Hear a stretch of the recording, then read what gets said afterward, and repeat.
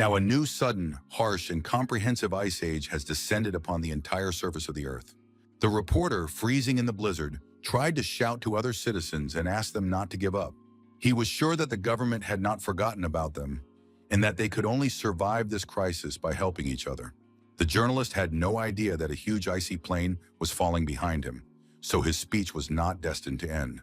All viewers, despite interference on the news channel, were able to see these horrific images. In the end, after a short period of operation, the signal disappeared completely. The TV was in a makeshift shelter that was cluttered with rubbish and supplies. Suddenly, someone knocked on the door of this apartment, which was completely covered in ice. This person called out loudly to Han Feng, who was too wary, so he immediately grabbed his weapon. The guy approached the door as quietly as possible and looked through the peephole to see who had come to him. It turned out to be a girl our hero knew, who was shivering from the cold and trying to find help. He opened the door in surprise, as he immediately recognized his guest and asked why Hyun had come here. The young man asked the girl to come inside as quickly as possible because it was too dangerous outside. Without saying a word, Hyun simply pulled our hero toward her and kissed him right on the lips. Han Feng was shocked by this turn of events, as he certainly did not expect such a greeting from the girl after such a long separation. Then, trying to catch her breath, she confessed that she had recently realized her love for Han Feng. What was happening opened her eyes, and now she understood that she would be best off with this guy, who also loved her in return and was by her side. Hyun pressed closer to her beloved so that he could feel her heart, since he did not believe her words. She declared that she was ready for absolutely anything just to stay with Han Feng. With every second that the beauty pressed closer to the guy, his emotions became more and more unbearable. The young man was a little confused, but admitted that these words meant a lot to him.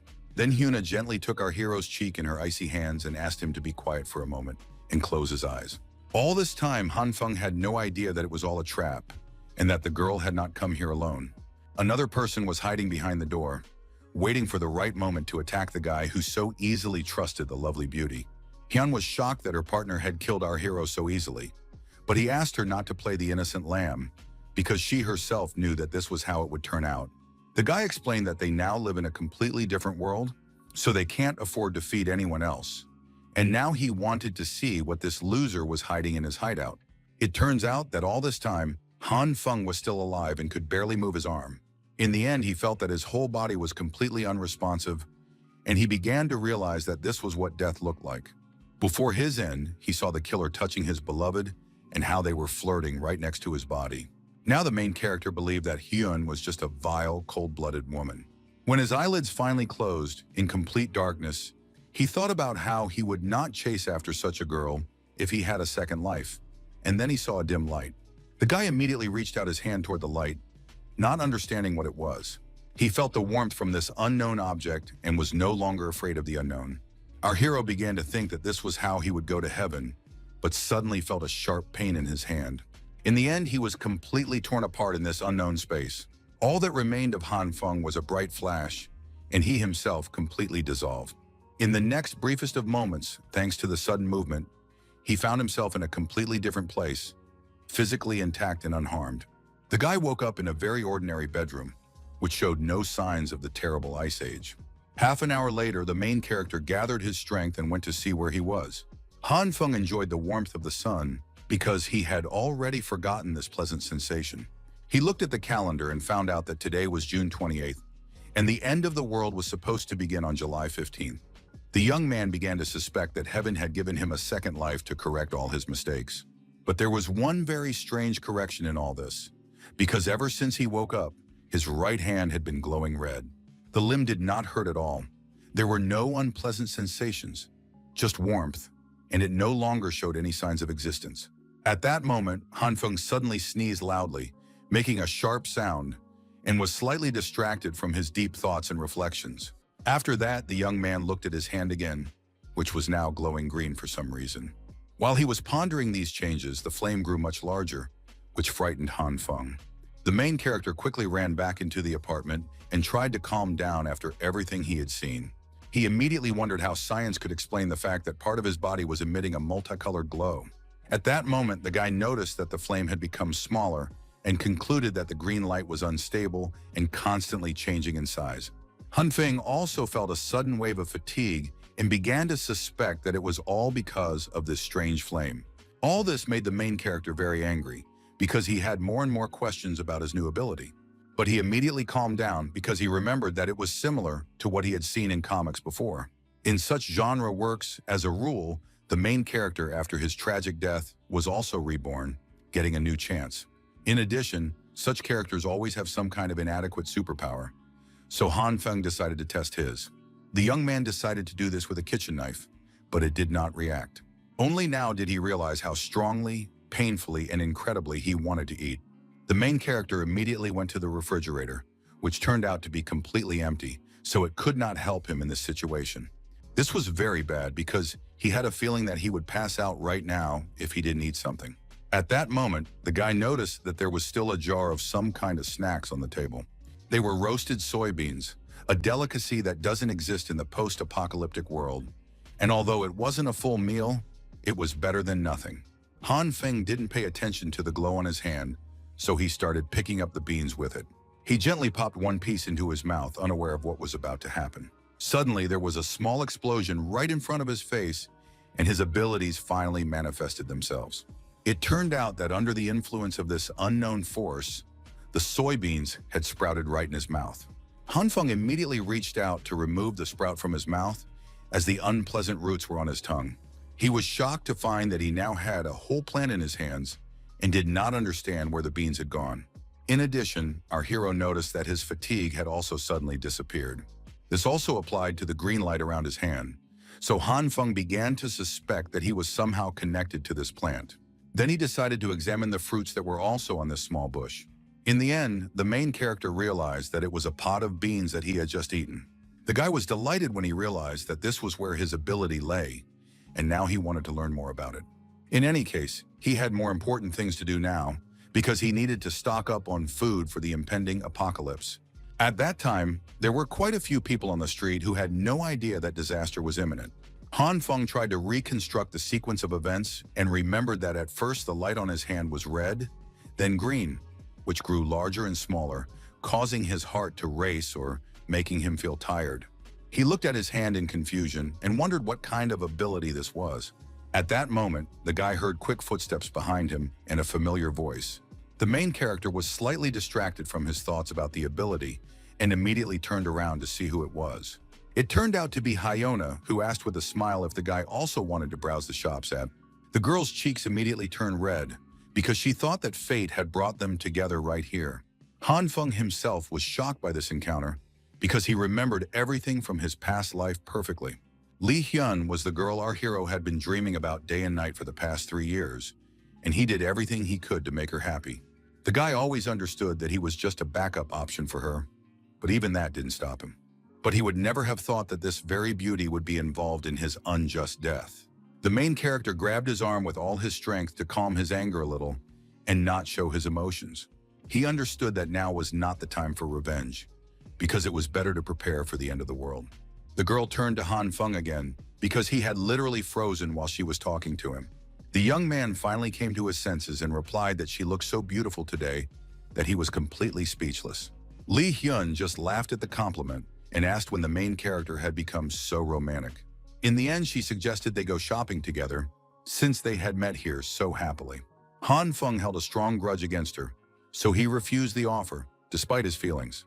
The girl was shocked when she heard such a harsh response from our hero, who had previously been willing to do anything for her. The guy decided that he had had enough of this stupid relationship and refused to be Lee Hyun's walking wallet. After that, the main character immediately went to the mall to carry out his plan to prepare for the Ice Age. Waldemar in City A was the largest supermarket in the entire eastern region.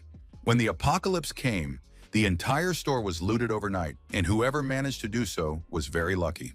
At this point, the main character realized that he needed to buy as much as possible before the dark times came. He had already made a short list, which included food, winter clothes, medicine, various small items, fuel, and much more. There was one small problem, however, because Han Feng didn't have enough money to buy all these supplies. In the end, he got angry because he couldn't figure out how he was going to manage to buy everything. Suddenly, a new notification popped up on his phone, immediately distracting him from all these thoughts. It turned out that our hero had received a message saying that his credit rating had been assessed and he was eligible for a loan of up to 168,000 yen from. After a moment's thought, Han Feng immediately had a brilliant idea because he had completely forgotten about this possibility. He decided to simply take on debt because he wouldn't have to pay it back since the end of the world was coming any day now. Meanwhile, Li Xiong was very angry that the main character had behaved this way toward her. She still couldn't believe that such a nobody could reject her. The girl considered the main character a stupid loser because he didn't even have his own car, and she was already sure that she would never respond to his messages. At that moment, she heard a car horn right behind her, so she was distracted from Han Feng. It was a huge SUV that slammed on the brakes right in front of the girl. It turned out to be the main character, who had just decided to say hello to Li Hyun and show off his new purchase. The girl was a little confused when she saw that it was this guy behind the wheel. She asked in surprise if it was his car, and our hero said that he had just bought it. The young man lied that his father's business in the States was going well, so he decided to treat his son. He also said that he had just taken his father to the airport, while Li Hyun listened to all this in shock. Hearing this opportunity, the girl resumed her role as a lover and said shyly that she had already thought that the main character did not want to go out with her. This sneaky beauty even shed a tear and lied that she was afraid Han Feng was going to dump her for good. The main character immediately realized that this silly girl had really fallen for his tricks. He pulled her sharply by the waist and, taking her by the chin, promised that he would never abandon his beloved. A broad smile immediately spread across Li Xiong's face, as she was confident that her plan was working perfectly. Lowering her gaze, she continued to talk about how important Han Feng was to her and suggested they have dinner together or watch a movie because she wanted to get to know him better. The girl asked hopefully what our hero thought about it, but he had already disappeared in an unknown direction. She was shocked to see that the main character was no longer around. The guy was too busy with his shopping, so he refused again, explaining that he needed to take all this stuff home. Li Hyun tried to keep her anger in check and asked why our hero needed so much stuff, but he replied that they were just necessary items. The main character also lied that he had a gift for the girl herself, who hoped that he wanted to make her happy on her birthday. She was very happy to hear this news, so she didn't mind that Han Feng was busy for now and was now eagerly awaiting that day. Li Hyun had no idea that the young man already knew her true nature, so she thought that everything was going smoothly for her. The main character, on the other hand, understood that it would be much better if the girl did not know about his warehouse. It was these reserves that were to become the key to Han Feng's survival, the rope that kept him above the abyss. And when the end of the world comes, Li Hyun will definitely get what she deserves, and the guy who killed our hero will definitely not escape his miserable fate. For this reason, the guy even waited for July 15th when the deadly blizzard began and the temperature dropped to minus 20 degrees Celsius. Over the next month, the temperature will continue to drop to minus 70, and snow and ice will take over the whole world, making it impossible to go outside.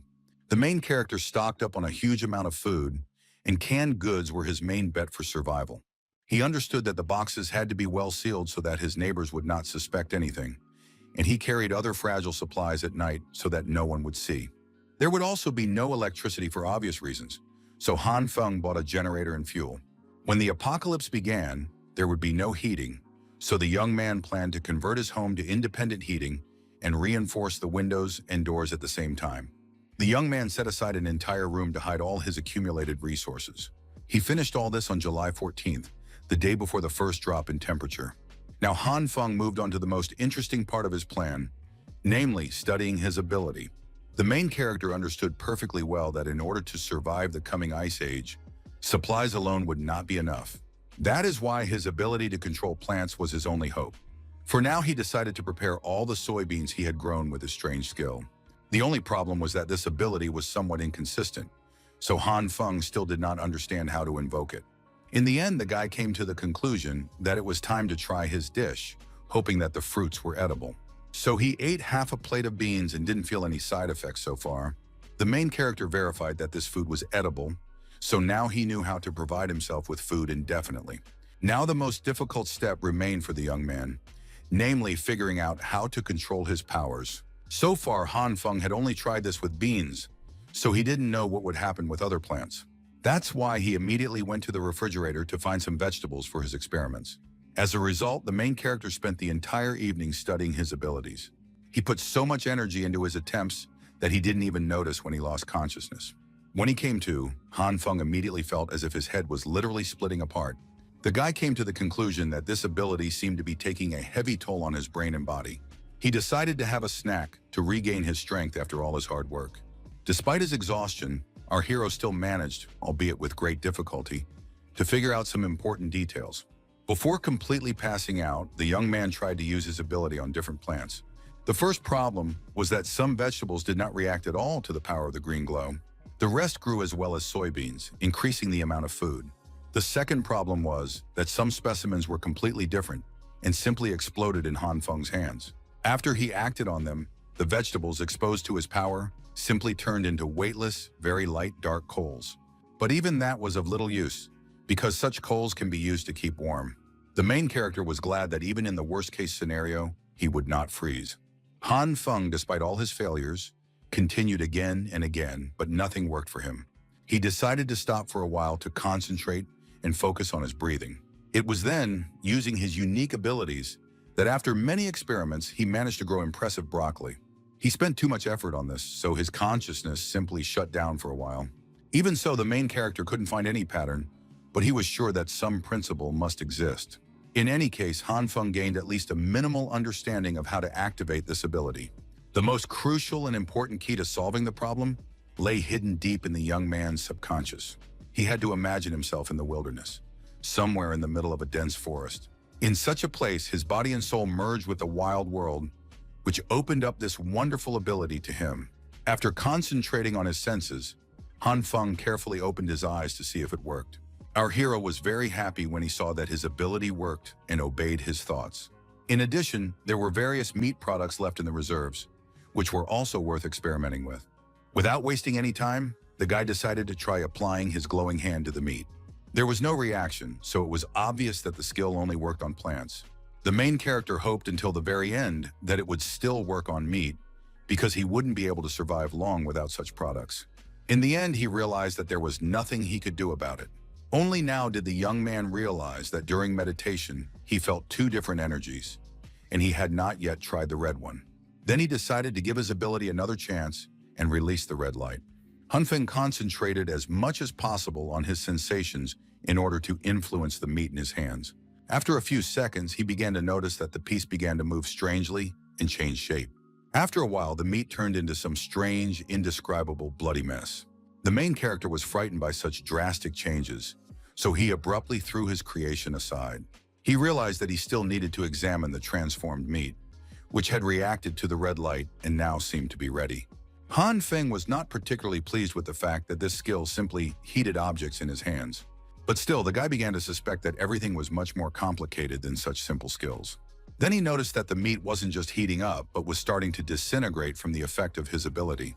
An idea immediately popped into his head, so he quickly grabbed the soybeans that were in a bowl nearby. The main character began to suspect that the green light represented the evolution of matter, while the red light represented its decay. He decided to see what would happen to the meat if he combined these two energies. The incredible result deeply shocked and stunned Han Feng himself. As it turned out, the amount of meat increased several times over, which meant that the young man's guesses had worked. He was a little confused because he couldn't understand where the beans had gone, and he made them merge with the meat. The main character thought it was amazing because this product tasted even better than the real thing. Han Feng immediately became excited, so he decided to try again. Very soon, he was disappointed again because the rest of his attempts were unsuccessful. But the young man quickly calmed down because he understood that he still had to figure out how this ability worked. In any case, he had a productive day because he discovered many useful skills. The main character assumed that if he could fully comprehend this power, then after the end of the world, he would find himself at the top of the new world. Only now did he realize that food alone would not be enough, because he did not even have any means of self-defense. Han Feng understood perfectly well that he needed to find a decent weapon before the apocalypse began. As he was putting all his food back into boxes, the weather outside changed dramatically. The first, very cold, weightless snowflakes suddenly began to cover the entire city, despite the fact that just a day ago it had been hot summer. It was this sudden, unusual snow that became the main harbinger of the arrival of an incredibly terrible cold. Now the main character was convinced that everything was happening just as it had in his past life. The temperature was expected to drop to -45 degrees within a week, So Han Feng needed a weapon as soon as possible, but he had no connections to make such a purchase. Suddenly, he heard someone nearby shouting that he was doing business at full speed and making millions on every project. Han Feng immediately recognized this flashy style of dress and manner of speech, which he had only seen in one person. This guy always insisted and tried to convince everyone that he was a longtime close friend of Lao Wang from the influential Shigang Lida. It was Brother Li who asked his acquaintance to smoke cigarettes with him, which Lao Wang himself had provided. Li Ji lived in the same neighborhood as the main character and was always up to something, so everyone here knows him. When people asked him what was new, he always replied that he had to help his brother with a little business. In reality, he didn't have a job, but he acted like he was something special, attracting the attention of absolutely everyone around him. Han Feng still hoped that Li Ji had the connections he needed, so he decided to try his luck. He decided to approach Li's brother and say hello, which surprised him a little, as he didn't really remember our hero. The young man tried to keep a smile on his face and be as friendly as possible in order to win over the right person. Confused, Li Ji immediately asked if they knew each other. Han Feng then introduced himself and reminded him that they had met before, and only then did Brother Li understand and explain that he had been too busy lately, so their acquaintance had simply slipped his mind. The guy asked what our hero wanted while he began to look around carefully. He moved closer to Li Ji to whisper in his ear what his business was. Brother Li was shocked by the young man's request and immediately asked why he was asking him for something like that. The main character certainly did not expect such a reaction, so he was immediately overcome with shame.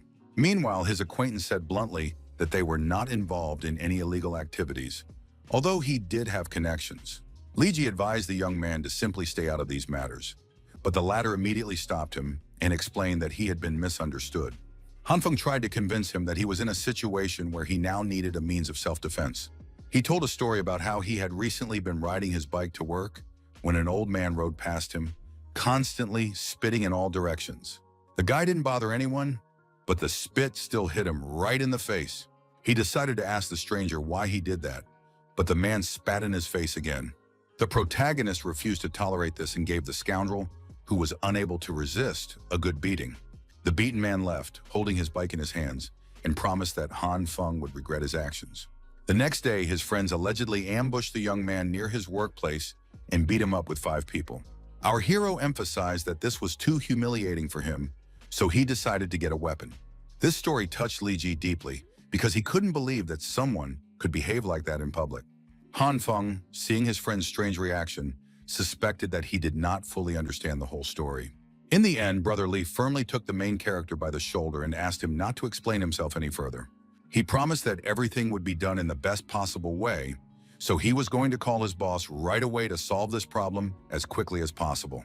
Li Ji suggested taking the bus to the right place because he had supposedly taken his Panamerian for repairs. The main character asked the guy not to worry about it because he had his own car. Brother Li immediately noted that the young man was doing well for himself, since he had such an expensive car worth 700,000. He asked Han Feng to turn left at the next intersection while he took a selfie in his new friend's car. After that, Li Ji immediately posted the photo on his social media account, captioning it that he couldn't get used to his new SUV. He also decided to talk about how dramatically the weather had changed, because just yesterday evening, it was still summer. Finally, they arrived at their destination, where a rather dubious, unreliable crowd had already gathered. These guys immediately recognized Lao Li and asked why he had come to see them, to which he replied that he had some business with Boss Lu. They noticed that their friend had a new tiger behind him, so they immediately asked how much he had paid for it. The main character couldn't believe that Brother Li was so brazenly showing off his car when the owner was standing right in front of him. When they went inside, the boss immediately asked with displeasure why Li had come to see him at such a time. Li Ji immediately offered him a cigarette, but he refused because he wanted to get straight to the point. Then the guy said that his friend wanted to buy something and explained that it was a gun. The main character was very worried because the situation here was not the most comfortable. In turn, the boss watched his guest closely, slowly exhaling cigarette smoke. Such a request was a mere trifle for him, but in reality, he was expecting something more interesting. The man immediately turned to his subordinate, Zhang Zi, and Han Feng was able to breathe a sigh of relief. His assistant threw a small pistol on the table and said that it would cost 6,000. The main character was not particularly satisfied with this offer because he was looking for something more authentic. The young man, expressing his preferences, very subtly hinted that the weapon he wanted to obtain must also be equipped with a sight. It seemed that the boss was completely dissatisfied and irritated by such bold conditions set by some youngster. Then Han Feng realized that maybe he had gone too far by asking for such serious weaponry. The boss thought that the young man was completely out of his mind, coming to them as if to a store and now choosing whatever he wanted. Li Ji immediately tried to intervene to calm the leader down and told the story of how it all started 5 years ago with a non-existent wife. Meanwhile, the heavy snowstorm outside suddenly began to swirl and whirl with renewed force, growing stronger and stronger. The boss was deeply moved by Han Feng's new life story because he was told that this guy supposedly had 3 children, none of whom were his. The protagonist himself understood that Li was a master of making things up, but sometimes it seemed that he was going too far. In the end, the boss asked the young man to wait a few days and then he would have a sniper rifle. He immediately turned to Zhang Zi to quickly organize a semi-automatic weapon along with ammunition, while Li Ji supported his comrade. In addition, the man handed our hero a pistol, which he offered for 6,000. Han Feng didn't understand what it was all about, but the boss explained that it was a gift for the young man. He was a little confused because he did not expect the negotiations to be so successful. In return, the young man decided to share some information, and lying that it came from a friend who works in the government, said that due to changes in the weather, there would soon be a shortage of everything. Han Feng tried to look as serious as possible so that his boss would believe his words. After much hesitation, the old man finally trusted the young man's words and took note of this fact. Then our heroes announced that they were about to leave, and the boss was only too happy because the mere sight of Li was infuriating him. Li Ji continued to talk about how he had handled everything beautifully and noted that they were lucky that their leader was in a good mood, which only helped to knock out this cannon. Han Feng also promised to give his partner cigarettes for his help, but he said that he just liked helping people. But if the guy insisted on it, then he would like Huazi's, because the others made him cough. Now the main character could calm down a little, because he had stocked up on supplies and weapons and could hold out for some time. So for now he had the opportunity to pay more attention to his ability. He was so focused on his thoughts that he didn't notice when he stepped on the slippery snow. Li Ji, seeing this, was seriously frightened for the condition of his companion, who was now lying on the floor, trembling with incredible pain. After the unfortunate fall, the guy clearly felt that his leg seemed to be broken. With great effort, he handed his brother Li the car keys and asked him to take him to the hospital. Li Ji then admitted that he didn't actually have a driver's license, so he couldn't drive the car. The guy then offered to walk with our hero on his shoulders, but he didn't seem to like the idea very much. Han Feng simply asked his assistant to call a taxi, promising to pay for it. Meanwhile, all the hospital staff began to leave little by little, as it was quite late. The nurse who remained on duty began to notice that the blizzard was getting worse. At that moment, the girl received a call asking her to come to the main hall because they didn't have enough staff to handle the new patients. Meanwhile, it turned out that the main character really did have a broken tibia right before the end of the world. The doctor asked the young man to wait outside the office while he gave him his medication. Meanwhile, Brother Li said that he had to leave because there were still issues that required his attention. After that, the young man could finally breathe a little easier and calm down after the situation had begun to spiral out of his control. He also saw that due to the sudden cold snap and severe snowstorm, the number of accidents had increased, so the entire emergency room was filled with victims. Han Feng began to get a little nervous because the doctor had not appeared for a long time to give him his medication. At that moment, his attention was drawn to a pretty senior nurse who was rushing to help her colleagues. The girl quickly examined several patients and gave advice to all the doctors about their treatment. In turn, the main character was amazed that such a young beauty could become a senior nurse. It was clear that she was a very talented doctor, and she also treated her patients well. In addition to all these wonderful qualities, the girl was also incredibly beautiful. In the end, Han Feng realized that his thoughts were going too far, so his cheeks turned red. At that moment, an old man who was sitting nearby called the head nurse over. The girl immediately responded happily when she heard that someone needed her help. She explained to the patient that everyone was busy at the moment, so she asked if it would be a problem to serve him later. It turned out that the old man was just going to take advantage of the opportunity to take indecent photos of the nurse while she was distracted. He pretended to have severe pain in his side and asked the girl to tell him what could be causing it, but she replied that he would need an X-ray. The old man asked her to examine him anyway and promised that he would guide her himself. The lecher, unable to control his base instincts, suddenly and violently pounced on the defenseless, stunned beauty and immediately began to indecently grope her slender waist. The nurse immediately asked the gentleman to let her go, because the attending physician would soon come to help him. The main character couldn't stand the whole scene in front of him, so he threw his crutch right at the scoundrel. Han Feng pretended that he was just using crutches for the first time, so he accidentally dropped them from his hands. He immediately reached for the old man's phone to pretend to check if it was broken. The man immediately rushed forward to stop the young man, because this would reveal his true intentions. Our hero didn't even pay attention to the fact that the bandages on his leg had completely come undone, because he couldn't let the scoundrel's actions go unpunished. Now, seeing his indecent actions, he only confirmed all his previous guesses that the old man had dirty base thoughts. The young man noted that this gentleman was too bold, since he dared to harass nurses in the hospital and photograph them. He emphasized that if he saw the old man doing this again, he would expose him and post it on the internet. The man clearly understood that in the current situation, he had absolutely no choice, so he did not respond to Han Feng.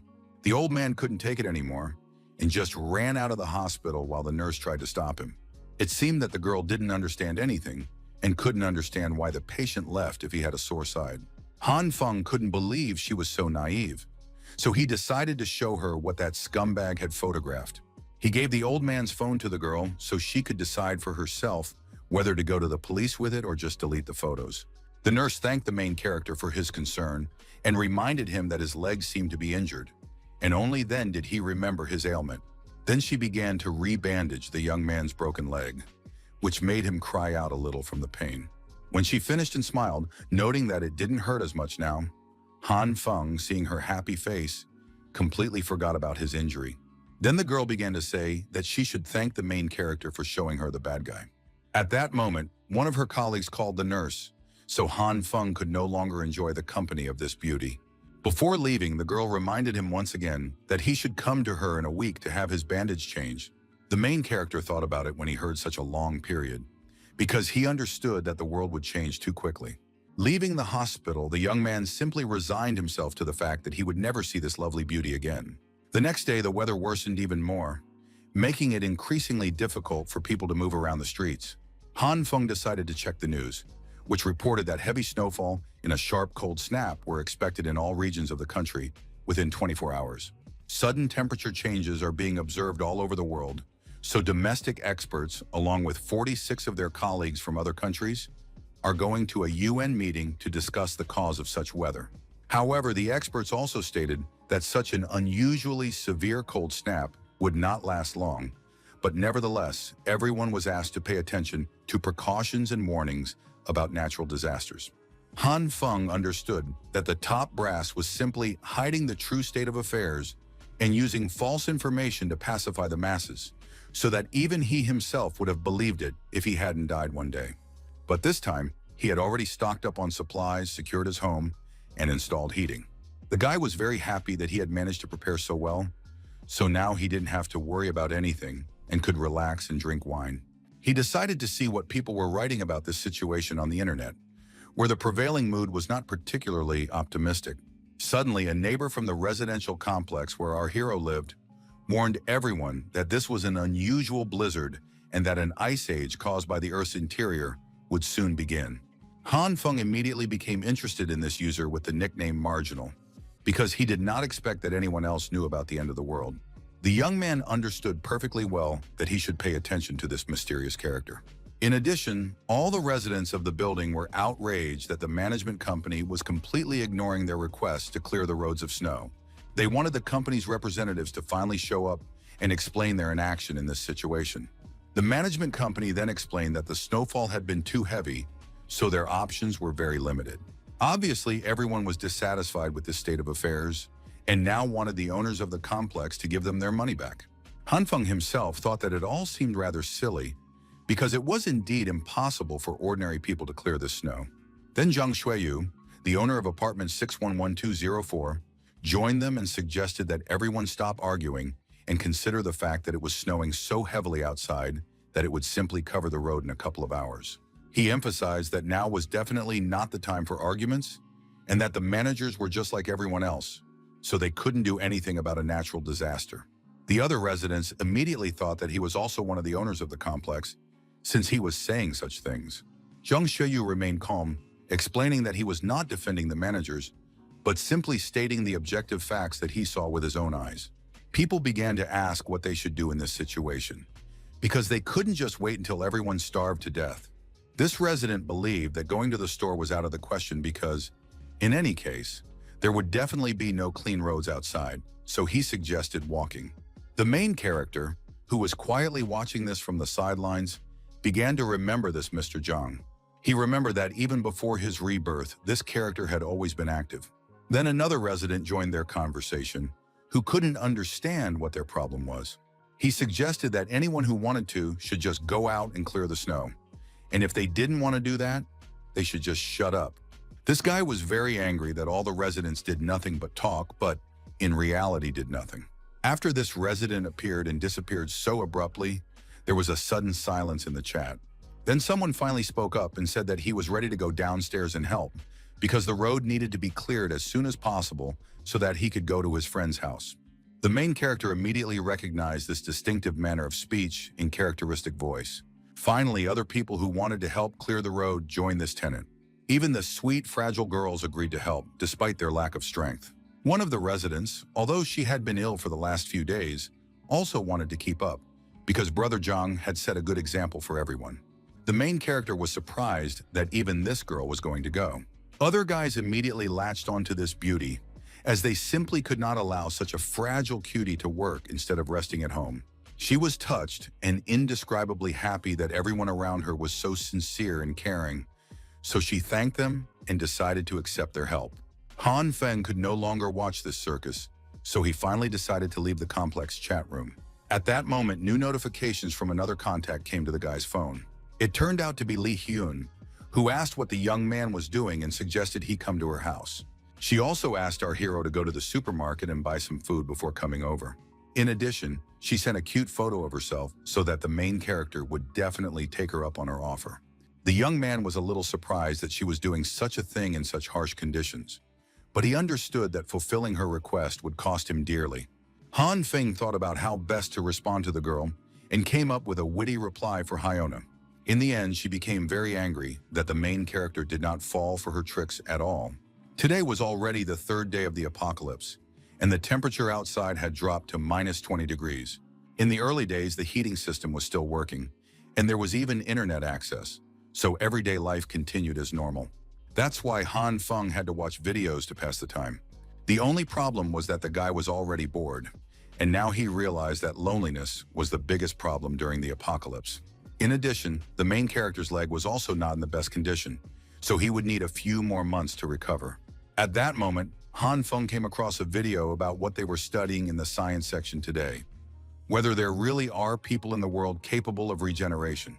After doctors stitched up the wounds of a man who had jumped from the 15th floor, they discovered that his internal organs and bones had begun to regenerate.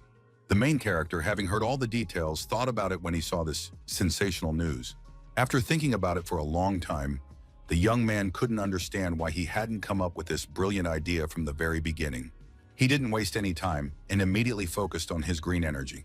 Han Feng decided to try his ability to heal the fracture, so he grabbed his leg tightly. He concentrated on his sensations for a while, but in the end, nothing happened. Our hero was not going to give up so easily, so he decided to try again. This attempt also yielded no positive results, so the injured leg remained broken. Now Han Feng came to the conclusion that he had simply imagined that this green light could heal wounds. For this reason, our hero had no choice but to continue watching boring videos on the internet and waste his time. In the end, he couldn't stand the boredom, so he just fell asleep on the couch. A few seconds later, he had a completely silly dream about becoming the leader of a herd of goats. The guy, moving confidently, led and guided this huge, disorderly crowd of animals straight ahead with determination. In the end, the goat under Han Feng's feet suddenly and abruptly threw off its clumsy rider. After this stunt, the main character landed badly on his foot, causing it to twist. Completely exhausted, he lay helplessly on the cold ground, trembling and curled up in a ball due to the unbearable pain emanating from his injured limb. One of the goats carefully approached its leader and began to lick his leg to help him in some way. The main character was disgusted by this touch, so he pushed it away from him with force. The animal was very angry at this behavior because it was just trying to help him. Then, deciding to act boldly, The goat did not hesitate for long and literally wrapped its long tongue around the rider's leg like a snake. Han Feng tried with renewed vigor to push the animal away, but his attempt was unsuccessful. In the end, it turned out that the goat just wanted to use its green energy to help our hero. The guy jumped up with a loud cry and, coming to his senses, woke up on an old comfortable sofa in his own apartment. He tried to catch his breath, completely unaware of the strange and unpleasant dream he had just suddenly had. Only now did Han Feng notice that something strange was indeed happening to his leg. After all, despite all his fears, his unique ability had worked, and the broken leg had begun to heal completely. With one deft movement, our hero cut through all the bandages on his leg to see the state of his injury. In the end, he was able to get out of bed calmly and feel no pain. Now Han Feng was finally convinced that his leg was completely healthy. The main character could only assume that the green light had healed his injury while he was asleep. Then he found the strength and courage to test this ability, so he went to the kitchen to get a knife. With one quick movement, the guy instantly made a small but deep cut right on the skin of his palm. Han Feng bit his lip and grimaced slightly when he felt the sharp pain from the wound. As he waited, a thin stream of thick, scarlet blood began to ooze slowly from the cut. After that, a green light immediately enveloped his hand and began to quickly heal the small wound on his finger. A smile immediately appeared on the young man's face, because his skill was becoming more and more interesting and useful. Meanwhile, all the neighbors had already come out into the street and begun to clean up the aftermath of the heavy snowstorm. Zhang Xueyu thanked all his teammates for their hard work and also gave special thanks to Uncle Luo, who had helped them on that difficult snowy day. The old man just laughed because he believed that it was the Wang brothers who had done all the work. Wang Xiaowu and Wang Xiaowen, unprepared for this, were a little embarrassed when absolutely everyone present turned their attention directly to them. At that moment, one of the assistants suddenly stumbled and slipped badly on the slippery, frozen snow. The twins immediately ran up to the girl and asked if she was hurt, warning her about the slippery ground. It turned out to be Jin Shui, who thanked the brothers for their help and replied that she was fine. The boys, having made sure that the girl was all right, were about to go and clear the main road. Zhang Xueyu discussed with Grandpa Luo that the snowfall was getting heavier and heavier, so they needed to hurry if they wanted to go shopping. When the old man heard the young man talking about this, he immediately remembered something very important. The neighbor decided to ask what he meant, but then got a little confused. It turns out that the man had recently heard that there was a guy living next door who was transporting a lot of things in his pickup truck every day. Zhang Xueyu didn't think much of it because he thought it was normal, and that the man had probably just moved in and was furnishing his apartment. Then Uncle Luo pointed out that he had seen gas cylinders in a fireplace there, which did not seem like a normal move. He seriously believed that all this rush and bustle was more like active preparation for a real apocalypse. Their conversation was interrupted by Wang Xiaowu and Wang Xiaowen, who reported that the main road had been cleared so they could go outside. At that moment, another strange man approached them and decided to ask what everyone was whispering about. Suddenly, completely unexpectedly, a hard snowball thrown by someone hit him in the head, so he couldn't continue the conversation. It turned out to be Luo Yang, who was unhappy that Wu Kuan-yu was cooling off here. The man was unhappy that he was being accused of something like that because he was doing all the work, but his partner remained calm. Zhang Xueyu intervened in their conflict and asked them to calm down and stop arguing because the main road had already been cleared. He announced that the guys could rest for now and get ready to go to the supermarket, which made everyone happy. Wang Xiaowu and Wang Xiaowen immediately thought about how their families needed to buy a lot of things and also send supplies to their mother because their hometown also needed help. Meanwhile, the old man decided to ask Zhang what he thought about what they had been discussing. For the first time in all their time working together, the young man suddenly became serious. In the end, he smiled again and replied that, to be honest, he didn't really care. Zhang Xueyu believed that this was just a normal snowstorm that would soon end, and that everyone's lives would soon return to normal, so he didn't think there was any connection between the two events. Besides, he was sure that the fact that someone would have a lot of supplies in their house wouldn't be such a bad thing. The old man laughed because he understood that this young man was indeed a bit of a nutcase. After a short rest, all the neighbors finally gathered to go on their little outing. Zhang Xueyu, who was leading their team, asked everyone to line up in a column and not to push, and also emphasized that they needed to return within 3 hours because the blizzard was getting worse.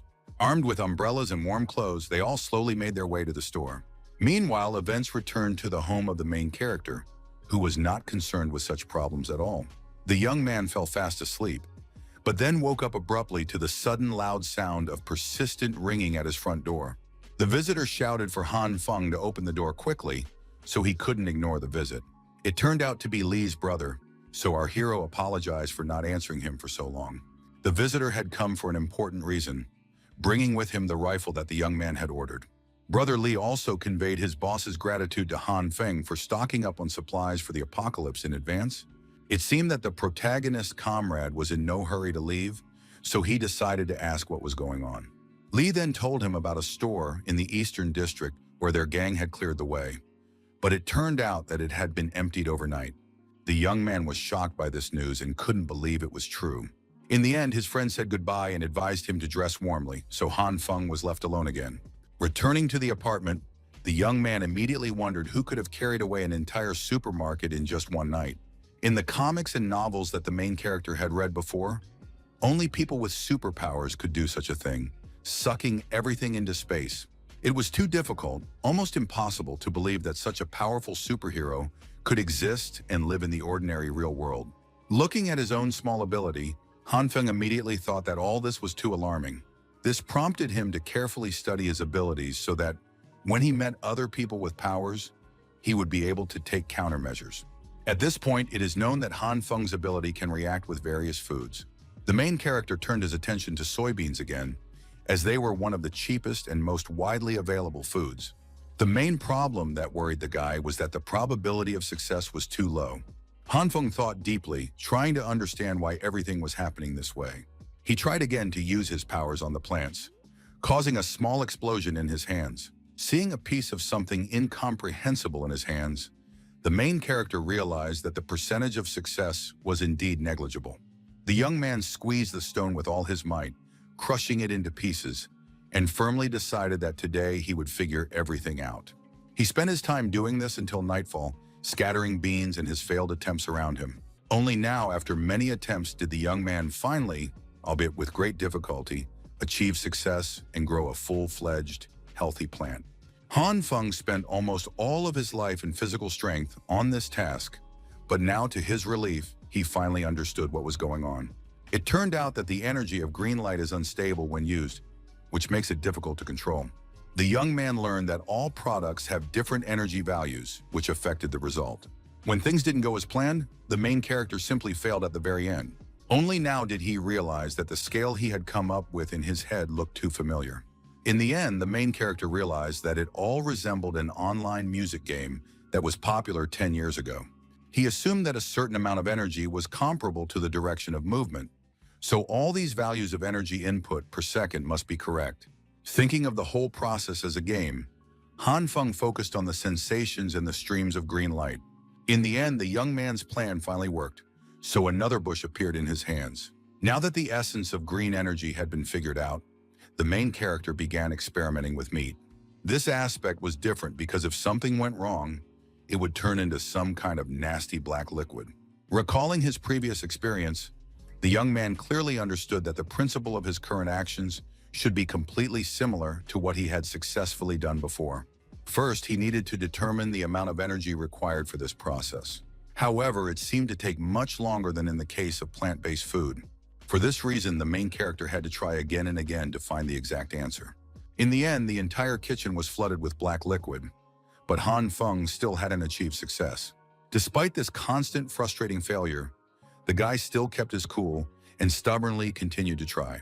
In his head, he replayed the gameplay of the dance game, focusing on energy. After many attempts, the guy finally managed to avoid even the smallest mistake and immediately realized that this was the decisive moment.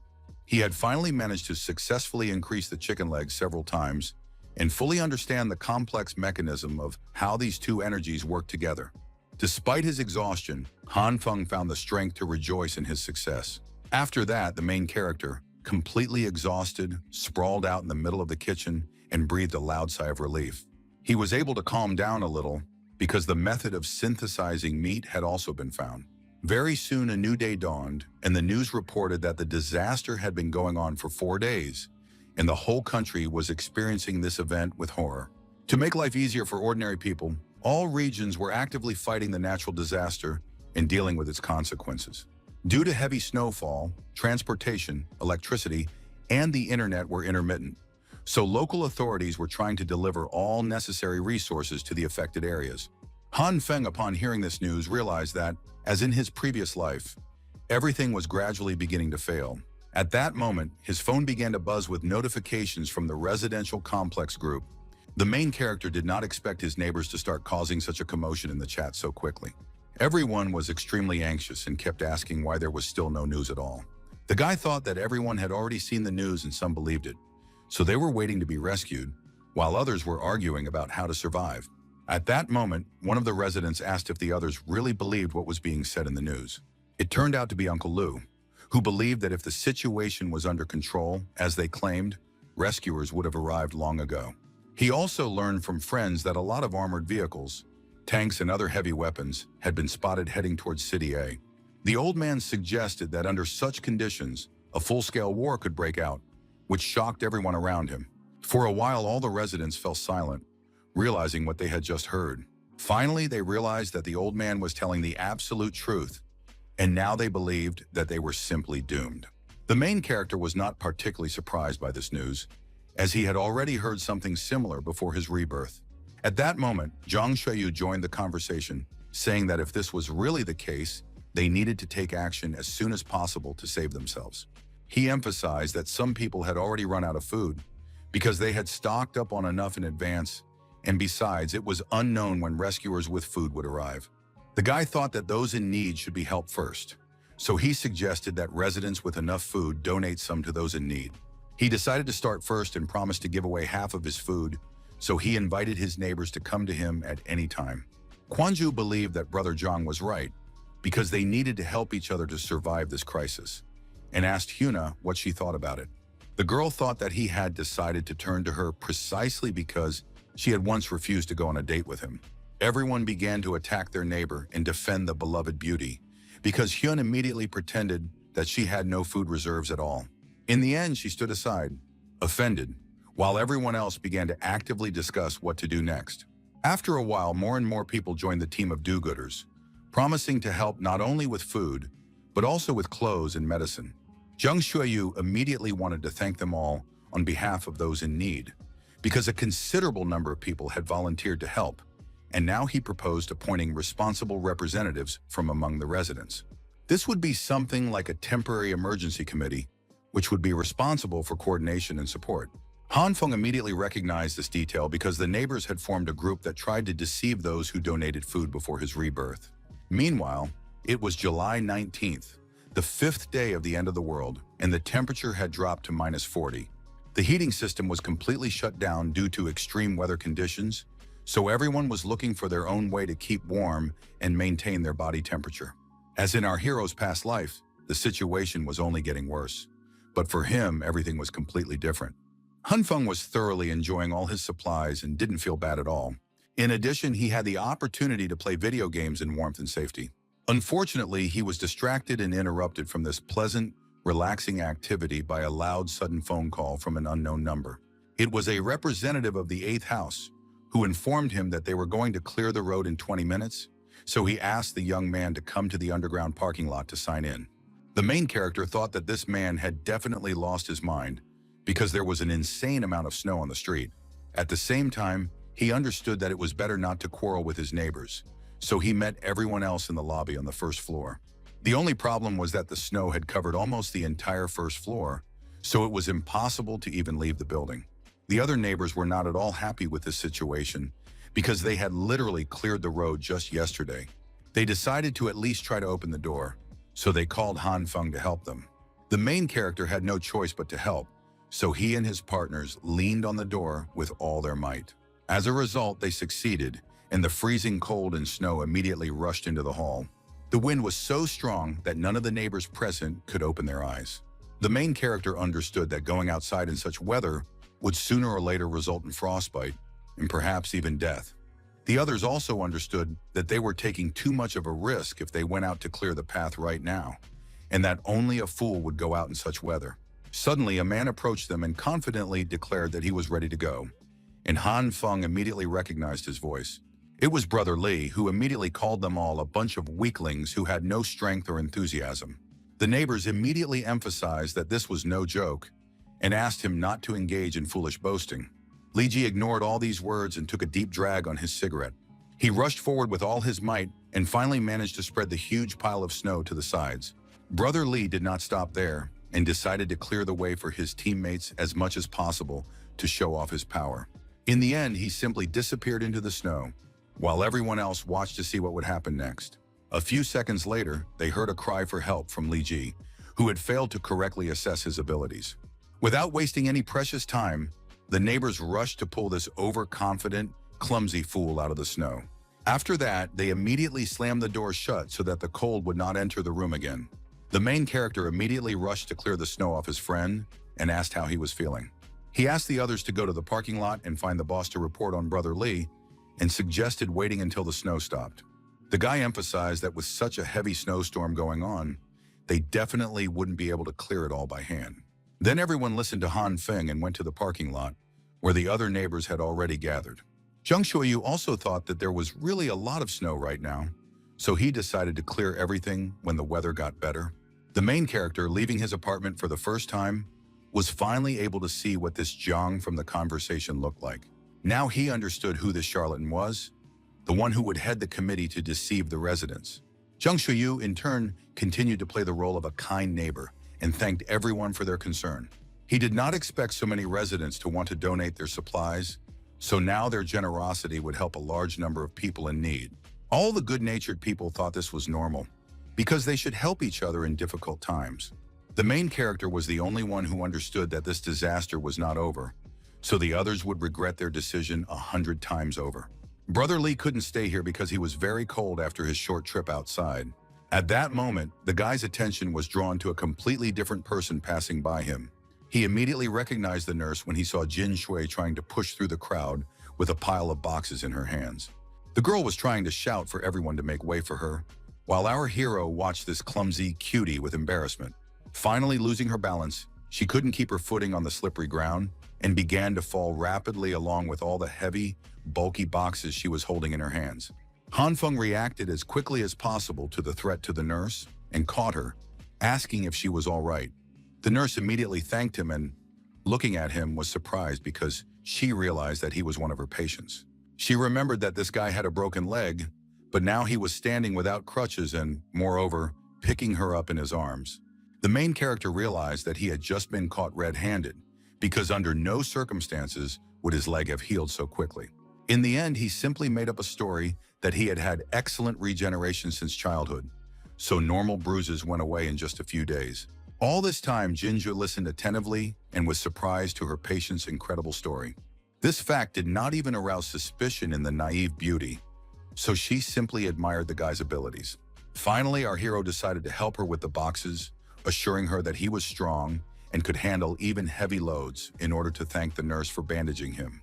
A moment later, Han Feng realized that the girl was not joking when she warned him about the weight of all these things. The young man managed to hold them and decided to ask what was inside, and then the nurse said that they were just some medicines for donation. Li Ji, a little embarrassed, offered to carry all the boxes herself because she understood that they were quite heavy. The main character continued to pretend that it was very easy, although his expression did not suggest this. The girl asked him not to pretend, because she had known for a long time that she was much stronger than most guys. Han Feng thought it was some kind of innate power, but the nurse replied awkwardly that there were reasons for it. The young man was a little surprised by this answer, so he looked closely at the girl, who seemed to be hiding something. Jin Yu tried to explain something about her power, but in the end, she simply couldn't do it herself. At that moment, the nurse stopped abruptly because she realized that she still did not know the name of the main character. Han Feng was a little embarrassed and confused by the surprise, but immediately pulled himself together and introduced himself to his acquaintance. The girl was happy to meet him, so she smiled sweetly and told her name in return. She decided to ask what the main character did for a living, but he replied briefly that he was just an ordinary idler.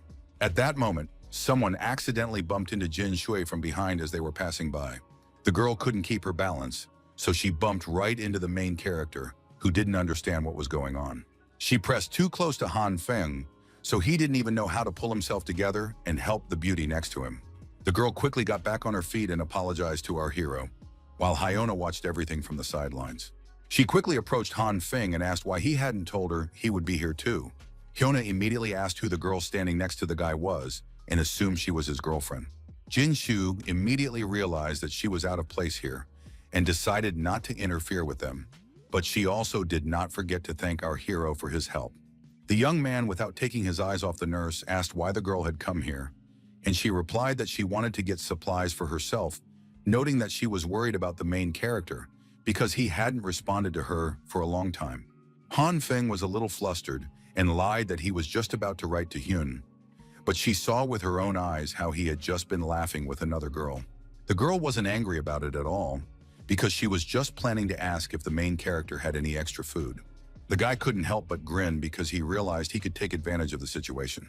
He replied that he didn't have much food either, but he could still lend her some, and reminded her that she hadn't replied to his message.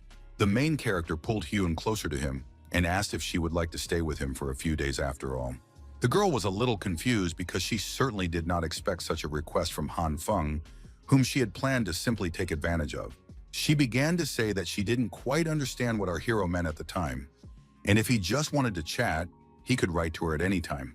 The young man understood that this was simply a refusal, so he was no longer interested in continuing the conversation. Hyun still wasn't going to let the main character go so easily, so she gently grabbed his jacket.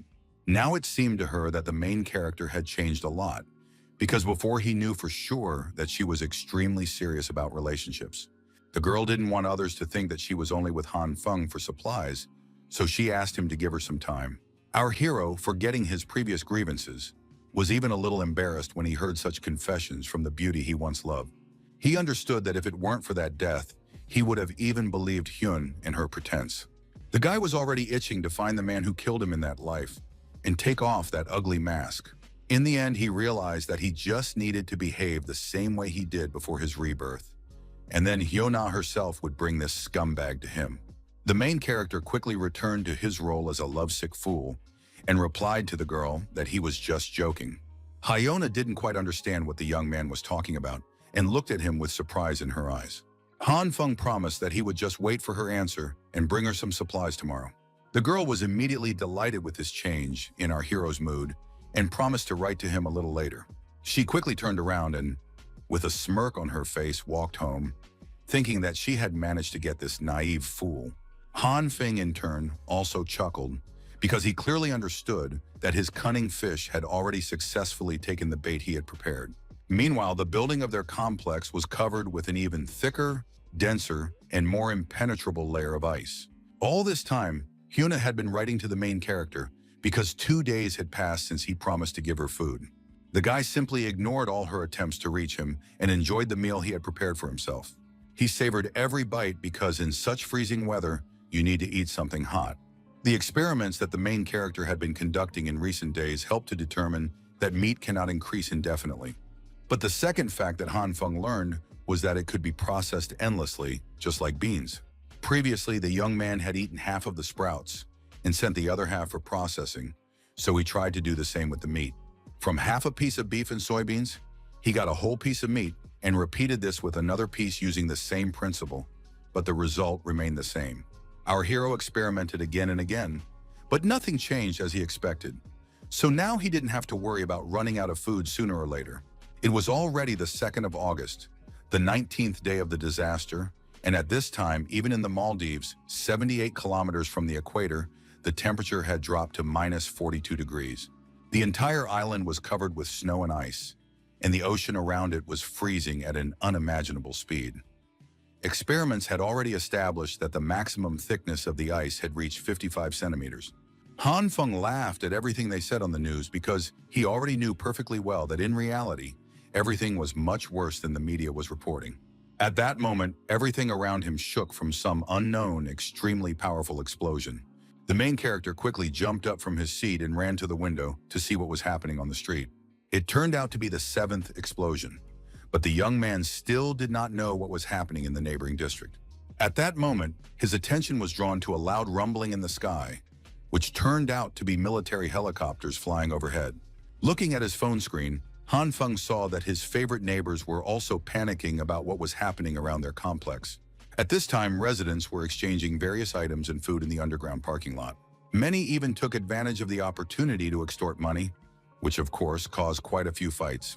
For this reason, Zhang Xueyu intervened and announced that the council had decided that those in need should now line up to receive supplies. In the end, the main character also decided to go to the underground parking lot in the second block of the 6th building. The guy was already too used to the warmth of his home, so here he often sneezed and couldn't stop shivering. It was really difficult, almost unbearable, for him to endure such a piercing chill. If Han Feng hadn't wanted to find out for himself what was going on here, he would never have gone outside. He also remembered that there had been a riot before his rebirth, but the specific reason for it had never been revealed. Now our hero had better find out what was going on in order to minimize the risk for himself in the future. Going down to the parking lot, the young man immediately noticed a large number of beggars there. Many were dissatisfied with the fact that the committee was giving out so few supplies, because it was clear how huge the boxes behind them were. But Zhang Xueyu calmly explained that everything was divided equally. For this reason, some demanded that the supplies they had donated be returned to them, but the head replied that all goods were non-returnable. The disaster was in full swing, so Zhang Xueyu simply hoped that everyone would understand the situation and that when it was all over, they would get double back. Many still believed this man, so they were unhappy that some were dissatisfied with these conditions. Everyone standing in line became increasingly indignant at the fact that the man was delaying them. Now the main character at least knew that it was impossible to return the donations.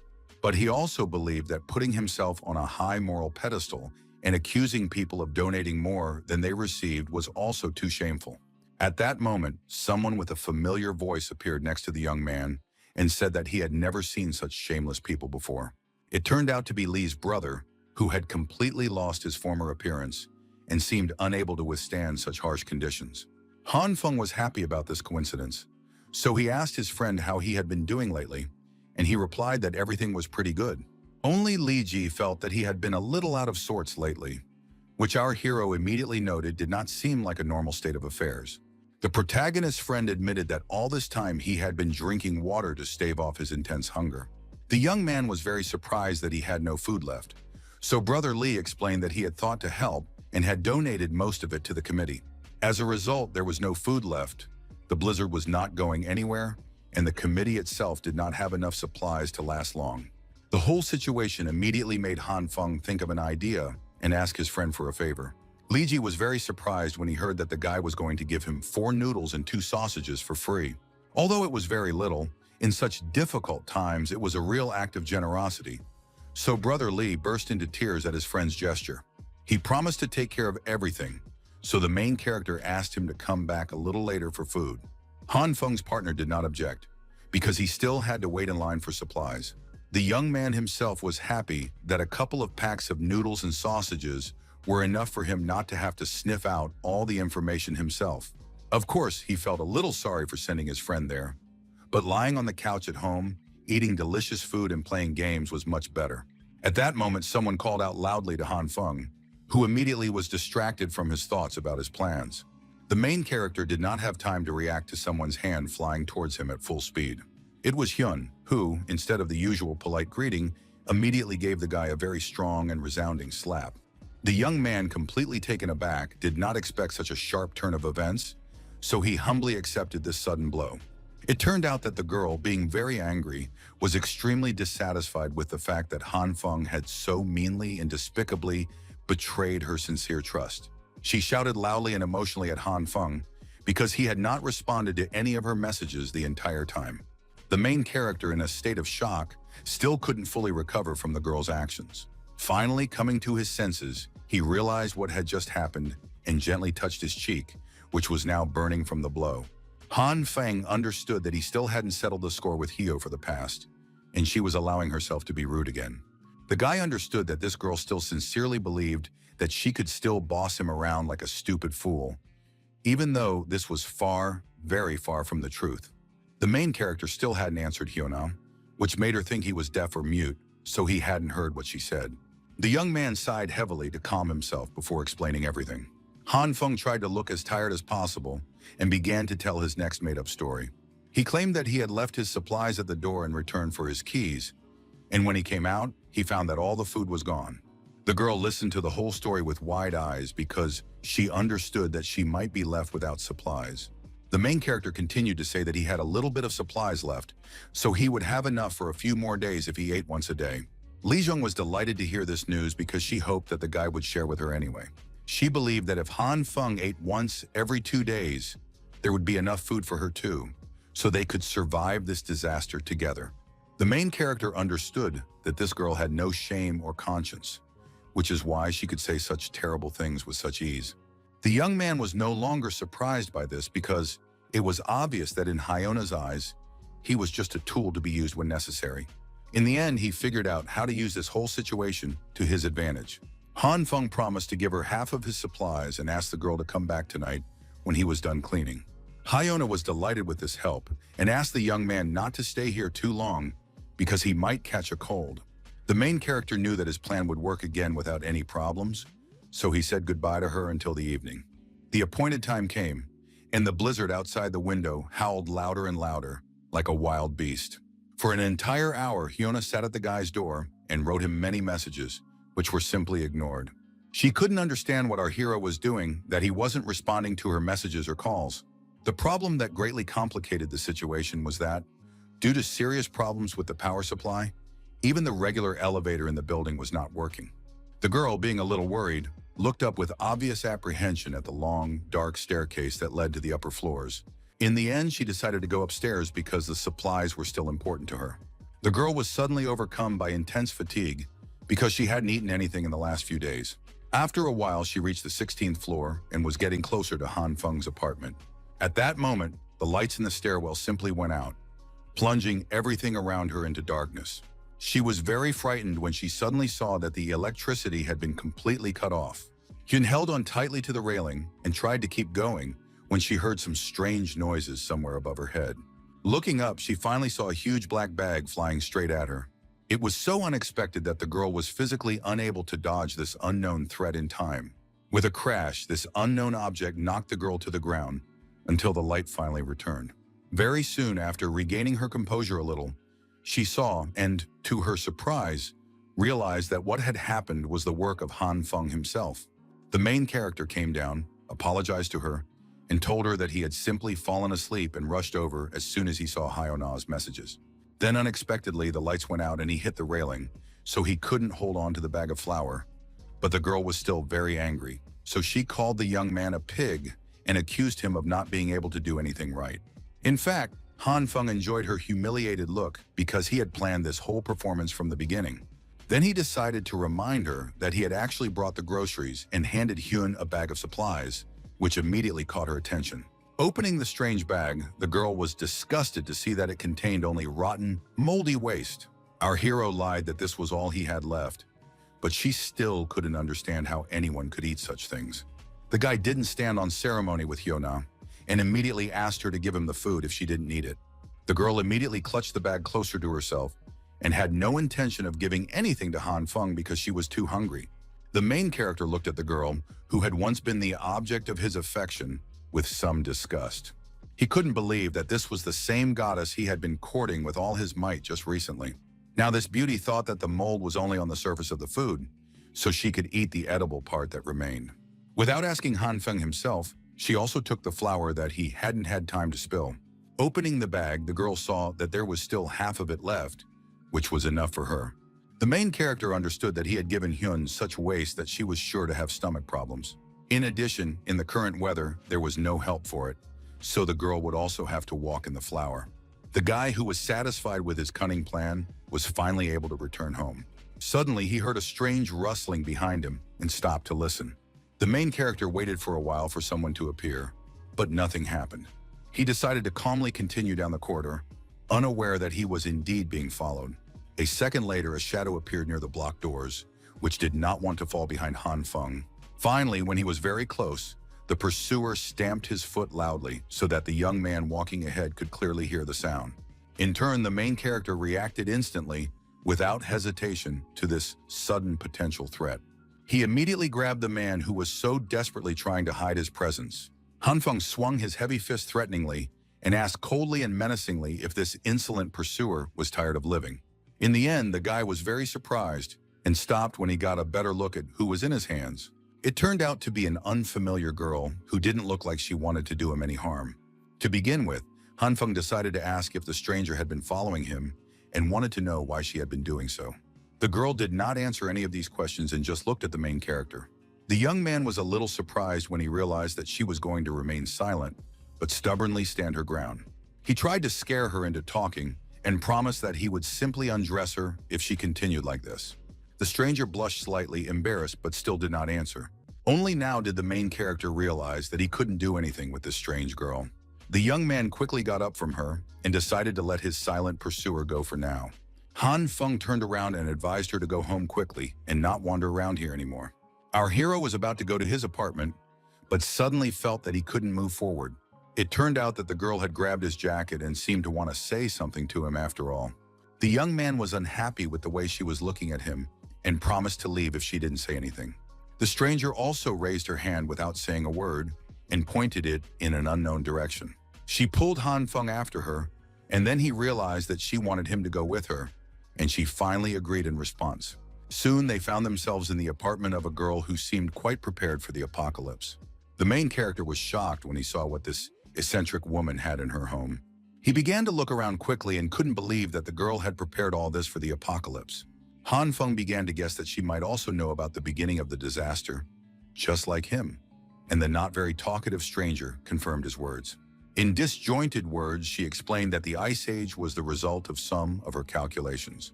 The girl also admitted that she had already written about this in their complex chat, and our hero immediately realized that he had met the very user with the nickname Marginal.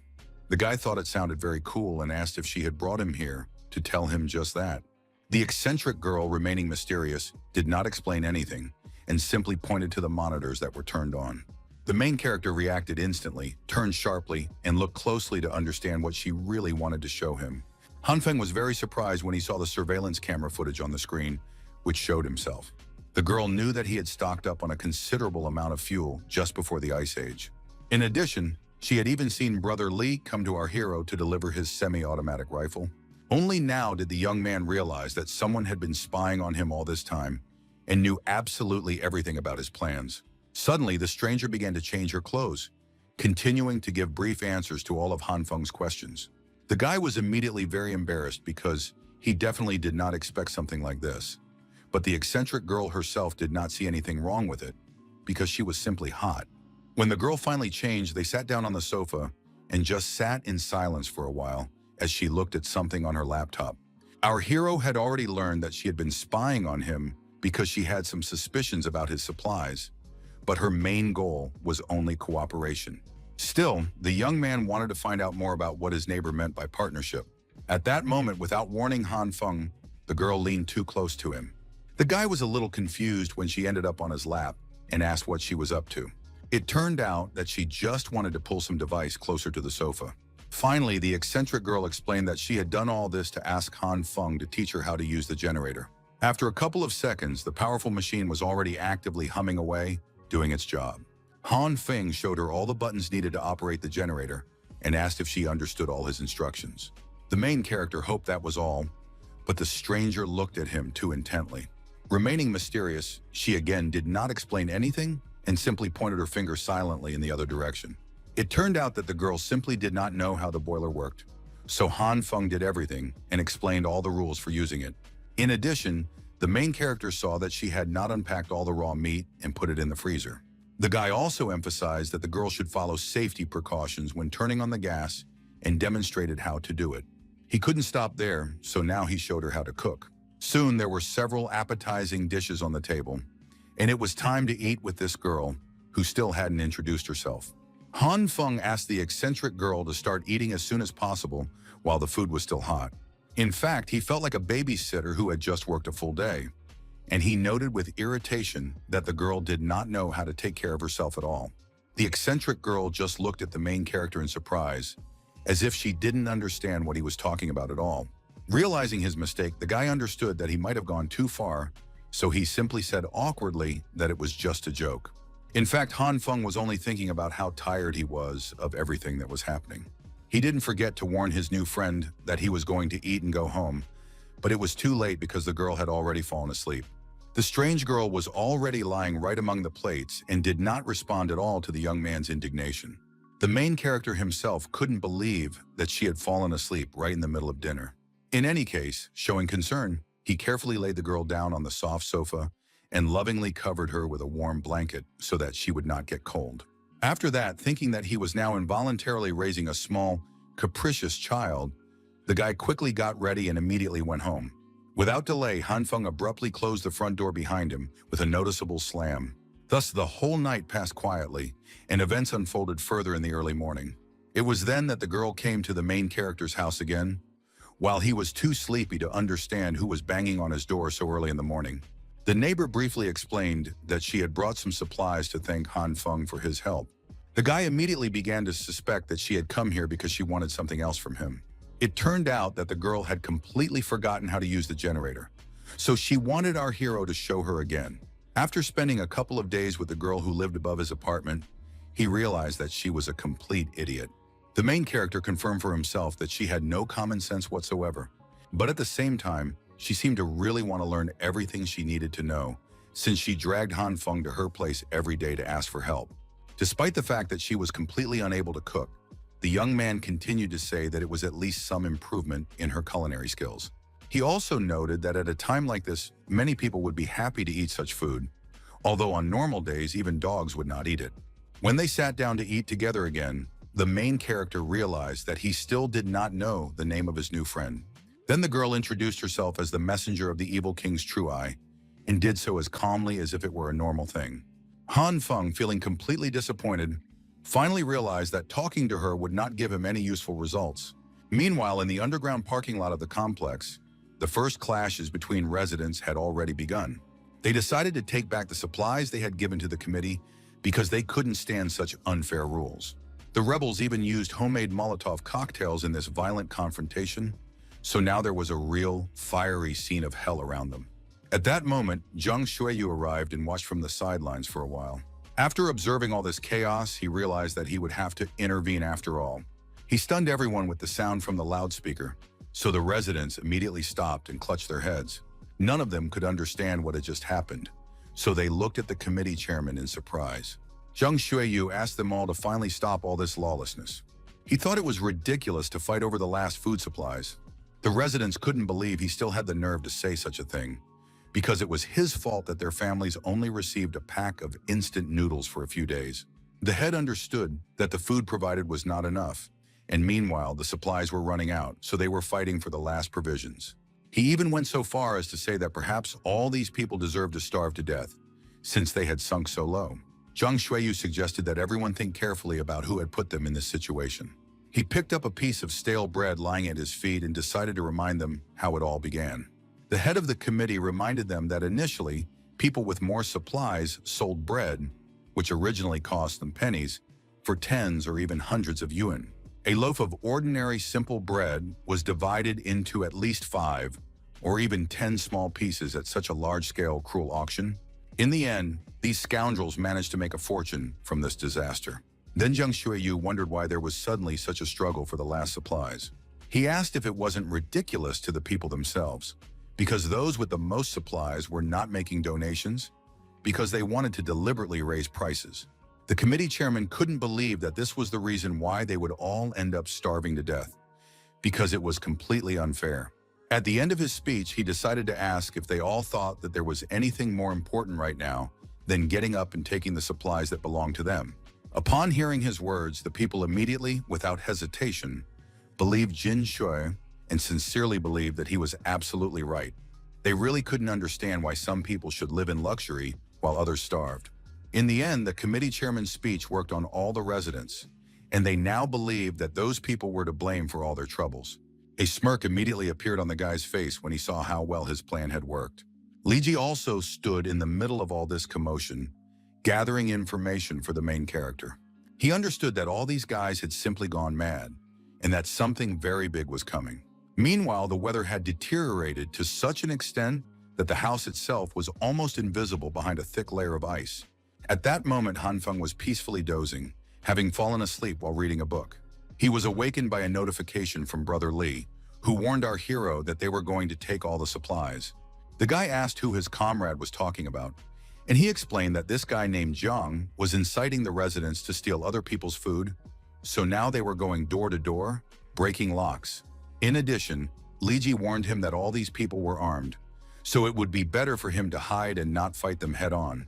The main character understood that the situation was serious, so he immediately locked all the doors and closed all the windows. In fact, he did not expect things to turn out this way, but obviously he had stocked up on weapons for just such an occasion. At the same time, the young man understood that if all these crazy neighbors got to his supplies, they would most likely just tear him to pieces. In short, he had to try to prepare for a possible fight. Han Feng quickly went to his storage room and took 2 fire extinguishers and all the tools he would need. Without wasting any time, he decided to set up a trap on his front door. After attaching all the necessary elements with tape, he began to lay the wire. Suddenly, all the lights in the apartment went out, so the main character, alarmed, stopped. The other residents noticed that the lights had also gone out in the building opposite, so they were about to contact the administration, but there was no connection either. The main character understood that due to the blizzard and the active consumption of electricity for heating, sooner or later, everything would have to stop. Moreover, the snow and low temperatures outside made it impossible to repair any equipment. In other words, it was obvious that this power outage could be permanent. When the residents realized that they could no longer call anyone, they would surely panic. The main character, trying to start the generator, realized that this could lead to more serious unrest and everything around would turn into a real hell. Now the events moved back half an hour to Hyun, who was able to find some decent food after all. She was talking to the guy who had once killed the hero, and he was bragging, as he wrote in the chat, that he would buy materials at 50 times the market price, and some stupid fools fell for it. He spent more than 500,000 yuan on all the supplies and also put some of his goods up for auction, after which the poor rushed to buy them, and he made a nice profit. The guy gently took Hyun's cheek and emphasized that she had made the right choice when she joined him. The girl was glad that she had finally been fed, so she responded with the same tenderness. In turn, he understood that as long as he had supplies, this girl would be completely at his disposal, and in the meantime, the cries of rebellious neighbors could already be heard outside his apartment door. The guy immediately jumped up to see what the noise was in the middle of the night. The residents were talking about a man who lived there, who bought goods from dozens of residents and then raised prices in conversation. In the end, they decided not to waste any more time and simply broke down the door, unaware that the owner of the apartment was standing right there. The guy didn't expect things to turn out this way, so he just watched as they broke down his door. Hyun, feeling uneasy, also immediately got up from the table to see what was going on. The owner of the apartment did not have time to react to this threat, so all these armed tenants broke in. Meanwhile, the main character had already successfully started the generator and supplied his entire apartment with electricity. He was still trying to install this very trap on the doors, but it turned out to be not so easy. Using a device, the guy measured the voltage in the wires, which was still not there, so he couldn't figure out what the problem was. In the end, this homemade trap simply exploded with a deafening bang right in his hands, and all his long, persistent attempts, unfortunately, were unsuccessful. Han Feng quickly pushed everything aside and tried to catch his breath. He realized that it was all too complicated, so he hoped that the internet would come back so that he could find at least some clues. Suddenly, there was a knock at the door, so the young man immediately forgot about everything else. Trying not to make any unnecessary noise, he peered through the small peephole to see who was there. Our hero immediately recognized that familiar face, so he asked what had happened to his friend again. Obviously, with no other choice, the girl came back again to ask Han Feng for help once more. The young man was not at all pleased that she always came to him when he was too busy. He was about to open the door for his neighbor, but then he remembered how in his previous life, he had been tricked by Hyun, who had lured him out of his apartment in exactly the same way. Then the main character, having changed his mind about letting the girl in, immediately let go of the cold door handle with a sharp movement. The guy explained that he had already heard the news that some residents had started breaking down doors to get supplies, so he asked his neighbor to run home because he was not going to open the door for her. The girl, feeling the mounting pressure, sighed heavily, but still did not say anything in response. Not wanting to give up, she stubbornly and persistently knocked on Han Feng's closed door, sincerely hoping that he would change his mind. In the end, she gave up, but she didn't leave, so she continued to sit and freeze right outside our hero's apartment. The girl was trying to warm herself up somehow when she heard that rebels were already on their way, wanting to go through the residence faster than the others. Some of them wanted to know how many residents were on the 18th floor, but they decided to simply enter each apartment one by one. The bandits, cautiously entering the dark corridor, immediately realized that no one else had managed to reach this high floor yet.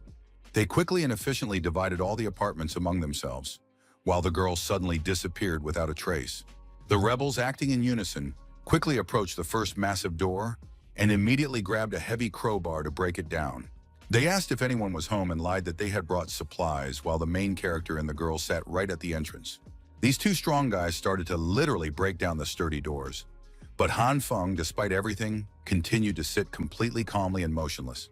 He whispered to his partner not to worry because the door had been reinforced for such cases. The girl herself did not seem to be too worried, so she did not cause any problems for our hero. Meanwhile, the bandits began to nervously pull on the door handle, but it did not yield to their strength. They couldn't understand why even the handle wouldn't break, so they decided to deal with the neighboring apartment first and just mark this one for now. The main character realized that he had indeed done the right thing by reinforcing the door and handle. Only now did he realize that he had grabbed his neighbor too tightly, so he began to explain excitedly that he was simply afraid that those people would hear that someone was in the apartment. The girl was not offended at all. On the contrary, she thanked Han Feng for saving her. Meanwhile, the voices behind the door finally fell silent, and our heroes could breathe a sigh of relief. The guy listened carefully once more and concluded that it seemed the gangsters had finally left. The main character promised that he would fix the trap right away, and if these people dared to break down his door again, they would simply die from the electric shock. His partner immediately asked what it was, and the guy explained that it was a means of protection that worked by delivering an electric shock. Han Feng realized that he was wasting his breath explaining, because the silly girl wouldn't understand anyway. And besides, even he didn't know why it was so difficult to get this stupid thing to work. Suddenly, the neighbor started talking about how such anti-theft devices use the difference between current and voltage, so there was nothing complicated about it. She pointed out that first you had to turn off the power, then wrap the bare wire around the door handle to insulate it. Then you need to connect the ground wire of the distribution box to the handle and turn the power back on. The main character did everything according to the girl's instructions and was very surprised when he saw that the trap really worked. He immediately asked how his partner knew about this, but she immediately began to talk about how the evil king's true eye could see the truth about everything in the world. In the end, the guy explained that he was very busy, so he asked her to quickly tell him what kind of help she needed. Suddenly, the neighbor began to dump out all the things she had brought with her, completely ignoring our hero's request. The next moment, without waiting for his consent or asking any unnecessary questions, she declared that she would now live right here. At first, Han Feng didn't really understand what this strange girl was talking about, but he was truly shocked when he finally understood her words. The main character thought she was just joking and insisted that she go home as soon as possible. Suddenly, due to his carelessness, he got tangled up in the long wires he was carrying in his hands and fell straight down. With a deafening crash, he awkwardly fell right onto his old belongings, which instantly scattered in all directions.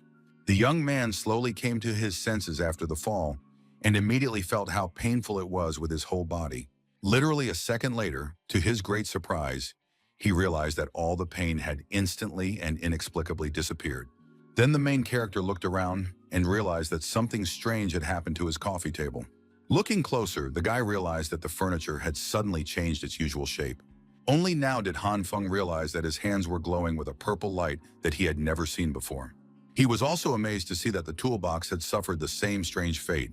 The young man decided to check what had happened to his hammer, and suddenly found that it was now completely unusable. In the end, our hero concluded that the purple light could soften various objects. Only now did he raise his head and realize that the girl had seen everything.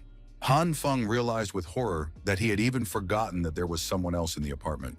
The eccentric girl, frozen in place, looked with undisguised surprise at what had just happened right before her eyes.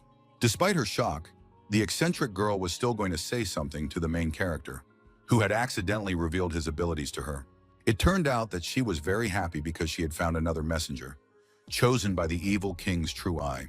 Now Han Feng understood that deceiving this girl was easier than easy, so he began to play along with her fantasies. Suddenly, the girl got up from the sofa and gestured for the young man to stop. She began to talk about how they, as messengers, should support each other and share blood. Covering his eyes, the main character tried to explain why they couldn't live together, but his partner didn't seem to care at all. The strange girl ran into another room and slammed the door loudly, so Han Feng realized that all his persuasion was useless. Our hero tried to protest that he had not given his consent, but then resigned himself and agreed that she would stay here. In any case, he was now more interested in the purple light that had just softened his fall. Han Feng understood that it seemed he only had 2 types of light so far, and he still had to discover the rest. Now when he tripped over the wire and was about to hit the table, purple energy appeared. The main character tried to remember what he had felt at that moment in order to feel that light. At that moment, his hands glowed purple. So now it was clear that this energy appeared immediately after he remembered the dangerous situation. Han Feng was surprised when he saw how the wire reacted to the effect of this ability. Immediately after that, driven by curiosity, the guy went to the kitchen to continue his experiments. He picked up a cleaver, which was not an easy object to soften in this way. In a moment, the protagonist's plan worked, so he was very surprised when this power worked even on steel. The guy decided to try the modified kitchen tool on himself, but immediately realized that he was like jelly. He tried again and again, and eventually discovered that the longer the purple light was used, the softer the object became. Now the main character realized that he had received a completely useless ability that only ruined things in his hands.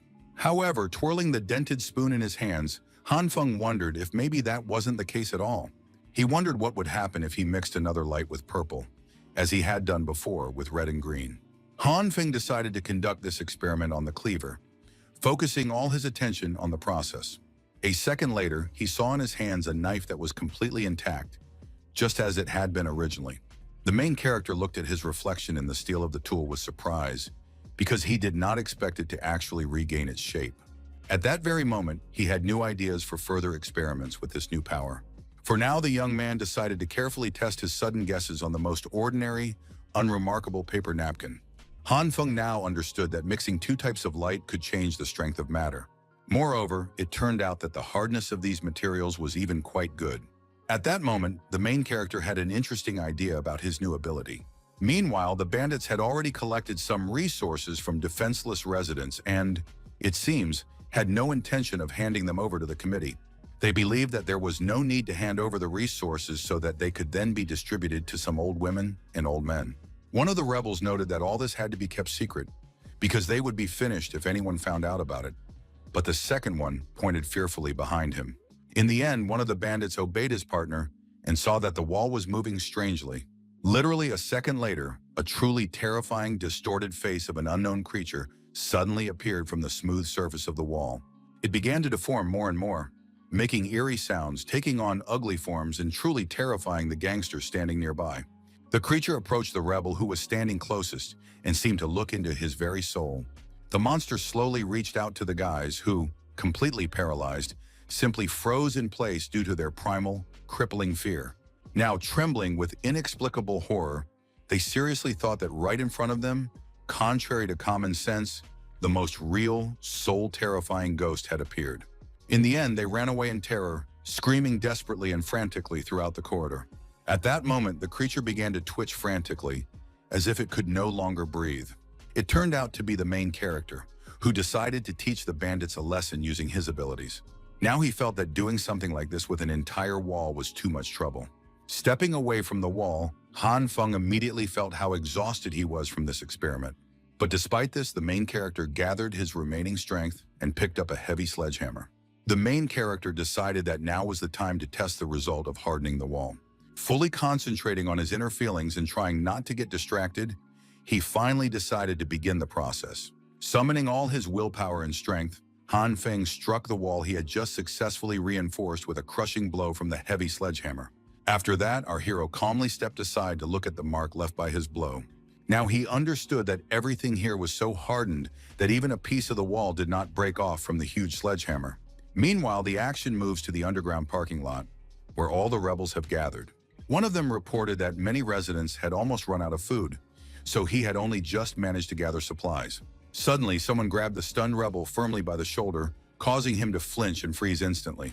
It turned out to be one of the Wang brothers, who had pinned the man down with one swift movement. The guy wanted to know where their ally had hidden all the stolen food, but the man continued to insist that he had no intention of hiding anything. He was still sure that the rebel was not telling the truth, because he had recently seen him carrying 3 large bags, but he had brought only one. The young man was still sure of his words, so he promised to beat the answer out of the men if they didn't tell him themselves. Suddenly, he felt someone's heavy, icy hand on his shoulder, clutching him with a death grip. It turned out to be Yang Shuiyu, whom the young man did not expect to see here at all. The committee chairman asked that the man be released first, because they could simply discuss all these issues. He understood the young man's indignation perfectly well, so he promised to deal with the problem. The young man threw the scoundrel to the floor with all his might and decided to listen to their mentor. Meanwhile, the head of the committee approached the rebel and held out his hand to help him up. With a smile on his face, he asked if their partner was okay after the scuffle. Li Ji did not scold the man and just smiled, waiting for him to tell him everything. In this way, the committee was able to obtain 2 more huge bags of supplies. The man apologized for his actions, explaining that his family of 5 did not have enough food. In addition, the leader did not punish the offender and gave him food for the day. He emphasized that rules are rules, and this man had given what he could gather, so he would receive a fixed amount of encouragement. Li Ji did not intend to punish the offender and gave him a daily ration of supplies. The man himself, touched, promised that he would carry out any orders Li Ji gave him if he needed anything. Then the leader decided to address the rest of the neighbors and asked those who had already received their supplies to go home. Wang Xiaowu and Wang Xiaowen immediately ran up to him and wanted to know how he managed to get this man to give up all his hidden food. In addition, the boys wanted to know why the leader had given him the ration after all, so he explained that the man had not actually done anything. Li Ji was well aware that there had been several rebellions and conflicts in the country's history caused by clashes between the interests of different classes. He understood that all this looked like normal collective behavior and explained that he simply told the man that he would be collectively condemned if he continued. This was not to mention the likelihood of being detained on legal grounds when the disaster was over. And until then, the offender would be subjected to reprisals from the robbed residents. Uncle Lo watched their conversation from the sidelines, not particularly wanting to get involved. He understood that among such rebels there would always be a leader directing their actions. In the most turbulent times, such heroes always appear, and Li Ji was no exception. All this time, the main character continued to wield a sledgehammer, testing his new abilities. Now the guy moved on to the windows, which he also successfully reinforced using the skill he had learned. Despite the fact that he had spent all his strength on this, the apartment was now completely fortified. At that very moment, Han Feng shuddered and was suddenly distracted by another insistent and loud knock on his door, which echoed throughout his chaotic apartment. He approached the entrance as quietly as possible, suspecting that someone had come for his supplies again. The wary guy cautiously looked through the narrow peephole and asked loudly throughout the apartment who had decided to come to him at such a late and completely inappropriate hour. It turned out to be Hyuna, who had come to say that she had been thinking a lot lately and realized that she could no longer suppress her feelings for the main character. Now she seemed to understand that only through adversity could one understand true love and see who truly loved, who could sacrifice the last thing they had. Memories from his past life immediately flashed before the main character's eyes. The girl suggested that he simply open the door and touch her heart if Han Feng didn't believe her, but he immediately realized that she was saying the same thing as last time. Our hero understood that besides Hyuna herself, the man could be behind the door. He quickly rushed to his rifle because the moment had finally come when he could finish off these 2 scumbags. In the end, the guy stopped abruptly because he realized something important. He understood that there was no light, so the enemy would obviously be hiding somewhere, while he would be exposed, which was too dangerous. If he relied solely on the electric shock, they would have to touch the door handle at the same time, which was clearly impossible, and Han Feng was not so sure about its effectiveness. The main character came to the conclusion that he needed to calm down first, and then, since he had finally waited for this moment, it was better not to rush and think everything through carefully. He understood that the biggest threat to him now was not Li Hyun herself, but the man hiding in the darkness. But at the same time, the guy couldn't just go out to determine his opponent's position, so he had to figure it out somehow in advance, while still in the apartment. Finally, a truly brilliant idea came to Han Feng's mind, like a bright flash in the darkness, about how to quickly and effectively solve the problem. Rummaging through his memories, the main character realized that the man was hiding somewhere behind the door. Quickly guessing where the treacherous enemy might be hiding at that moment, he silently and extremely carefully approached the wall. The young man was well aware that it would inevitably take him a long time to successfully pull off this extremely difficult trick. The main character decided to use the purple light because he was sure it would work. Hyun was still standing at the door, continuing to beg Hanfeng to open it for her. Meanwhile, her partner wondered if this guy was worth them spending their energy on robbing, but the girl was sure that our hero still had food left because she remembered his truck with supplies. The guy was immediately delighted when he heard all this, because such an amount of provisions would definitely last them a long time. All this time, they had no idea that the main character had a completely different plan. Han Feng was finally able to fully control his powers and confidently control the wall. Meanwhile, the bandit asked Hyuna if she had heard any strange noises just now. He reasonably suspected that all this strange, frightening noise was actually coming from somewhere behind them. At that moment, the main character's fast and powerful fist appeared in front of his face, so he didn't have time to react to the threat. The girl didn't see what happened in time, so she jumped aside in sudden fright. She ran up to her partner to ask if he was okay and asked him not to scare her like that. At that moment, the apartment door finally opened, so Hyun immediately shifted her attention. Han Feng suddenly appeared out of the darkness with a fire extinguisher in his hands, which he pointed in her direction. The girl did not expect anything like this, so she just froze and watched our hero's actions. Suddenly, he decided to use the fire extinguisher in his hands directly against Hyuna herself, causing her to scream loudly. With tears in her eyes, she begged him to stop and not joke around like that. In the end, the girl inhaled the air, causing her to literally stop breathing for a second. After that, she simply fell to the floor and began to cough violently, unable to even look around. When the haze around her cleared a little, Hyuna was finally able to see where her partner was. Now she could see that the guy looked really pathetic after that sudden attack. Summoning his last ounce of strength, he begged Hyuna to help him, because he knew he couldn't handle it on his own after such an injury. The girl in turn froze in horror and couldn't do anything about it. At that moment, the main character's hand appeared out of the darkness and reached out to her. Han Feng suddenly and very roughly grabbed her by the hair in her tangled scarf, trying to pull the frightened girl closer to him with force. Hyun was not going to give up so easily, so in an instant she broke free from the young man's grasp, leaving only a strand of her hair behind. She didn't waste a second and quickly ran away in an unknown direction, screaming for help. Our hero sighed discontentedly because his main target had run away too quickly. At that very moment, the beaten and barely breathing guy reminded him of himself again, letting out a painful cry of unbearable agony.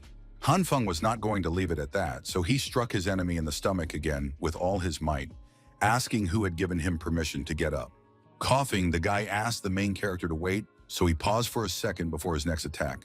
This scoundrel, choking with rage, began to speak hoarsely about his influential father and brazenly threatened the protagonist, promising him swift and maximum punishment. Obviously, Han Feng didn't care at all, so he didn't hesitate to deliver another powerful blow. The guy didn't stop for a second because he didn't give a damn who his father was, because now he was dealing with a completely different person. The scoundrel still did not calm down and tried to come to some kind of agreement with the enraged main character. Trembling with fear, he began to say that he had no complaints against Han Feng. These words enraged the young man even more, because he was the one who should be asking why he had been killed for no reason. Mercilessly raining down blow after blow, Han Feng asked in an icy tone why these people had decided to kill him so cold-bloodedly and cruelly. There was not a trace of regret left in our hero's eyes. Now he only wanted to know the answers to the questions that had been gnawing at him from the very beginning.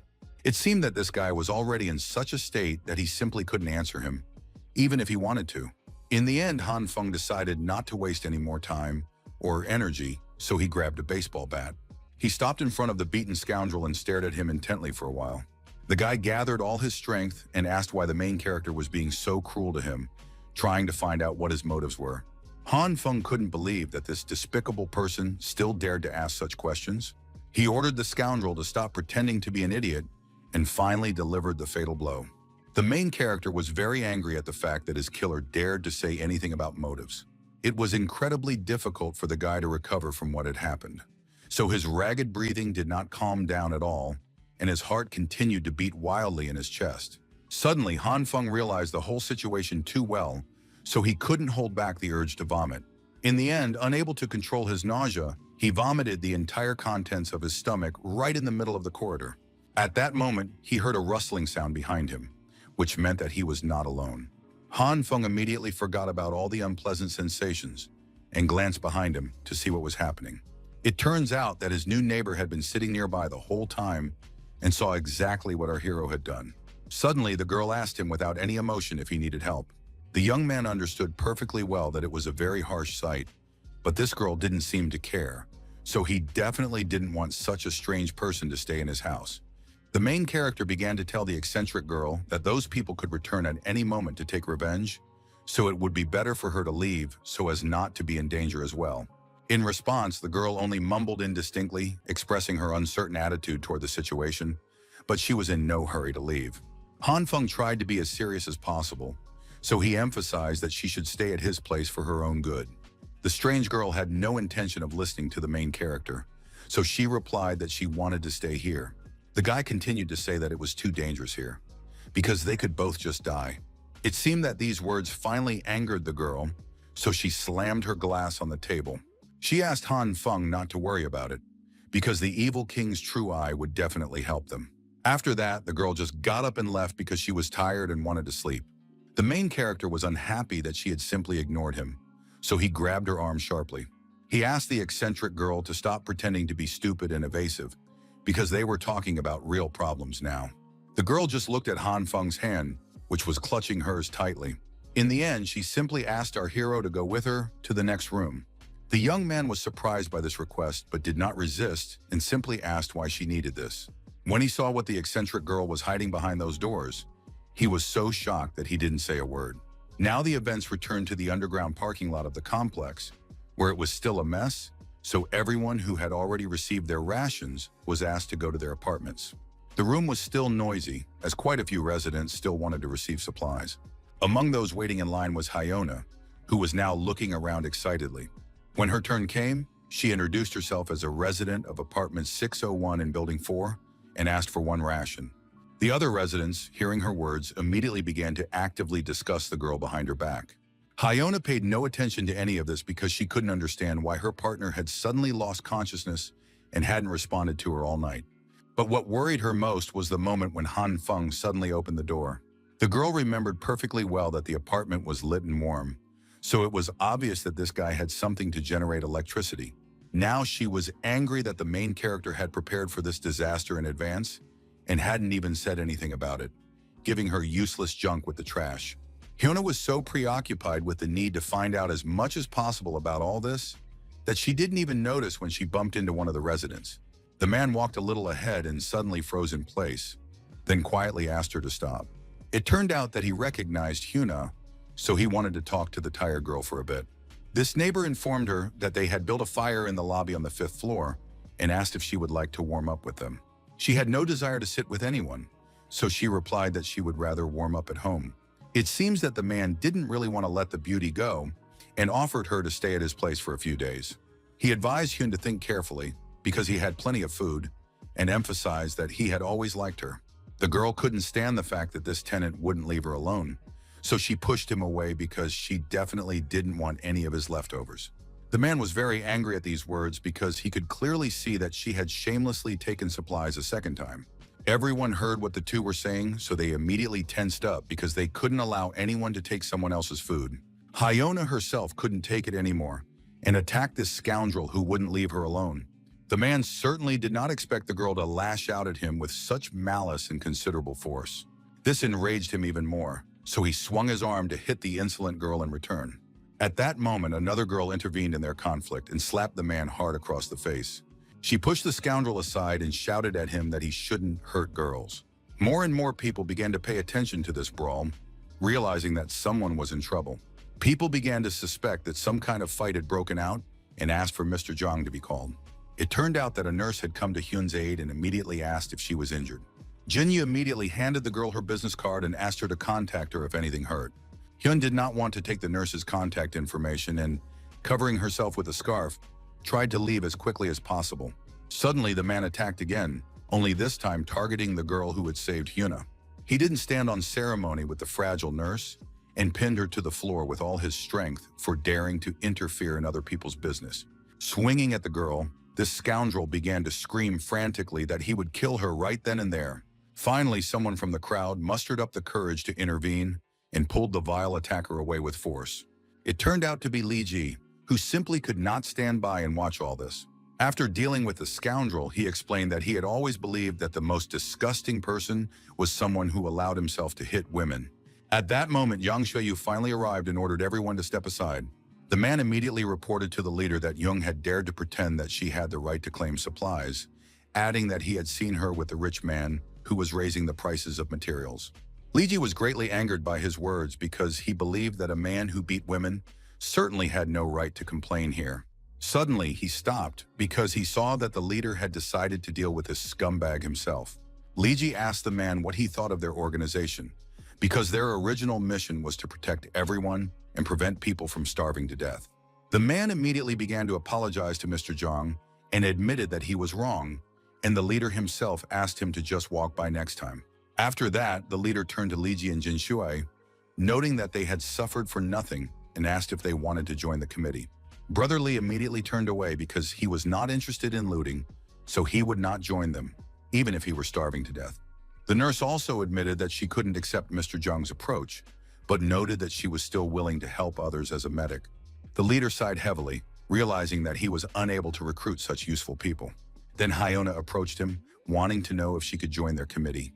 The girl slipped back into her role, so she leaned close to the leader and began to say that she had always admired him, but had never had the opportunity to tell him. Li Ji gently pushed her away and asked if the young lady had misunderstood something, hinting that she was of no use to them. He didn't waste any more time and, turning away, emphasized that she was of no value to them. The girl did not respond, but she was annoyed by this answer, because all her plans were falling apart. In the end, she realized that she had to go all the way. So she confessed that she knew a place where there were many supplies, which immediately interested Brother Zhang. Meanwhile, Han Feng was actively examining the thing his new neighbor had shown him. It turned out that this girl knew how to manipulate space, so now they were looking for the right item for our hero. In the end, she pulled out an ordinary mannequin, which made the guy angry because it was not at all what he had described. In short, this eccentric girl had the ability to store things in another space. She could open a kind of black hole and then suck everything she saw into it. But the main character couldn't understand why she needed so much junk, which was now in his house. In any case, the young man was curious about what was inside and why the girl still couldn't find the thing she needed. The eccentric girl admitted that she had never explored this space, which was truly enormous.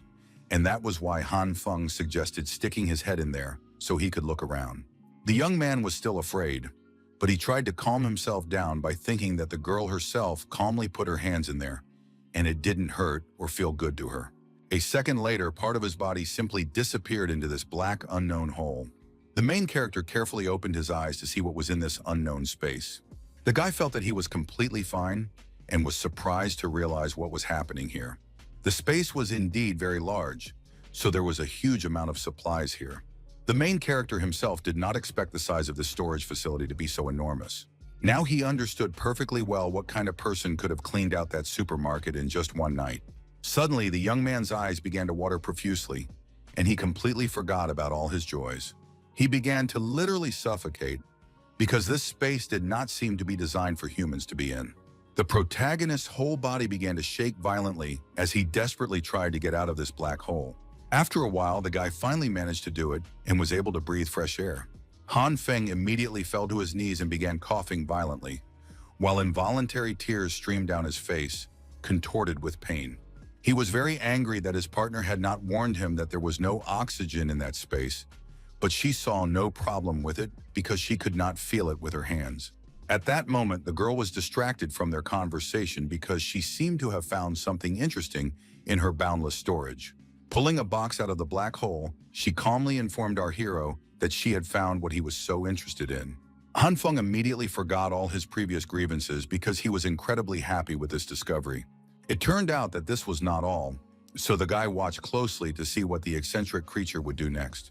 At that moment, numerous boxes poured out of the hole like an avalanche, literally filling the entire room in a matter of seconds.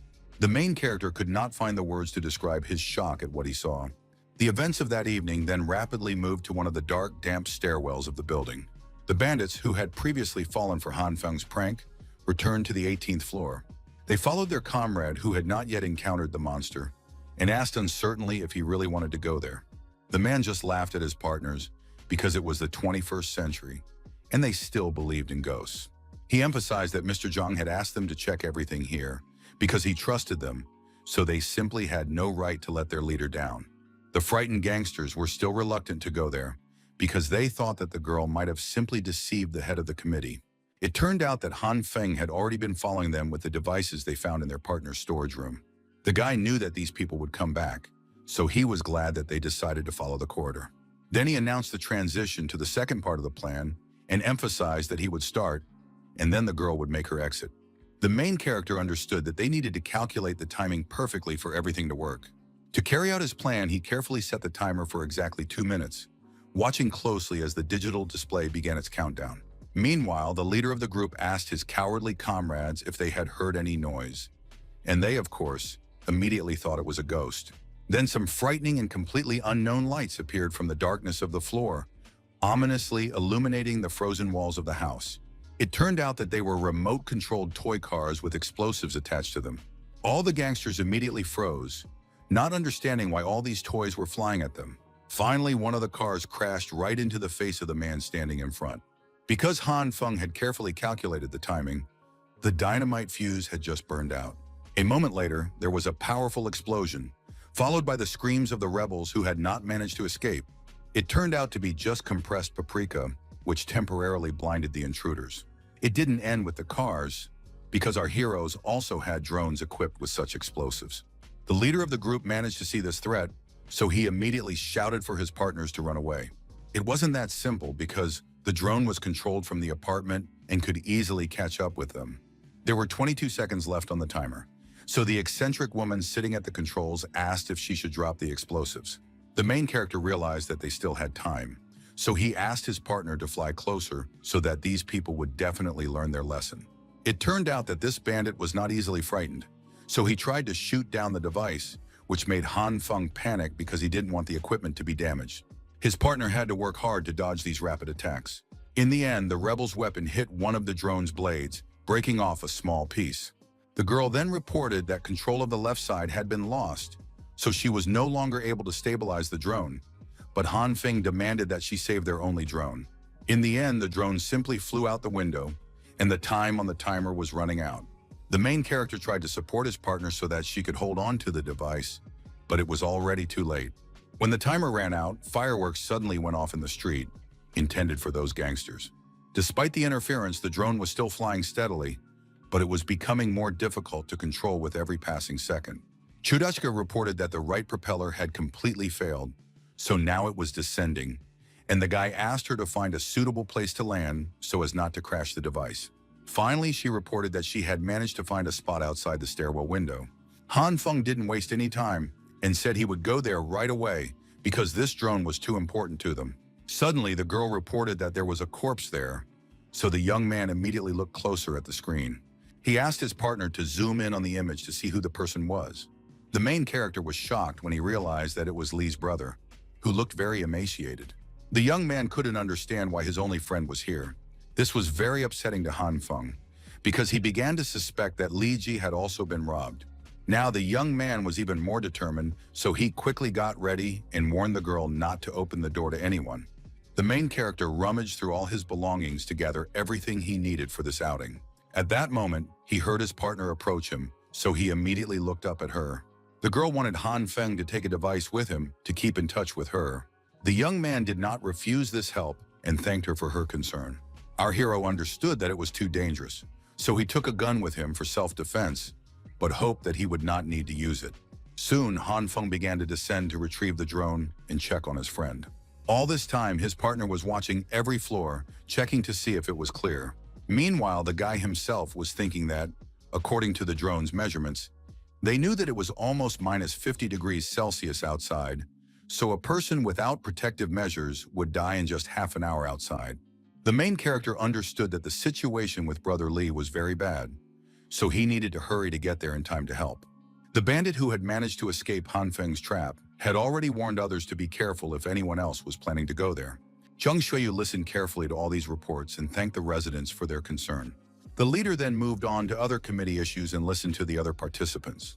He calmly distributed all the necessary materials because he had promised that they would never treat people with donations unfairly. Haiyan still tried to find out if she could join the committee after her help, but the head refused her again.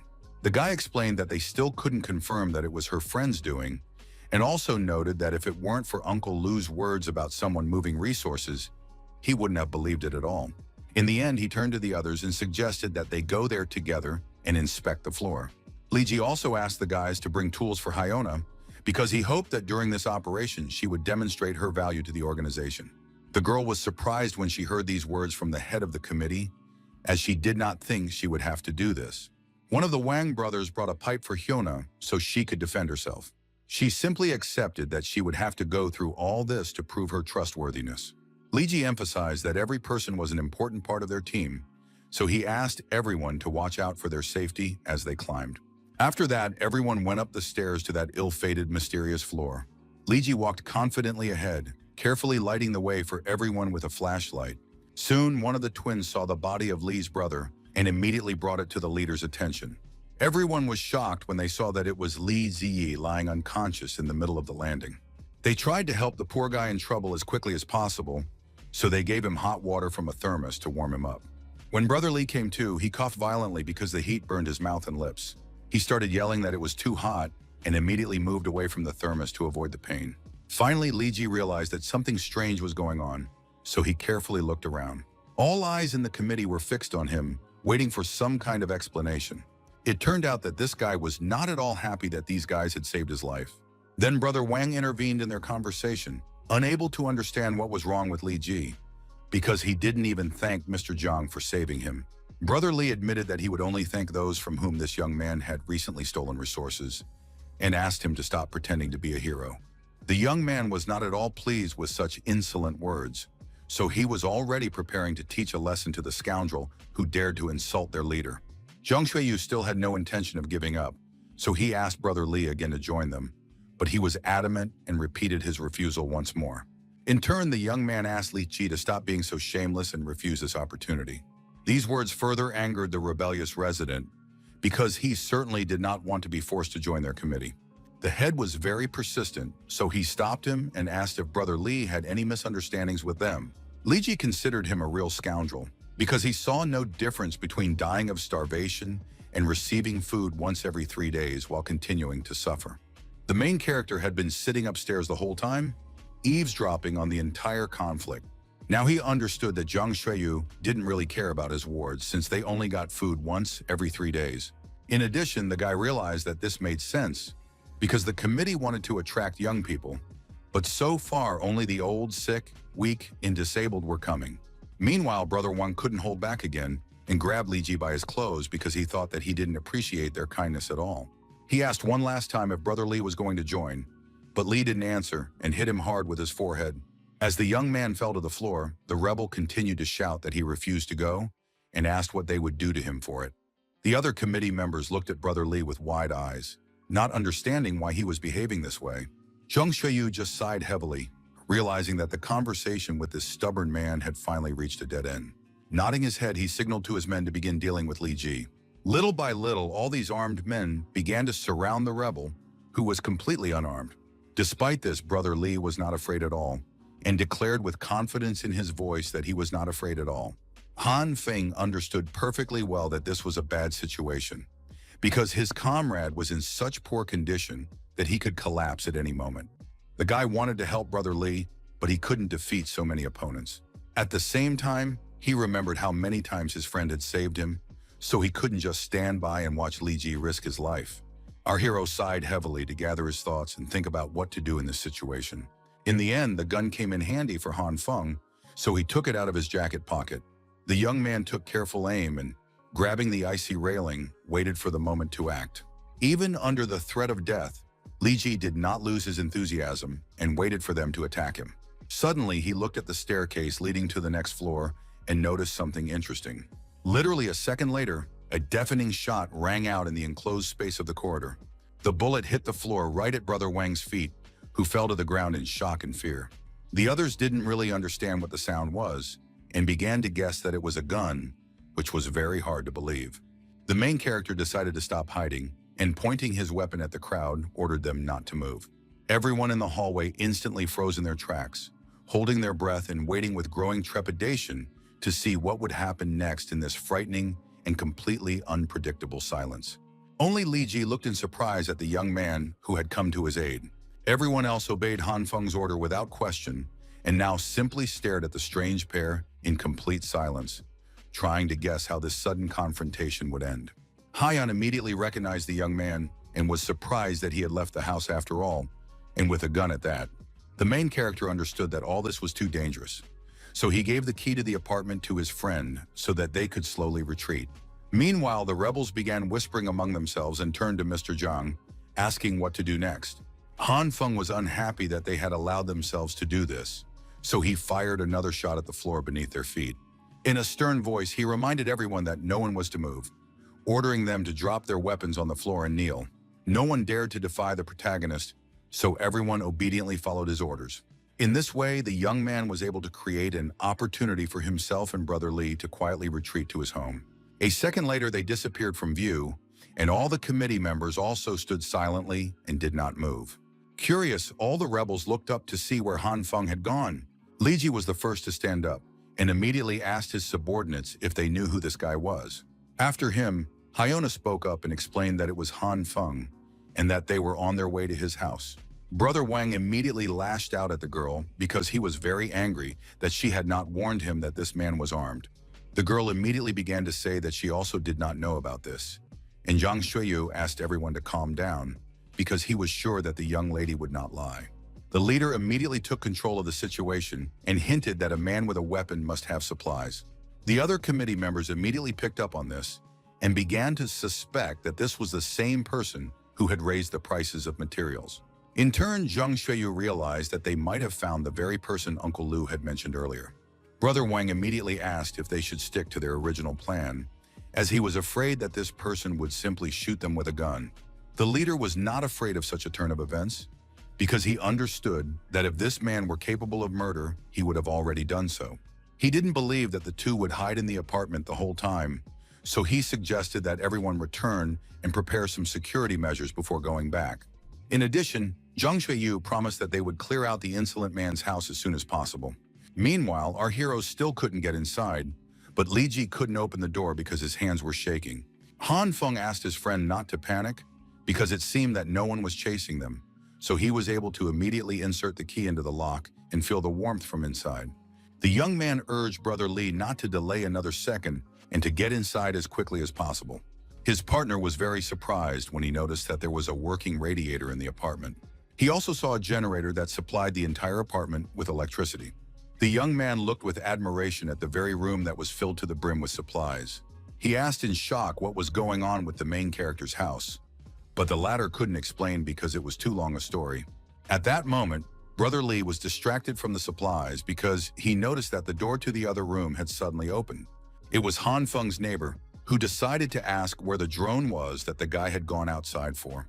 Only now did the main character realize with bitter regret that in all the commotion, he had completely forgotten about his main task, for which he had risked his life and come to this cursed place. In turn, Li Ji asked with sincere surprise what kind of equipment he was talking about. Han Feng had to spend 2 whole hours explaining the latest events, while his friend ate his fill after such a long period of starvation. His friend thought that predicting this whole disaster and even making such extensive preparations was too cool, so now he agreed that diligent study was indeed useful. The main character apologized to his friend and explained that he couldn't tell him about his supplies. Brother Li was not offended by the guy at all, because if it weren't for him, he would have died of hunger sooner or later. His friend emphasized that Han Feng's attitude towards him was already very kind, which left the young man at a loss for words. In the end, our hero asked Li Ji not to say such things and offered him to eat as much as he wanted, because there was plenty of food here. The comrade couldn't hold back his tears at the young man's kindness, while the girl watched this heartbreaking scene emotionlessly. Finally, Brother Li gathered all his emotions and began to talk about how the situation in their complex was now completely different. He asked if the main character remembered the information he had sent him before the power was cut off. The guy added that since that day, the guy with the surname Jiyo had been going around stealing supplies in the name of collectivism, and noted that there were still those who disapproved of his actions. After several people left the group, the leader did not seem too concerned about it. But behind Li Ji's back, he sent Jin Qinwu to take care of them, saying that it was to reduce the threat to them. The main character, upon hearing the second name, immediately realized that it was the older brother of the university twins. In fact, Han Feng was not surprised by the fact that the committee had developed so quickly, with such underground tricks. Then Brother Lee emphasized that evil would be punished and asked our hero if he knew who they were going to rob. The young man immediately asked who his comrade was hinting at, and he said it was Li Jinghao. This strong man was actually a professional boxer who had once been a distinguished middleweight champion and still retained that frightening strength. The main character suspected that the committee members must have been severely beaten, but it turned out that the scoundrel Zhang refused to admit defeat and lose face. With his support, these people enthusiastically continued to march towards Li Jinghao to fight him. As a result, they were all brutally and mercilessly beaten by a professional boxer who knocked out each attacker in a matter of minutes with precise and devastating blows. Because of this incident, Li Jinghao also gathered a group of pursuers, among whom were two people who were quite well known. One of them was named Zheng Yanyu, who was a fan of this boxer and had been involved in underground boxing for several years, becoming famous for his speed. The other was Jin Zhongchai, who was also an ardent fan of their leader, and it was rumored that he was endowed with divine power, as his body was as strong as a real monster. With the authority of these two and Li Jinghao, they had already become a separate faction in their area, and this group of people truly hated the hypocritical Zhang Shui. The scoundrel Zhang thought about how to resolve this conflict, and in the end simply decided to rob the main character's supplies, and recruiting Li Ji would be a temporary scheme. Now Han Feng thought it was not surprising that the head of the committee wanted to recruit the Li brothers, because it seemed that his group was not doing very well. At that very moment, they all suddenly heard a strange metallic clanking sound at the front door. The weirdo who was monitoring everything from her phone showed them the screen, which showed that someone had come here. Looking closely, the main character realized that it was the committee members who had come, already prepared for their operation. Han Feng immediately jumped up in a panic because he needed to quickly electrify the front door to create a deadly trap for anyone who tried to enter. The girl gently grabbed the young man by the fabric of his jacket so that he would not rush. Our hero couldn't understand what the problem was, and then his partner explained that she smelled something suspicious.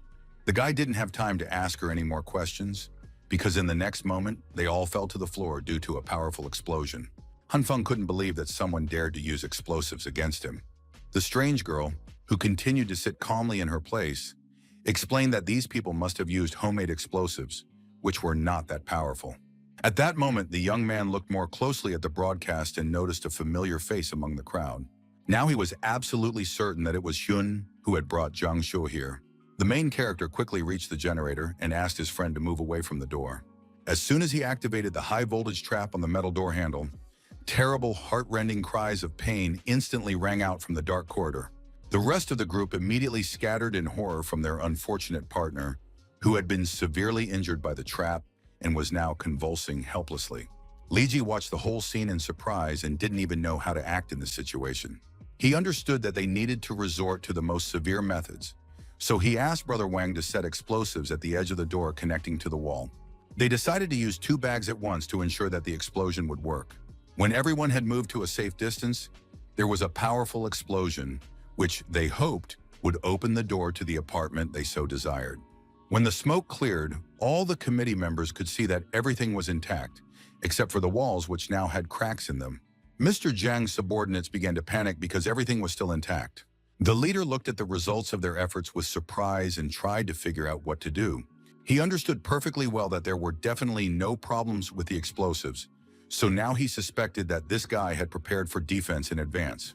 Zheng Shuiyu decided to use 3 bags at once and was going to indicate the exact location for the explosion himself. He was going to continue increasing the amount of explosives used because he was eager to capture the main character today. Meanwhile, the exhausted Han Feng and Li Ji actively carried all the furniture to the door so that the enemies could not get inside under any circumstances. At that moment, another powerful explosion was heard, so the boys had to crouch down and cover their ears with their hands. Our hero tried to ask his friend if the explosions were getting louder, but he couldn't answer because he couldn't hear anything. When everything quieted down, the guy heard an even more frightening sound coming from nowhere. Li Ji quickly figured out what it was and asked our hero to look at the wall, which was already at its limit. Han Feng understood that if this continued, the cracks would become larger and larger, which would definitely not lead to anything good. He explained that blocking it was pointless and asked them to remove their belongings as quickly as possible because he had an idea. Brother Lee understood that the whole process would take too much time, but their partner immediately decided to come to the rescue. He thought it was some kind of joke because a little doll like her should quickly go back and hide in the bedroom. Of course, the girl did not listen to Li Ji and calmly used her abilities, which shocked him greatly. In a second, the black hole swallowed up all the things that were blocking the way to the front door. With the same unwavering calm, this eccentric girl announced that everything was ready. Brother Lee was very frightened by this spectacle and still couldn't believe that all these objects had really been sucked in. When he turned back to the main character, he saw him flying towards the door with his superpowers. To begin with, Han Feng was going to soften the walls as he had done last time and see if he could change their shape. He understood that he needed to control the area of impact. Otherwise, the hardening process would take a long time. The main character waited for the right moment and then added green light to the purple. The young man was very happy when he saw that his plan had worked. And now he understood that purple and green energy not only strengthened the walls, but also restored them. Brother Lee now understood that his friend was a very talented guy and wanted to know if it was magic or superpowers. But even Han Feng himself couldn't explain it. At that moment, the eccentric girl interrupted their conversation and advised everyone to lie down on the floor again. Everyone immediately obeyed their partner's command and covered their ears before the next explosion. The main character saw that the wall was cracking again, even though he had just reinforced it. Then the eccentric girl explained that now their enemies were blowing up the floor because they had figured out that it wouldn't work with the walls. Han Feng understood that if this was indeed the case, then his powers would be useless, no matter how hard he tried to repair the wall. He didn't waste any time and turned to the others, asking if they were willing to trust his dangerous idea just this once. The girl did not resist and only mooed approvingly in response. Brother Lee, in turn, was ready to do absolutely anything to help his savior, so he simply asked him to explain this idea. The main character, having made sure that he would have support, asked his partners to listen carefully to what he was about to say. The committee members did not stop for a second and continued to break down the door to Han Feng's apartment with renewed vigor. After a while, they finally managed to break down the door, so the way into the apartment was clear. Brother Wang, who was in charge of the whole operation, asked his teammates to pay attention to safety and collect all the supplies they could find. The leader asked everyone else to be careful anyway, as their opponents could have set up an ambush. After a while, the committee members began to report that there was no one in the living room, and there were no supplies either. Meanwhile, Wang, having cleared the kitchen, reported that there were only boxes of seeds and trash there. He was very angry with Li Hyun, who had lied to all of them. But the girl herself was sure that there must be supplies. She suggested that something might be hidden in the bedroom, so the rebels cautiously went to check that part of the house. Suddenly, someone's foot kicked straight into the head, knocking one of the bandits off his feet. That person was Li Ji, who, according to their premeditated plan, unexpectedly jumped out at the enemies first. Right behind him, the main character himself came out decisively, holding a loaded pistol tightly in his hands. A second later, Han Feng pointed his weapon at the enemies so that they would not dare to move.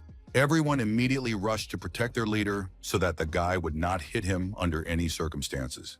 In the end, the bullet ricocheted off the massive shield, which proved to be too strong and reliable. The young man emphasized with confidence in his voice that all these people had to leave. Otherwise, he would no longer be so polite.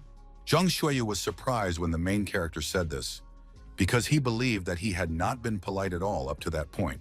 He reminded him that all this time the guy had been hiding his supplies, neglecting the community, causing many residents to suffer and go hungry. The committee leader said that they had come here today to demand justice for the other residents. He believed that the main character should give up his supplies if he had even a shred of conscience, because only by working together could they defeat this apocalypse. Han Feng couldn't help but agree that this man's words were righteous and benevolent, but in the end it all seemed like ordinary theft. But now it was completely useless to talk about it, because these people were just a group of hungry wolves who wanted to let off steam, and the main character was their target. He understood that he was just a target for these madmen, so if he manipulated them correctly, he could direct them where it was convenient for him. Han Feng decided to pretend that everything they said about his supplies was complete nonsense, and asked who had told them that he supposedly had a lot of food. Then Hyona herself spoke up, reporting this and reminding him that when she was here last time, the young man's house was warm and the lights were on, and she promised to kill him if he didn't tell the truth. The main character could not tolerate such behavior from his former lover, so he shot her right in her shield. He thought the girl was completely shameless since she was saying such things. Han Feng immediately started shouting that if the girl hadn't deceived him by exchanging his supplies for seeds, he wouldn't be in this situation today. Brother Wang immediately flew into a rage upon hearing this fabricated story because he began to suspect that Hyun had deceived them after all. Zhang Xueyu immediately intervened and asked his subordinates not to start internal squabbles, noting that he had a simple way to verify all this. He turned to the guys who had been attacked by our heroes and asked them to search Han Feng's room. The committee chairman hoped that the guy would not refuse, since he was not going to lie to them. Then one of the committee members reported that there was only one piece of trash and a little girl in the room. The strange girl immediately got into her role and started calling the main character her brother. She snuggled up to Han Feng and started saying that she was very scared and wanted to eat, and the guy promised to find food as soon as all these people left. The rebels couldn't believe that they had worked hard for half a day only to end up with no supplies. Zhang She sternly addressed the frozen Miss Li and asked her in an icy tone for at least some kind of explanation, piercing her with a furious gaze. Now that things had turned out this way, the girl would have to explain herself to everyone present. Xu desperately tried to prove that she hadn't lied, because she had seen everything with her own eyes. She couldn't understand where it all went wrong and began to suspect that Han Feng was just playing with them. The girl was sure that she was in this situation only because of the main character. She decided to take matters into her own hands, so she quickly jumped out of the crowd and ran towards the young man. Han Feng did not expect Hyun to act so quickly, so he did not have time to react when the flashlight blinded him. Taking advantage of this moment, the girl quickly snatched the weapon from our hero's hands. She pointed the gun at the guy and demanded that he show her where he had hidden his supplies, because she suspected that he had pulled some kind of cunning trick. Everyone watched in horror as Hyuna threatened to shoot the main character if he didn't tell her. Han Feng remained in character and asked seriously if she really wanted to know the whole truth. It turned out that the guy was going to say that she had stolen all his supplies a long time ago. The girl began to shake with anger and scream that our hero was brazenly lying, so she would have to finish him off. Suddenly, someone hit Hyun, instantly knocking the firearm out of her weakened hands. It turns out that everyone believed the main character's words after all, so they restrained the girl to prevent her from doing something bad. All this time, Han Feng was staring intently at the gun lying nearby. The guy tried to quickly grab the weapon back, but someone else was faster and had already taken it. It was Zhang Xueyu, who couldn't allow him to get his gun back. The main character looked up at the committee leader in surprise, realizing that he had missed his chance after all. Meanwhile, Hyun was tied up and dragged by her hair for allegedly lying to everyone. Brother Wang had already swung his heavy bat with all his might to strike the defenseless girl. The leader had to immediately intervene and stop the young man, because he could not allow such violence on principle. He emphasized that the committee was not a violent group and that this room was not a place of execution. Zhang Xueyu, holding a gun to Hyun, emphasized that they should at least give her a chance to start over. In addition, he even apologized to the main character for what had happened today. The leader handed the gun to Han Feng and emphasized that in this situation, they were all victims, so he would soon give the guy a proper and detailed explanation. The young man watched all this with surprise, because he did not expect everything to turn out this way. He calmly took his weapon back from Zhang Xueyu, who was now acting too calmly. In addition, the head offered our hero to join the committee, which surprised him even more. He also added that the young man did not have to answer right away and suggested that he simply think about it at his leisure. Zhang Huiyu asked Han Feng to tell him what he thought of the offer when he came to pick up his supplies tomorrow. Finally, all the rebels left the apartment, leaving our heroes in complete silence. Finally, an excited Li Ji asked his friend how he was feeling after all this. It seemed that the guy himself was not worried about it at all and was just glad that it was all over. Very soon, they turned the heating back on in the apartment, so the main character could rest after all this commotion. It turned out that they had all simply moved to the apartment of a girl who happened to be upstairs, and moreover was much more spacious than Han Feng's home. Han Feng understood that if it weren't for their partner, they wouldn't have been able to pull it off. His plan was to first take all the stuff out of the apartment, but leave the trash and boxes where they were. The young man also asked Brother Li to open the window in the room to lower the temperature, but his friends still couldn't understand what he was up to. Finally, the main character explained that they had to pretend that there had never been any supplies there, so that their enemies would break down the door and see that it was empty. Now the guy explained his decision by saying that Zhang had organized such a large-scale raid that when they came in, it was obvious that public unrest would begin. That's why they immediately started looking for the culprit, and Han Feng showed his gun so that Hyun would take the initiative. Brother Lee emphasized that there were too many opponents, so they could simply take away our hero's weapon, which was the worst-case scenario. In any case, the young man simply hoped that if Zhang got the gun, he would want to resolve everything peacefully so as not to tarnish his reputation. His comrade then pointed out that the leader could simply shoot, but Han Feng had even anticipated this, so he used up all the bullets in the gun. Now he understood that the main character wanted the gun to be taken away from him on purpose, and he emphasized that this was only part of his plan. The young man planned for them to simply pretend that they were barely making ends meet in order to disguise their main task. It turned out that he was thinking on a larger scale, so he was going to destroy the entire committee. Now the events move on to the next day in the complex's underground parking lot. The controllers tried to get everyone to line up and not push, while Zhang Shuiyu handed out supplies to everyone. At that moment, there was always a lot of noise here, so anyone could sneak in to steal something. Thus, two intruders managed to sneak up behind the head of the committee. Meanwhile, other members of the organization were walking here after visiting the supply storage room. In the end, it turned out that the two were Han Feng and Li Ji, who were trying their best to hide their presence.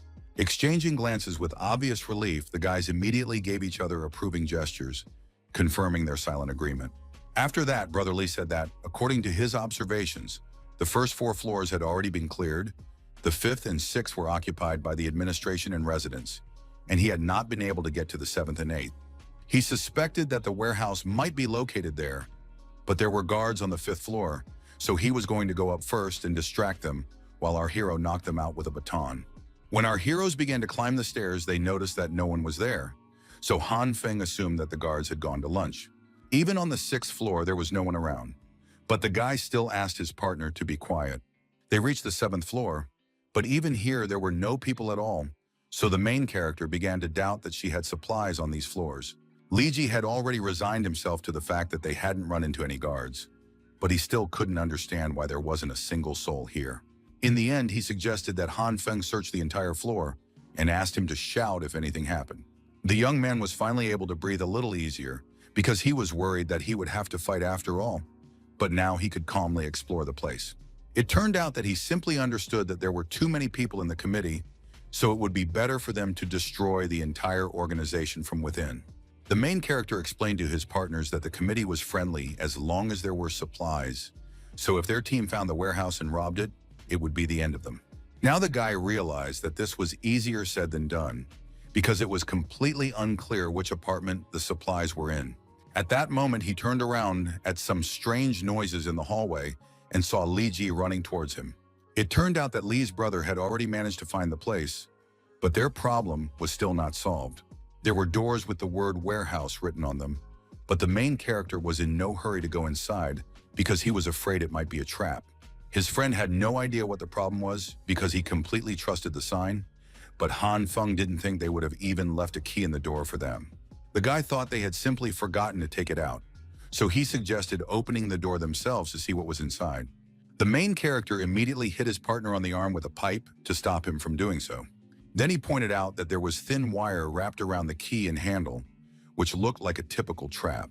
The young man also overheard the two talking about checking the warehouse doors, suspecting that they might have meant this very trap. In any case, Han Feng asked his friend not to touch anything for now, but to go upstairs and see what they should do next. First, our hero planned to check if the warehouse was there, and then think about how to open the doors. He kept talking about how they should take all the supplies from the committee when the other members of the organization came out of the neighboring door. Both our heroes and their rivals were greatly surprised by this sudden encounter, frozen in place by the unexpectedness of it. The guys didn't waste a second, so they immediately ran away while the committee members tried to catch up with them. They ran so fast that they soon found themselves at the stairwell. Turning around, Han Feng noticed that the thug was already too close and was about to hit his friend. The guy couldn't let that happen, so he put his arm out, taking the full force of the blow with the iron pipe. Brother Lee immediately avenged his partner and delivered a powerful kick to his opponent. When they finally managed to break out and lock their enemies inside, The main character began shouting that Li Ji himself had said that no one was here during the distribution of supplies. The problem was that someone was already coming up from the lower floors, so they had to leave immediately. The main character immediately suggested going to the top floor, because there should be no one there. Thus, they found themselves on the 8th floor, where it was still quite calm. Li Ji immediately pointed to Han Feng's arm, which he painfully felt seemed to be broken. He quickly opened the doors to this block because he understood that they needed to hide somewhere. His partner immediately pointed behind the young man in horror, trying to say that there was something there. The main character turned around in surprise to take a closer look at what could have caused such fear. He didn't have time to see anything clearly because someone's icy hand suddenly grabbed his face. In the end, this person dragged Han Feng into the impenetrable darkness, while Li Ji screamed in horror nearby. The main character was unable to resist, so he fell to the floor with a crash when the stranger dragged him inside. After that, the mysterious stranger slammed the door behind him, separating the friends on different sides. Han Feng felt incredible, sharp pain from the hard fall. Li Ji tried to shout to the young man and asked him to hold on while he found a way to save him. Meanwhile, the man whose face was hidden by the shadow of his hood asked what these guys were doing here. Our hero couldn't think of a good lie in time, so he said they had come to get supplies. It was obvious that this man did not believe this version, so he stepped on Han Feng's hand with all his might to teach him a lesson. The man asked if he really thought he was dealing with a naive 3-year-old child, and was sure that the boys had deliberately skipped the 5th and 6th floors, which meant that they knew something about the committee. Now our hero realized with horror that this mysterious pursuer had been following them all this time. These words surprised the stranger, because he couldn't believe that they really thought there was no security here. Finally looking around, Han Feng was shocked when he saw what was happening around him.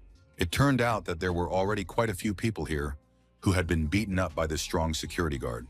At that moment, voices could be heard outside the door, trying to catch the intruders who were attempting to break into their warehouse. Only now did the main character realize with a shudder that Brother Li had been in no less danger than himself all this time. Meanwhile, the mysterious stranger slowly moved away from the defeated young man toward the window. For some unknown reason, he suddenly decided to throw it open, allowing the icy cold air to rush into the room. The main character noted that they were on the 8th floor, so he couldn't understand what the man was going to do, but the man explained that the height here was only about the 4th floor. He climbed out onto the windowsill and pointed out that the snow was now at about the 3rd or 4th floor level, so it wasn't a long way to fall. The stranger emphasized that it was up to Han Feng himself to decide whether he wanted to jump or be beaten to death here. At this critical moment, the committee guards began to knock harder and harder on the closed doors. The young man turned around and saw with growing alarm that the mysterious man was no longer there. A few seconds later, they finally managed to break down the door, so the main character had no choice left. The enemies were already running forward at full speed to catch the guy, who was now sitting on the very edge of the window, at any cost. In the end, Han Feng jumped down decisively, desperately trying to escape from the committee members. The young man immediately used his superpowers to try to soften his fall somehow. Meanwhile, the stranger also landed safely, despite the considerable height. The stranger looked at Han Feng with undisguised surprise as he fell with a thud into the deep snow right behind him. The main character successfully used his powers, so the snow softened under his weight and it wasn't so painful. The guards saw that the guy had survived after all, and now noticed that he was not alone. The man headed somewhere without saying a word, while Han Feng tried to understand what was going on around him. It turned out that he was going to return to the house by breaking a window on the lowest floor. At that moment, the main character began to realize how strange and difficult his situation was. In any case, he had no choice but to follow this eccentric man. Meanwhile, the guards broke down another door, trying to find Han Feng and his mysterious partner. They realized that the intruders had escaped, so now they were going to go downstairs and catch up with them, and then report this to Mr. Zhang. Meanwhile, our exhausted heroes had already safely reached the shelter and were warming themselves by the bright fire. Han Feng already understood that this man was quite strong and intelligent, since he was able to get them out of this situation. It was this man who saved the boy from going to the wrong floor, because they needed to go to the 5th floor to avoid being caught. The stranger explained that the guards would think they had run into her, so it was likely that there would be an ambush there. It was difficult for the main character to hide his emotions, so his new partner immediately saw that he was afraid. It turned out that all this time they had been sitting in a room with a frozen corpse, But the man did not attach any particular importance to this. Finally, Han Feng wanted to know why he had helped him, but the stranger admitted that even now he wanted to kill him. He noted that the fact that the young man had not fallen into the trap on the 7th floor proved that he had a good head on his shoulders, so he asked what our hero knew about the comet. The man emphasized that the young man did not have to talk and hinted that in that case, he would have a new human shield. Han Feng began to think and realized that, judging by the beaten guards, this man had come either to steal supplies or to annoy the organization, and their presence with Brother Li had interfered with his plans. The main character decided to ask his savior directly if he had anything against these people. The man thought for a moment and replied that, in principle, the same could be said about his attitude toward the committee. He began to talk about some secret of Zhang Xueyu, so Han Feng immediately became interested in his words. The mysterious stranger immediately smiled ironically when the young man naively asked him about it. It turned out that he had begun to suspect the main character of being acquainted with the leader of the committee, and that there was some connection between them. In an ominous voice, the man repeated that Han Feng must reveal everything he knew about the committee.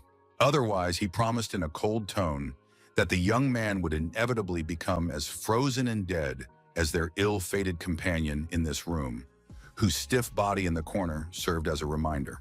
In the end, only the protagonist himself could now decide what his future would be.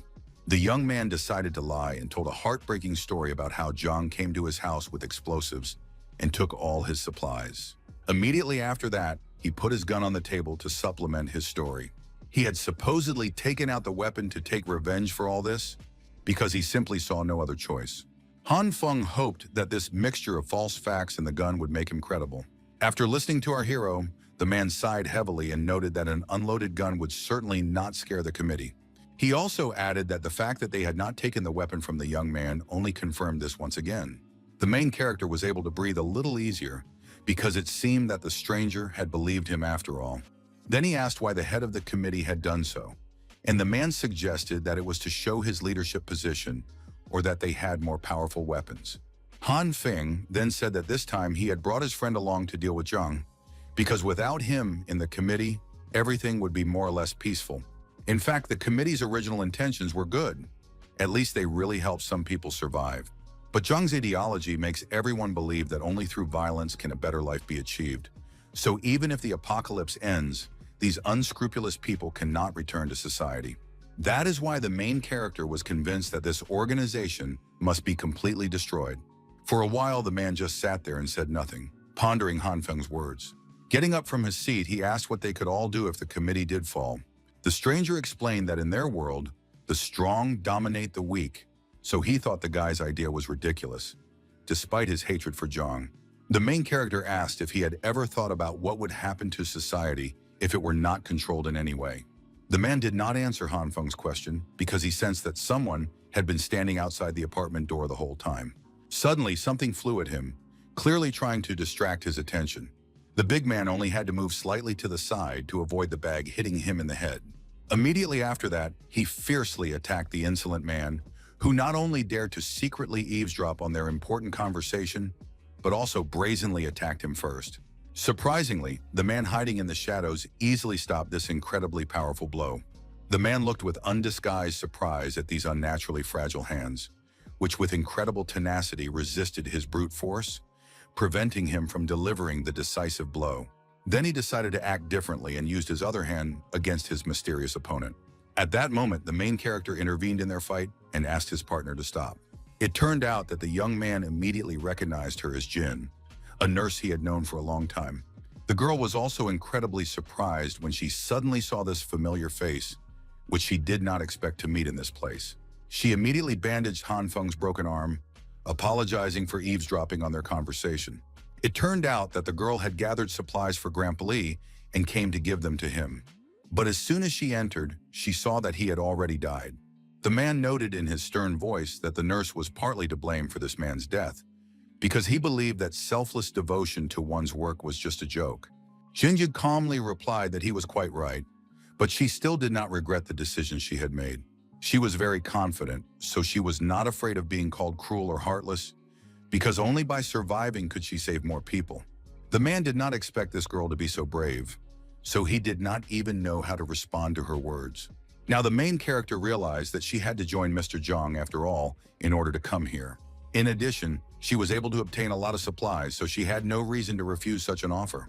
The girl also said that Zhang Xueyu had expelled many elderly people, and Grandpa Li was one of them. And by the time she found out about it, it was too late. In fact, the man agreed with the leader's decision because the committee would definitely be able to hold out longer without the burden that was dragging it down. Putting all these facts together, the main character immediately remembered the new force that was opposing the committee.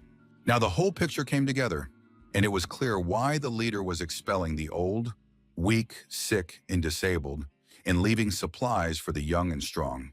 In addition, Zhang Xueyu used explosives to break into the protagonist's house, so it was quite possible that he was going to declare war on his enemies soon.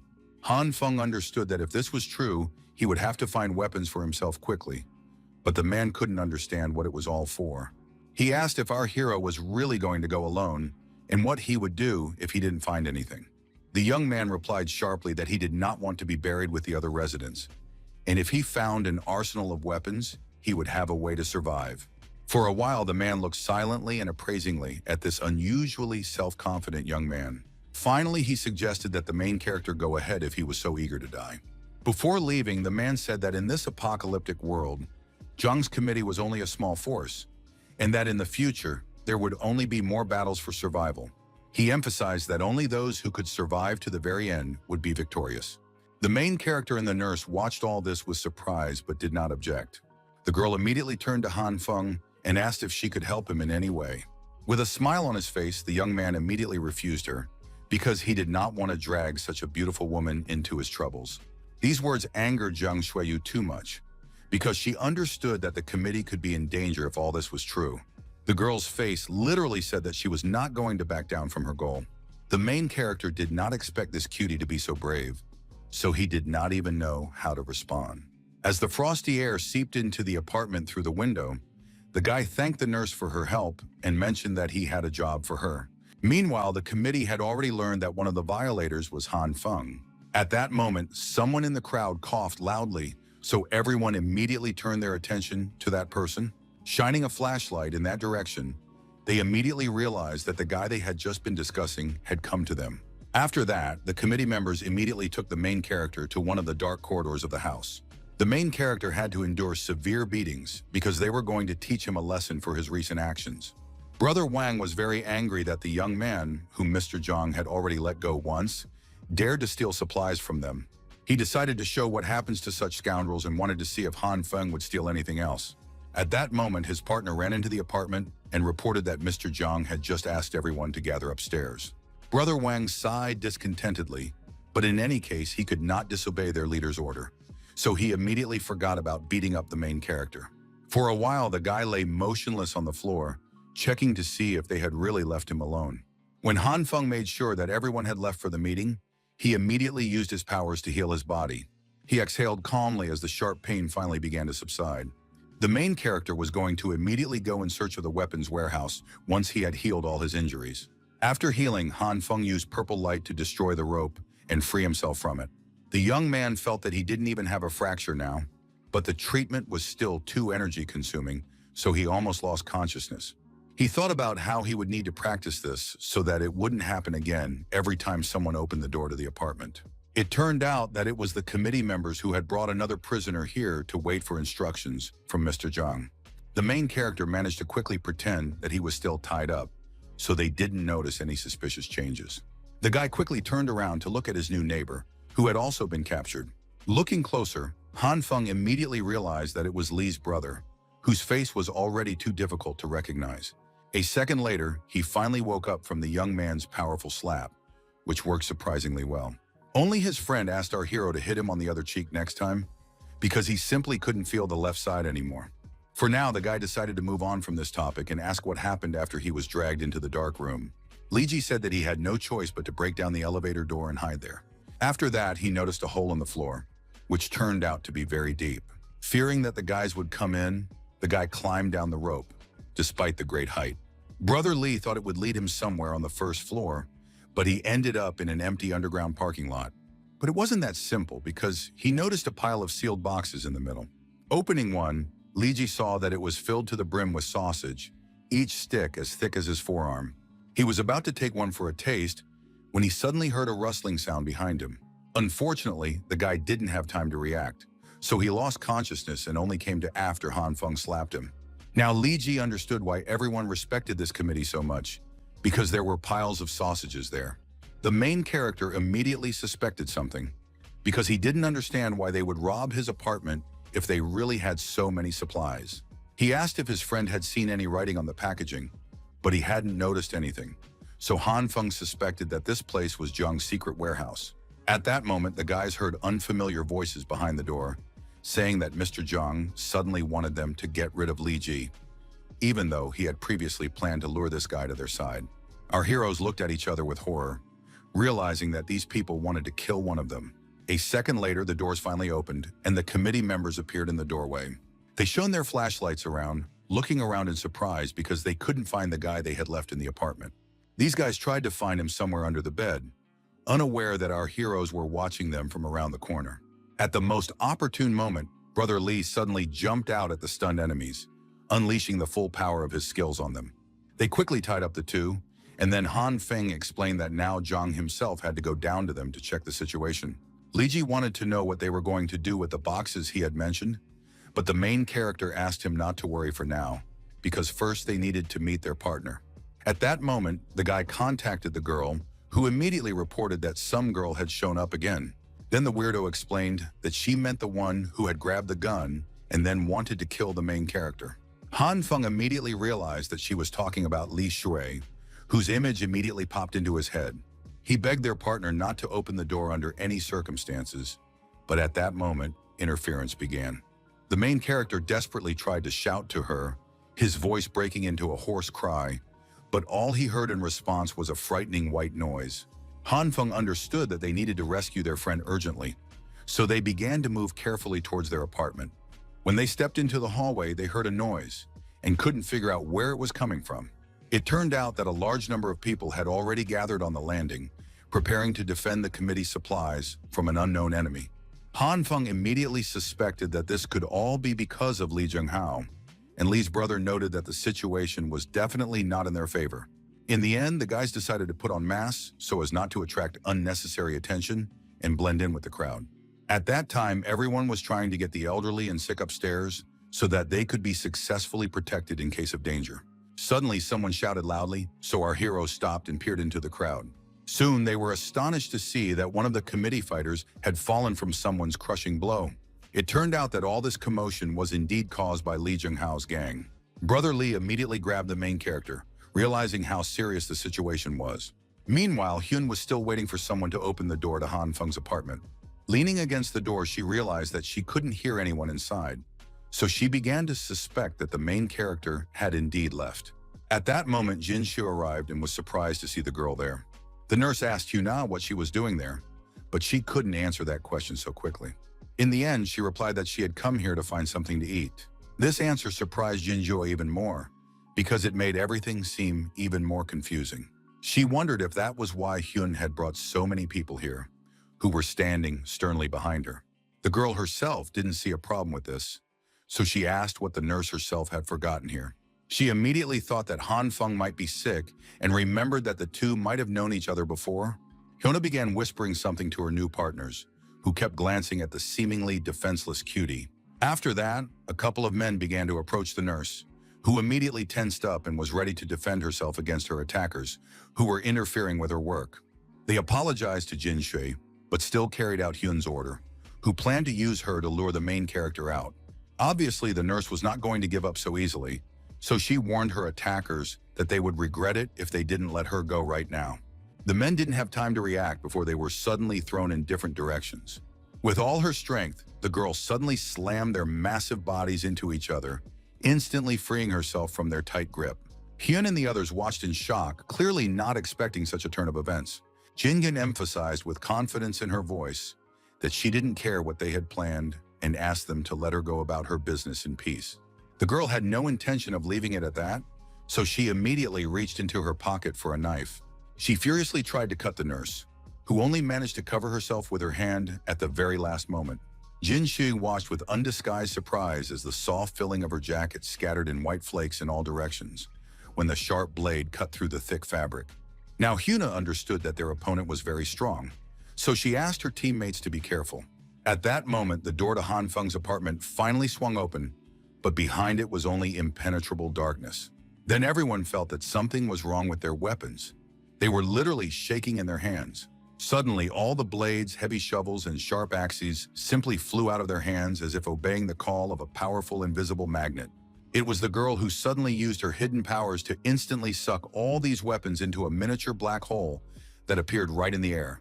After that, she used another skill, which increased the gravitational force many times over. Hyuna immediately felt her clothes being pulled in as well, but she couldn't resist the force. In the end, the relentless gravity became so powerful that everyone present began to be irresistibly pulled into the black hole.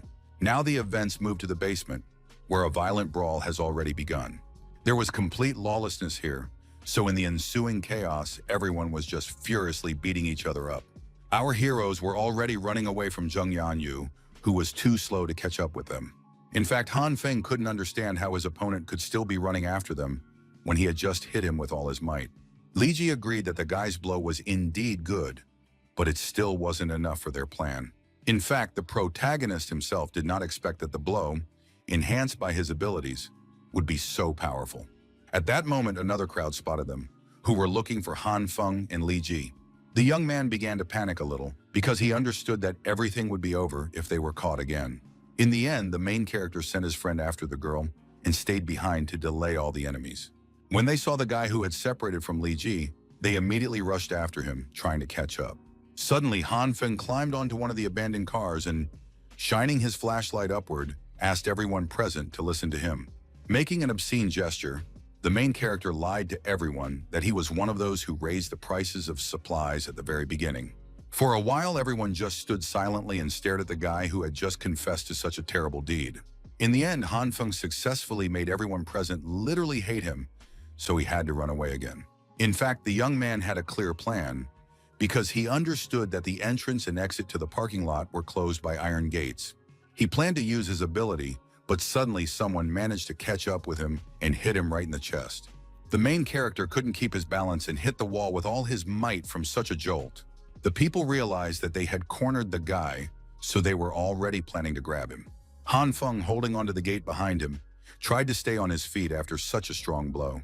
It turned out that this was Han Feng's plan, and he now applied the purple light to the metal. A second later, the entire gate was glowing brightly, attracting the attention of everyone around. Then the strange glow suddenly disappeared, plunging the hall into an ominous silence.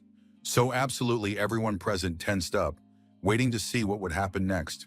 The main character was the first to speak, suggesting that all the scoundrels attack him. Meanwhile, the gates began to deform little by little, as if they were about to explode. A moment later, a huge wave of snow burst into the parking lot with a deafening roar, sweeping away absolutely everything in its path and turning the entire space into a continuous icy chaos. Everyone present was horrified by what they saw, so they panicked and tried to escape from the snow avalanche as quickly as possible. It was useless because the snow, mixed with the debris it swept away, was moving too fast. Even the most experienced and skilled fighters were unable to escape this merciless force in time. Only a few lucky ones managed to hide from the avalanche at the last second. When the snow filled the entire parking lot, a frightening silence fell. The main character managed to survive this natural disaster, so now he was trying to get out from under the tons of snow. He tried to clear his throat because even he had been affected by this devastating natural disaster. Han Feng was more surprised by the fact that he wasn't even tired after softening such a large area, but suddenly someone addressed him. It was the same mysterious man who had somehow appeared in the middle of the parking lot and was now wondering if the young man was really so foolish as to die right there. The main character immediately tensed up because he now had the feeling that this man had been watching him the whole time. At that moment, Han Feng's enemies began shouting that the avalanche had passed and were already preparing to search for the culprit responsible for all this chaos. The man realized that this was too risky, so he quickly grabbed the young man by his clothes and dragged him along. This brought them to the corner of the basement, after which our hero immediately asked who he was and why he was helping. Finally, the stranger admitted that his name was Li Jinghao, and Han Feng immediately realized that this was the very person with whom Zhang Shuiyu was currently fighting. The man confirmed the young man's guess with a smirk on his face and held out his hand. The main character was incredibly tense when he found out who he was dealing with, so he couldn't understand what this man wanted from him. It turned out that Li Jinghao just wanted to offer his cooperation, even though he had refused it earlier. Han Feng suspected that he was just trying to trick him, but the man calmly explained that he had simply changed his mind. In the end, he began to get a little angry at our hero's behavior, so he firmly emphasized once again that he was offering the young man what he himself wanted. The young man looked closely at his new acquaintance and thought that if they worked together, they would definitely have a better chance of success. Han Feng, although he did not trust Li Jinghao, decided to accept his offer because, after all, they had common goals.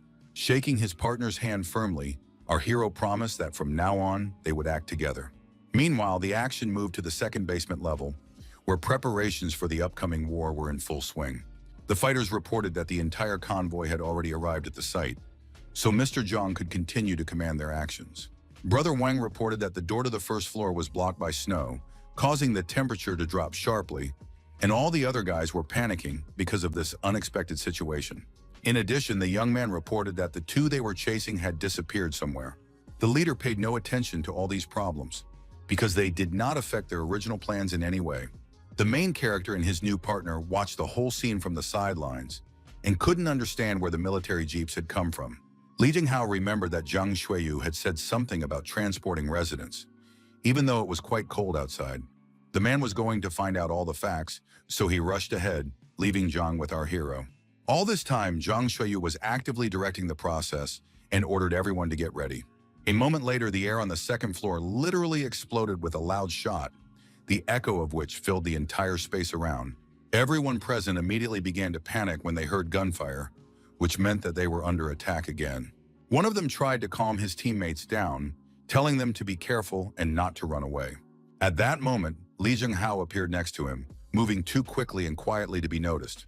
The other fighters watched in horror as their comrade fell to the ground without even having time to cry out in pain. One of them managed to see the enemy, so he pointed out to the others which direction they should shoot. It wasn't enough, though, because Li Jinghao was already in a completely different place, preparing to attack again. In this way, the man was able to deal with a whole group of opponents, completely neutralizing them. The others shouted that they must not run away under any circumstances, as their main task was to protect Mr. Zhang. But even that didn't help because the main character was already behind the committee leader. Han Feng put a gun to the back of Zhang Xue's head, who froze after his harsh order not to move. It seemed that the committee chairman was not at all frightened by this turn of events, because he had been waiting for the main character. The young man asked if Zhang knew he was coming, but Zhang didn't seem surprised at all. The other members of the organization immediately noticed what was happening to their leader, but he asked them not to interfere and said that he was fine. Zhang then explained to Xueyu that everyone already knew that our hero had prepared a large amount of supplies before the apocalypse began. He suspected that this Han Feng had his own informant, but then realized that he was very wrong, and now offered him a look at the handle of his gun. Only now did the main character notice that the weapon had been bugged all along, and Zhang Xueyu hinted that this was the reason he had returned the pistol. Han Feng understood that his plan had been completely exposed, but he was more interested in who else this man had managed to capture and why. The leader asked our hero not to be nervous because he could have dealt with him long ago, but he was too smart. He still hoped that the young man would decide to join him while they sent people to those he did not want to name in order to survive. Han Feng understood perfectly well that they were trying to turn him into another piece of cannon fodder, so he refused the offer. Hearing this, Zhang Xueyu sighed heavily, because he had hoped that the young man would change his mind after all. At that moment, soldiers poured out of the jeep, ready to capture the main character. It seemed that the young man did not expect a whole special forces unit in full combat gear to suddenly appear here. He was a little confused when he saw that all the guns were pointed at him. In the end, the main character had to run as fast as he could to avoid being hit by the whizzing bullets. As he ran past one of the concrete pillars, he was suddenly and roughly grabbed by the hood and pulled aside. It was Li Jinghao, who easily lifted the young man by the collar, as if he were a helpless kitten. Han Feng was seriously frightened and asked what his partner was doing, but he calmly asked him not to panic. The man explained in a low voice that their opponents had only 3 convoys. He outlined their plan of action, explaining that he would distract the soldiers while the main character took action. The young man hoped that his comrade wasn't serious, because he didn't want to get shot in the head. In any case, Li Jinghao was not going to listen to him, so he already rushed forward. He was agile and nimble enough to dodge every bullet fired at him. The man walked straight towards his opponents, as if he was not afraid of the fact that they were all armed. All this time, it turned out that he had a weapon hidden on him, which he was able to use against these special forces soldiers. Even such highly trained men with automatic weapons could not withstand the power of Li Jinghao. The main character, who was watching all this from the sidelines, was convinced that this man was simply crazy. At this time, Zhang Xueyu told his men that their time was running out, so they needed to move out. Han Feng was already prepared for their enemies to try to escape, so he took his place to carry out the next step of their plan. He was sure that the committee would fail because he was going to use the purple light on the road. The asphalt immediately succumbed to our hero's power and began to deform under the wheels of the car. Zhang Xueyu still couldn't understand what was happening, and his assistant reported that the right wheel seemed to have gone underground. Then the chief looked in the rearview mirror and saw that the asphalt under the car had somehow collapsed. Han Feng noticed that if too much purple was used, the range of the skill would decrease, so it would not be possible to sink the wheels on both sides. At that moment, someone threw a fragmentation grenade very close to the guy. The main character certainly did not expect such a turn of events, so he watched in surprise as the shell flew towards him.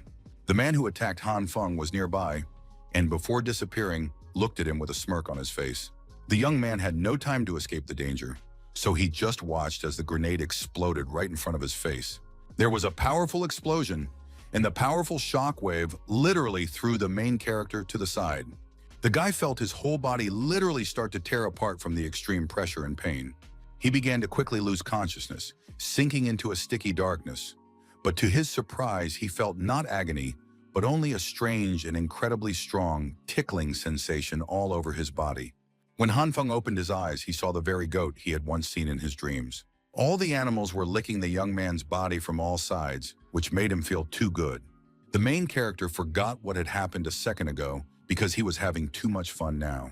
Suddenly, he finally realized what was going on around him, and this realization hit him harder than any explosion. Looking up, Han Feng saw a huge goat in front of him, which ran its huge warm tongue over him. The guy was terrified when the giant suddenly pulled him toward him using green light. In a second, this powerful force completely filled our hero's entire body, literally melting his flesh. In this way, Han Feng was able to successfully heal his wounded body after the explosion. The green light gently seeped through every cell of his exhausted body, carefully putting them back together into a single whole. Meanwhile, his rivals were already almost at the exit, trying to get out of the parking lot as quickly as possible. Brother Wang was glad that their car had a lot of horsepower. Otherwise, they would have been stuck in the protagonist's trap. He had no idea that the guy had managed to survive and wasn't going to let them go, just like that. Han Feng's hand appeared outside their window, now glowing red and capable of destroying even metal. After the grenade explosion, the young man gained new strength, so now he could easily destroy part of the car. Brother Wang was seriously frightened when he saw such a terrifying and unnatural sight. Han Feng was no longer in control of his actions because the red power clouded his mind. He wasn't even afraid of the gun pointed at him, so he just grabbed it with his hand. The main character was able to tear the weapon to pieces with his new powers without the slightest difficulty. The young man was seriously frightened because this destructive energy was even destroying his clothes. Zhang Xueyu began to shout for everyone to quickly get out of the car, of which almost nothing remained. Only one brother Wang remained inside, unable to move because of the cold that enveloped his naked body.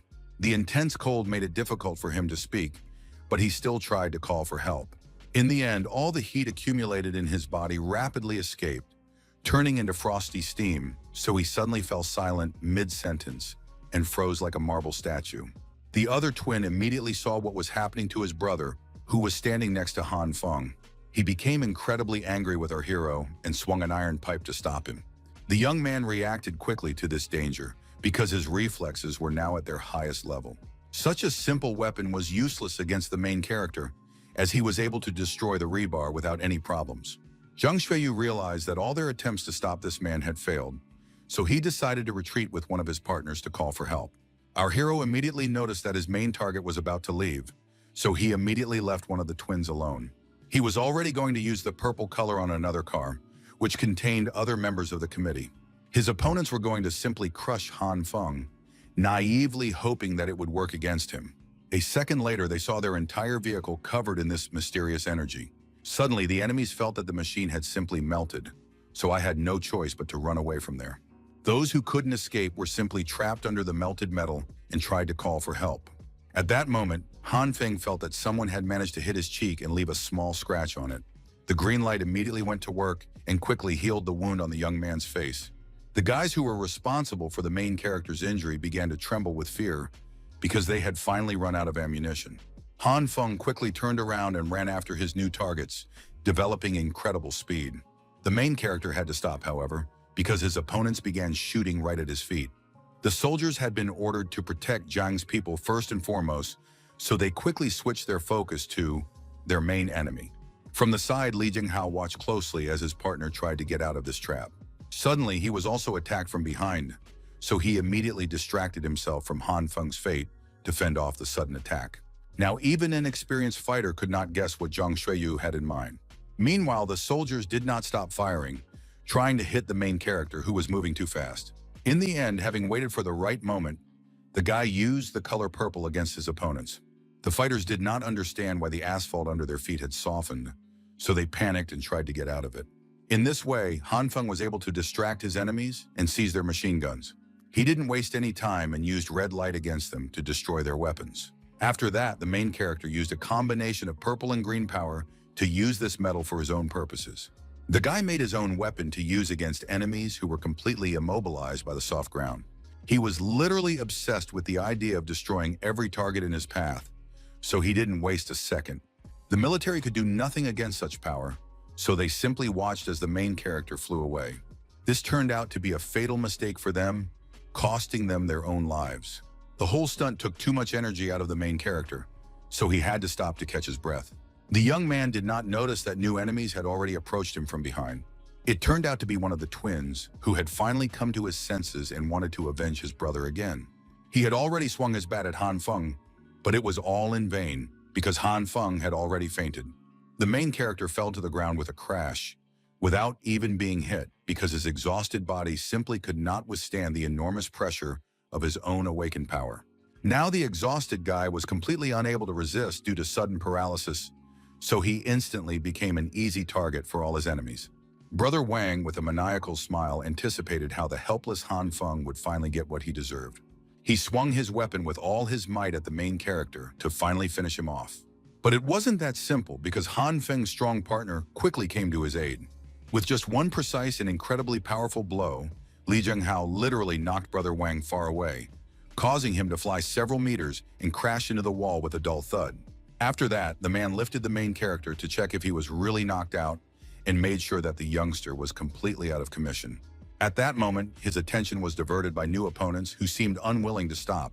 Li Jinghao reacted quickly to this threat, hiding behind the nearest pillar with Han Feng, who remained unconscious. A moment later, Zhang Xueyu appeared in this part of the parking lot with powerful reinforcements.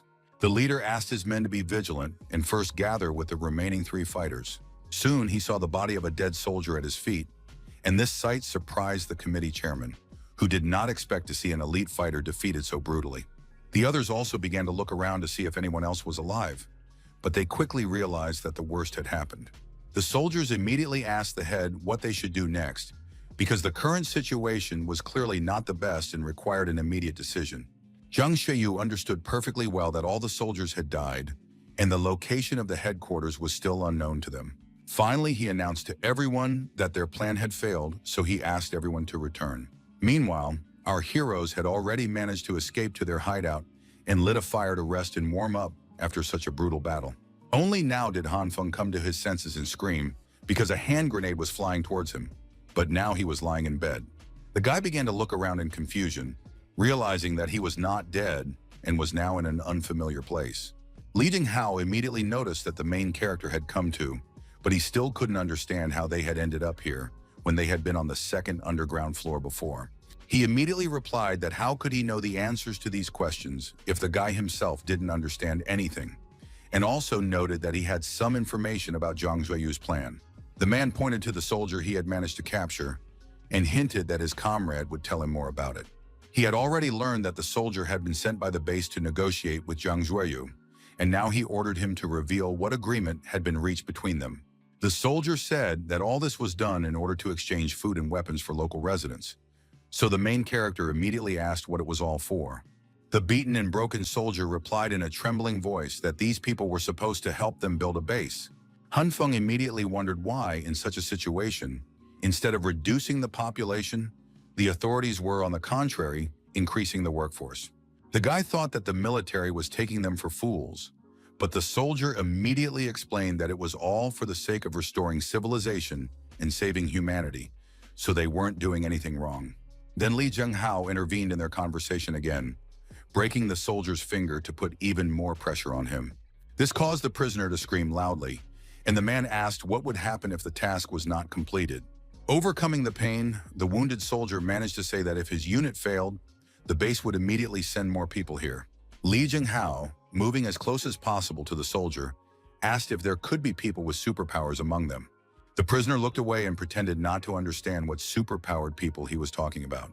The main character immediately concluded that the base had people with abilities. Judging by the soldier's behavior and considering the actions of the authorities, it was obvious that they were enemies. But that was far from the only problem that really interested Han Feng at that moment. The young man clearly understood that his partner was too cruel, because very soon, without the slightest hesitation, he killed their prisoner. Our hero believed that perhaps there was no need to kill this man, but Li Zhenghao had no intention of believing in these fairy tales about saving people. The man asked him not to harbor any illusions, because he believed that this was just a new force that needed to be either destroyed or driven out of its territory and a new place found. Han Feng did not argue with his partner, so he decided to return and consult with the others. The guy decided to set off immediately, which was also quite a difficult task. On the way, the main character thought that this Li Zhenghao was also a dark horse, because it was unknown what his people were doing. Han Feng began to suspect that the Special Forces soldier might be telling the truth, so perhaps searching for shelter outside was the safest option. He had already reached the second basement level when he suddenly remembered that there should be several military jeeps and bulldozers down here. Moving carefully between the rows of abandoned vehicles, the young man noticed someone's shadow gliding by, flashing for a moment in the dim light. Han Feng suddenly felt that his careless approach to the shadow could have been a carefully planned trap, but it was too late. At that moment, the guy was suddenly attacked from ambush, but he managed to notice the swift lunge in time. Without wasting a second, the main character immediately used his superpowers to defend himself. He used a combination of purple and green light to create a strong shield in front of him. Han Feng was surprised because he felt that he was not hurt at all. He never thought that using green and purple light at the same time would have such an effect. Li Ji suddenly intervened in their fight, stopping them and shouting that they were all on the same side. Then our hero, his friend, and Nurse Jin discussed all the new details about the situation. Han Feng told everything about Zhang Shui, which made his friend angry, and Jin Shui suggested that the fact that people were being taken to a safe place was not so bad. In turn, the young man noted that the words about helping to build the base belonged to the soldier, and if all this were true, Zhang Shui would have fled first. In addition, he emphasized that it was unclear why they needed security, so he agreed that many things were simply impossible to explain. In general, the guy believed that these people definitely couldn't be trusted, but they couldn't be completely ignored either. Li Ji immediately asked what to do if people from the base really did come here, but the main character thought that was all secondary. Han Feng also emphasized that if they didn't find transportation, they wouldn't be able to leave anyway, so everyone listened to him and started searching the parking lot. The guy climbed into one of the bulldozers and immediately saw that the keys had indeed been taken, while Li Ji had already called our hero downstairs. It turns out that his comrade had already found a huge case with various types of weapons. The main character suggested that Brother Li first call the weirdo over so she could take it all away. He noticed that the car had completely melted and couldn't believe that he had done this to a pile of metal. Li Ji tried to call the girl, but noticed that she was busy with Jin Shui.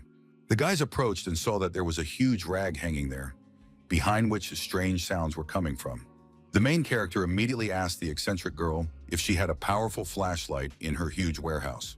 After that, Li Ji began counting to 3 so that they could pull the cloth off the passageway at the same time. Our team finally managed to do it together, so in a second the rag flew down. They were all shocked when they saw what was hidden behind this homemade curtain. Now everything became clear because there was a huge passageway here that seemed to lead to an existing base. It turned out that these people had secretly dug a large tunnel under the residential complex, which meant that they were definitely not so simple. The main character began to fear that if what the soldier had said was only the tip of the iceberg, their home was definitely in danger. Liji resolutely went deeper into the tunnel and immediately gestured for everyone to follow him. He pointed out that there were even drainage pipes on the frost-covered ice walls. Chudachka tried to climb forward, but at the last moment, Han Feng managed to grab her because it was too dangerous. Liji asked his companion not to take any risks and suggested that they return for now to better prepare themselves. Very soon, our heroes quickly prepared everything they needed and now wondered if they might need anything else. Han Feng asked everyone to take as many weapons as possible, which should have been enough, and then remembered that he needed seeds and a piece of pork. Chudachka was in charge of the whole process, listening carefully to the young man's entire list. The main character began to notice that she was getting better at controlling her abilities, because the girl was already easily and accurately taking things out of her spatial pocket. When everything was gathered, the guys went on an outing, while Jin Shui and the eccentric girl remained in the fortified hidden room. They couldn't just let the guys go on such a dangerous mission, so they watched them closely until the very end. The eccentric girl confidently assured the guys that they didn't need to worry about it. She promised that the evil king's eye would protect his subjects, but the nurse didn't understand anything. The main character understood that now the threat came not only from Zhang Shuiyu, but also from the tunnel. Since the complex was no longer safe, they needed to try to find another way to salvation, but through the tunnel. In general, Han Feng planned to see how things would turn out and then decide what to do next. The guys hoped that it would be at least a little warmer down below, but it turned out to be just as cold. The main character saw that there was solid permafrost here, so he immediately thought about how to dig a whole tunnel here. 15 minutes later, our heroes found a passageway through which they had to climb somewhere upward. 30 minutes later, they came to a fork in the road and realized that they had entered a real maze. An hour later, the guys were climbing a normal staircase again, having passed through endless empty corridors. Brother Li, who was climbing first, reported that the hatch seemed to be covered with snow, so there were no signs of it having been opened. He began to realize that they had been wandering around for so long that they were now simply lost.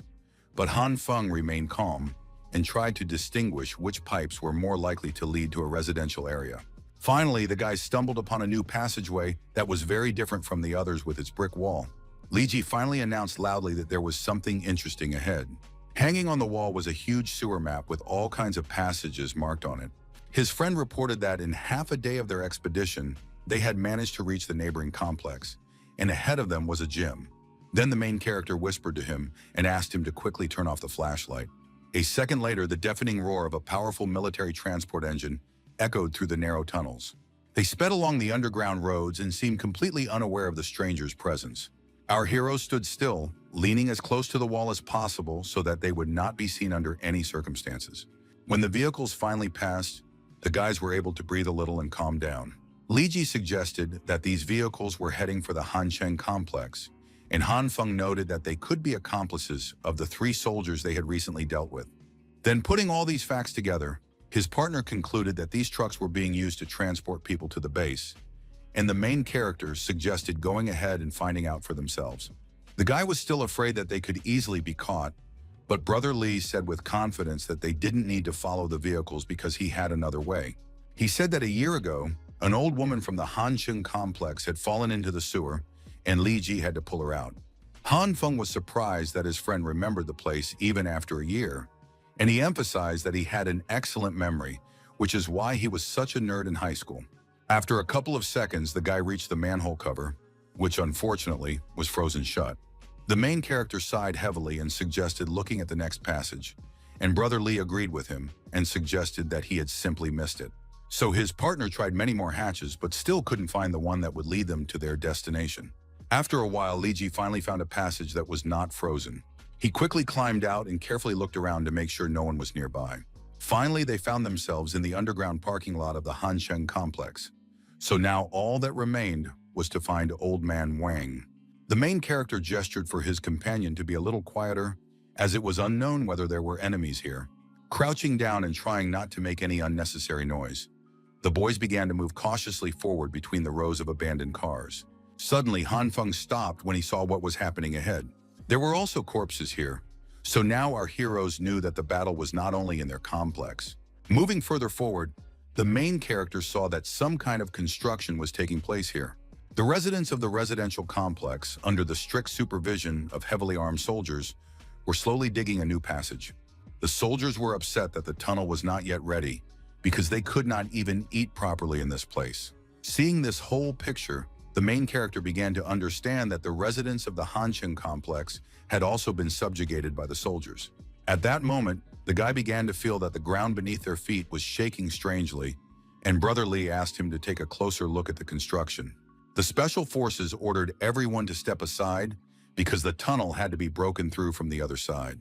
The workers began to scatter in panic as the massive concrete wall gradually crumbled under the pressure of something huge and furious, trying to break out from the other side. In the end, one man did not manage to escape in time when the wall and scaffolding collapsed from the powerful impact. When the dust cleared, a super soldier appeared before everyone, his eyes glowing green like Han Feng's. Brother Lee was shocked when he saw all this madness, and the young man was now completely unsurprised by the fact that such a huge tunnel had quietly appeared in their neighborhood. Besides, the main character definitely didn't want to stay here, because if they were caught, they would surely be finished. The super soldier immediately demanded a reward in the form of treats for completing the task, but the soldier refused because the tunnel was not yet fully secured. Their strange partner was very angry at this sharp refusal, and a dangerous spark immediately flashed in his eyes. He began to punch the icy ground with all his might, causing cracks to spread in all directions. The soldiers immediately began to panic and now shouted for everyone to aim at the fat man. The main character understood that the situation was becoming more dangerous with every passing second, so he gestured that they should retreat. Li Ji did not object and now tried to crawl forward carefully so that they would not be noticed. The giant's blows kicked up too much dust, which got into Li's brother's nose. He couldn't hold it in, so he sneezed loudly, which definitely attracted the attention of their enemies. At that moment, Han Feng's face was filled with genuine horror and shock because he clearly understood that there was no escape for them now. The soldiers immediately rushed to grab the two men, while the men tried to get back into the sewer as quickly as possible. Li Ji desperately tried to apologize to his friend, but now was definitely not the time for unnecessary chatter. The young man noticed that the fat man had almost caught up with them, so they had to focus on getting away from him as quickly as possible. It wasn't that easy, because the super soldier still had enough strength to destroy the ground beneath his feet. Brother Lee did not have time to react to the sudden danger, so he stumbled awkwardly and fell to the ground with a cry. The main character helped him up and asked his friend to run ahead while he held off their opponent. The guy had timed it right and was now going to use his powers against this giant. Han Feng covered the entire broken floor with purple light, turning the surface into a viscous energy field to trap the enemy. The giant managed to react to this turn of events in time, so he had to grab onto the walls around him to stay on the surface. In the end, the viscous material almost completely engulfed the super soldier, who was now unable to move. He did not expect this little guy to also have abilities, but he was not going to give up so easily. The giant desperately tried to cope with the main character's move, but felt something strange happening to his leg. He grabbed the floor beneath his hands with all his strength to try to change the situation he found himself in. The Special Forces soldier used the green light to recover so that the foundation would finally harden. In the end, he became enraged that some youngster dared to go against him and now threatened to finish him off. Our hero tried to resist his opponent, but it was far from an easy task. After a few seconds, Han Feng realized that things were going very badly because the giant was gradually getting out of the trap. Li Ji, who was running ahead, began to notice that his comrade was in serious danger, so he couldn't just leave. At that moment, he noticed a piece of rebar under his feet that could help in this confrontation. Meanwhile, the main character began to feel that the Special Forces soldier was gradually weakening, so he planned to put in more effort and completely neutralize him. Han Feng didn't even have time to put his plan into action when Brother Lee jumped out in front of him, wanting to help him in this fight. With the rebar in his hands, the comrade fearlessly jumped forward right at their dangerous enemy.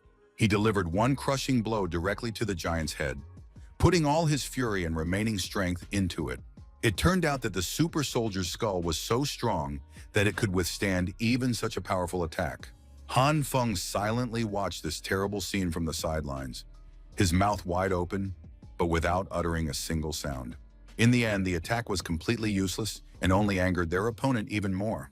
Our heroes had to run away again without even looking back, because the giant's strength had only become more ferocious. The young man irritably reminded his brother Lee that he had asked him to run away, but Lee explained that he couldn't just run away while his friend was fighting. In the end, the tunnel simply collapsed under the pressure of the Special Forces soldiers' strength, and because of the thick curtain of dust that rose, nothing could be seen around them. Soon, the coughing of our heroes could be heard from under the rocks, who had managed to survive the collapse after all.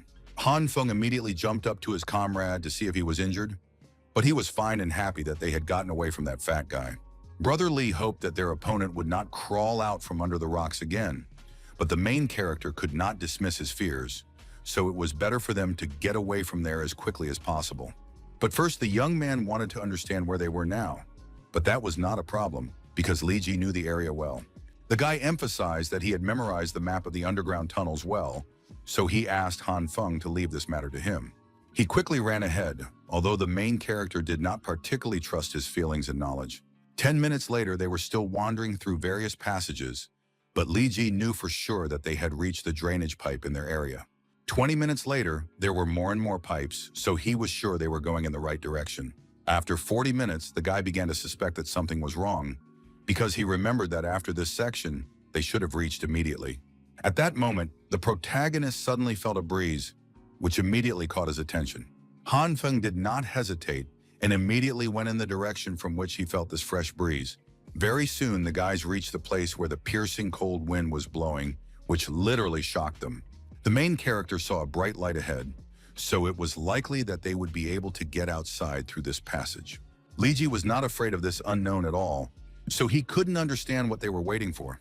He quickly climbed up and advised Han Feng to be careful because it was too slippery here. When the guy jumped to the top, he was immediately surprised by the fact that there was much less snow. The main character, seeing what was happening outside, also agreed that everything had changed here. Li Ji quickly jumped down and immediately noticed that the snow had already compacted here, so he immediately called Han Feng to join him. The young man was in no hurry because he wanted to look around a bit and immediately saw that the Ding Feng Tower was nearby. He explained that it was the tallest building within 5 kilometers of their area. This fact meant that our heroes were actually going in the opposite direction. The main character used stones and snow to show that the Happiness Complex in Hanchuan was located inside the 3rd Southern Ring Road, and now they were almost outside the 4th Northern Ring Road. He understood that they would only be able to get home on foot and would have to walk through the Jingshan district, which was located on high ground. It was also obvious that they would not make it there today, but Li Ji emphasized that he had connections in Jingshan, so they would find a place to eat and rest. After that, Brother Li quickly went ahead because he had walked in such a snow before, so he was not afraid at all. A second later, he slipped and fell into a pile of snow, while the main character calmly watched. Han Feng helped his friend up and warned him that there seemed to be ice under the snow, so they needed to move more slowly. In addition, he saw that the snow was getting heavier, so they needed to find somewhere to spend the night. Without wasting any time, our heroes set off to find a place to stay before nightfall. A few hours later, Li Ji reported that they were only 3 kilometers away from Jingshan. He was sure that it would only take an hour to get there. The main character began to feel the cold creeping under his clothes, so time was running out. The snow intensified again, so the guys had to speed up as much as possible if they didn't want to freeze right there. At that moment, they stopped abruptly because they saw something in the middle of the snowstorm. It turned out that they weren't the only ones trying to get out, so there were other brave souls who were much less fortunate. Our heroes froze in place for a few seconds, looking at this frightening picture. After examining their bodies, the main character concluded that these people only had equipment and no food, and then a strong blizzard hit.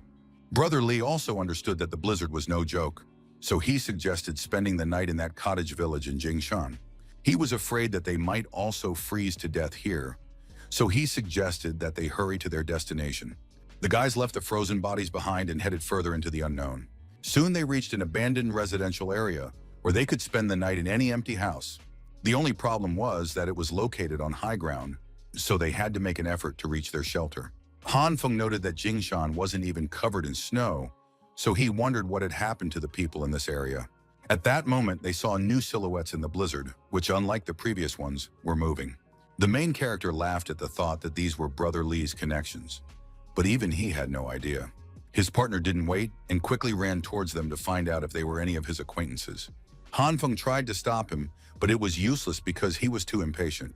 He understood that his comrade was a complete fool, because two people appearing out of nowhere was definitely not a good sign. A few seconds later, the main character realized that they had indeed gotten themselves into an unpleasant situation. It turned out that they were bandits who had already taken Li Ji hostage and were now threatening Han Feng with violence if he moved.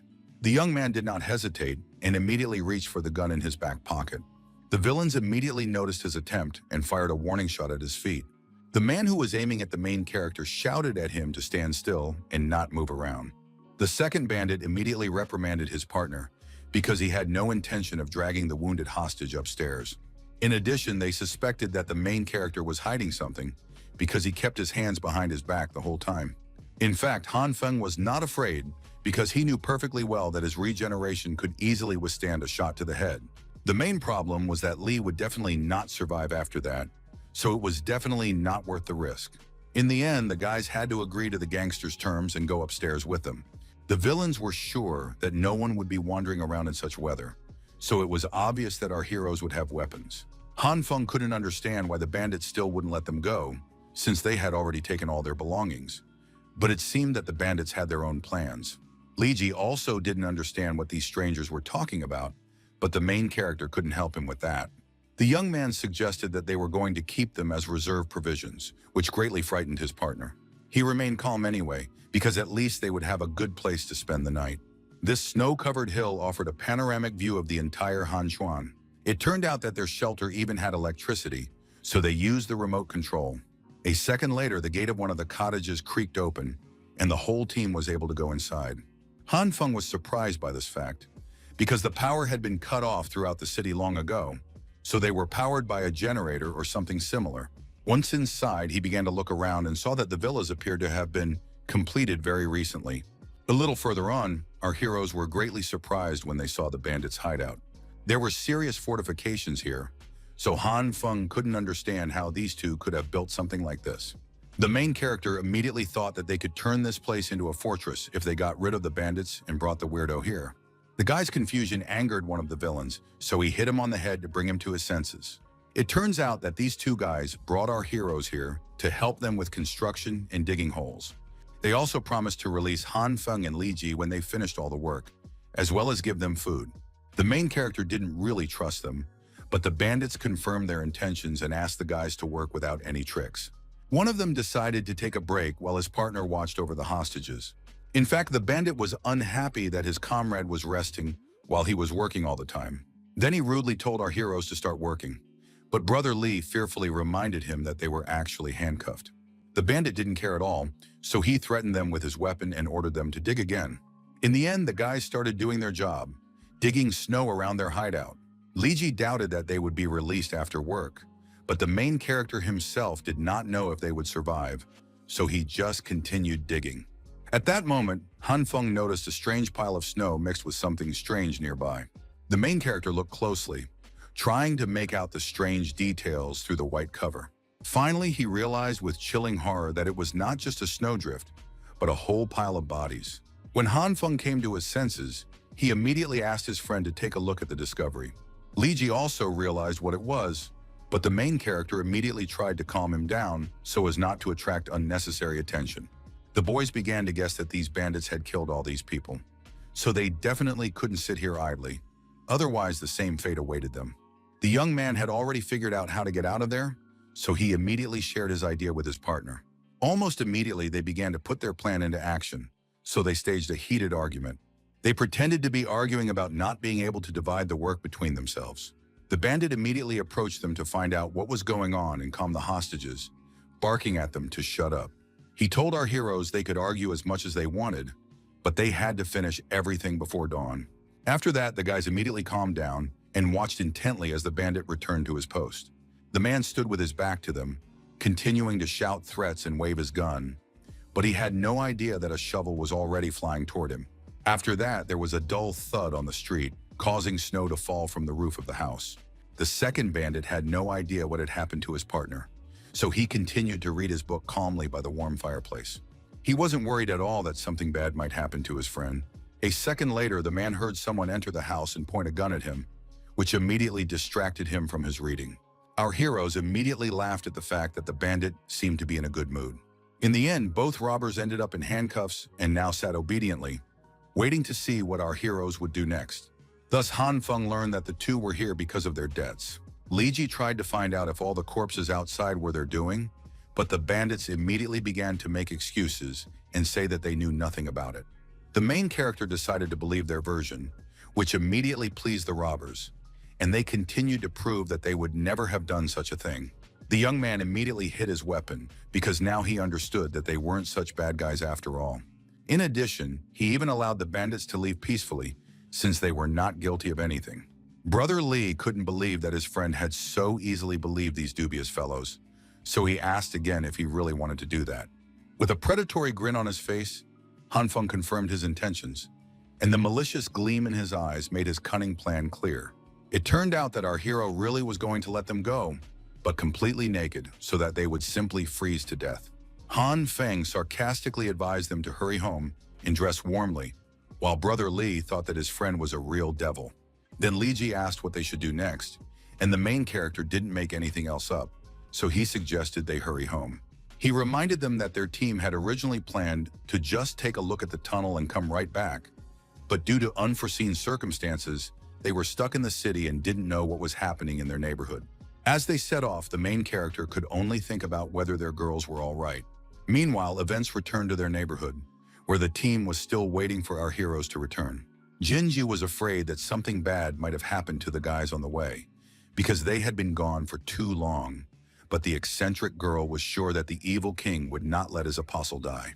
Li Jinghao believed that now was not the time to worry about their partners, because their own situation was much more important, and the girls were not calm at all.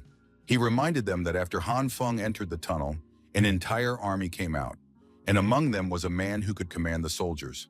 It also seemed that Zhang Xueyu was on good terms with this army, so now all the residents of the area obeyed them unquestioningly. That was why the main character's entire team had now become enemies of the entire neighborhood. So Li Jinghao asked the girls to pull themselves together.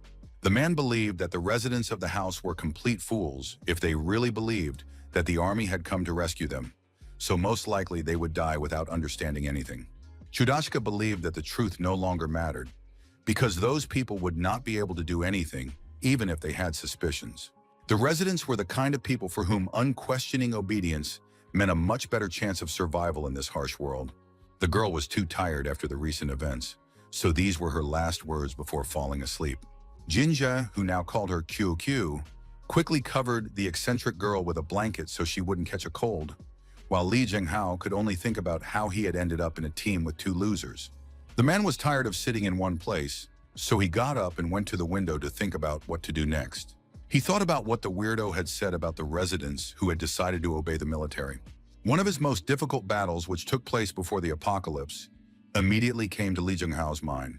The enemy was not easy to defeat, possessing quick reactions and strength, so it was difficult for him to withstand such an onslaught.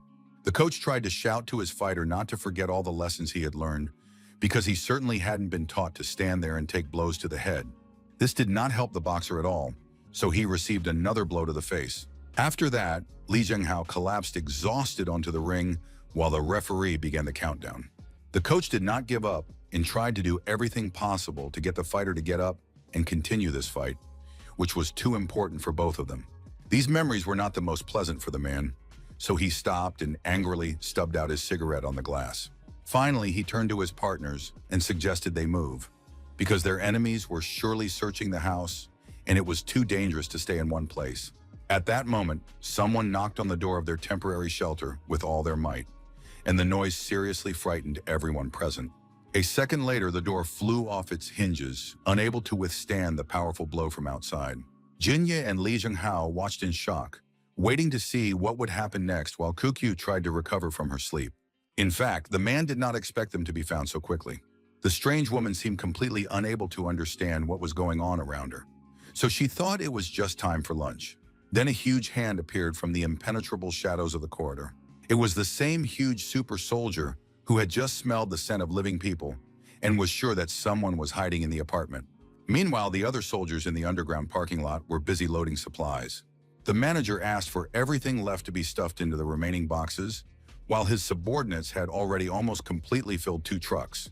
Meanwhile, the commander had already been informed that the count had been successfully completed and that the exact number of refugees and boxes of food was now known. The leader was pleased with the results, so he ordered everything to be loaded onto the transport and taken to the base. After that, the stern man with a cigar in his mouth decided to continue his conversation with another person, asking where the 3 scouts they had sent earlier were now. Opposite him sat an agitated Zhang Xueyu, who argued that it was all Han Feng's doing. The commander had no idea who could have taken down 3 Special Forces soldiers and asked the committee leader to lie more convincingly, since he had already taken it upon himself to do so. Then the guy started talking about the main character's abilities, because many had seen this guy melt metal with purple light. In the end, Zhang Xueyu couldn't take it anymore and jumped up from his seat, trying to justify himself, because he had done everything according to the military's instructions. He continued to talk about the preparation of sausage, which was of dubious origin, but the commander immediately shut him up so that the committee chairman would not say anything unnecessary. Then the guy just resigned himself to it all and emphasized that he had nowhere to go, so there was no point in deceiving anyone. The commander decided to calm him down because Zhang Xueyu had already obtained a lot of food for their team and had become one of them, and the leader had no intention of cutting off his trusted people.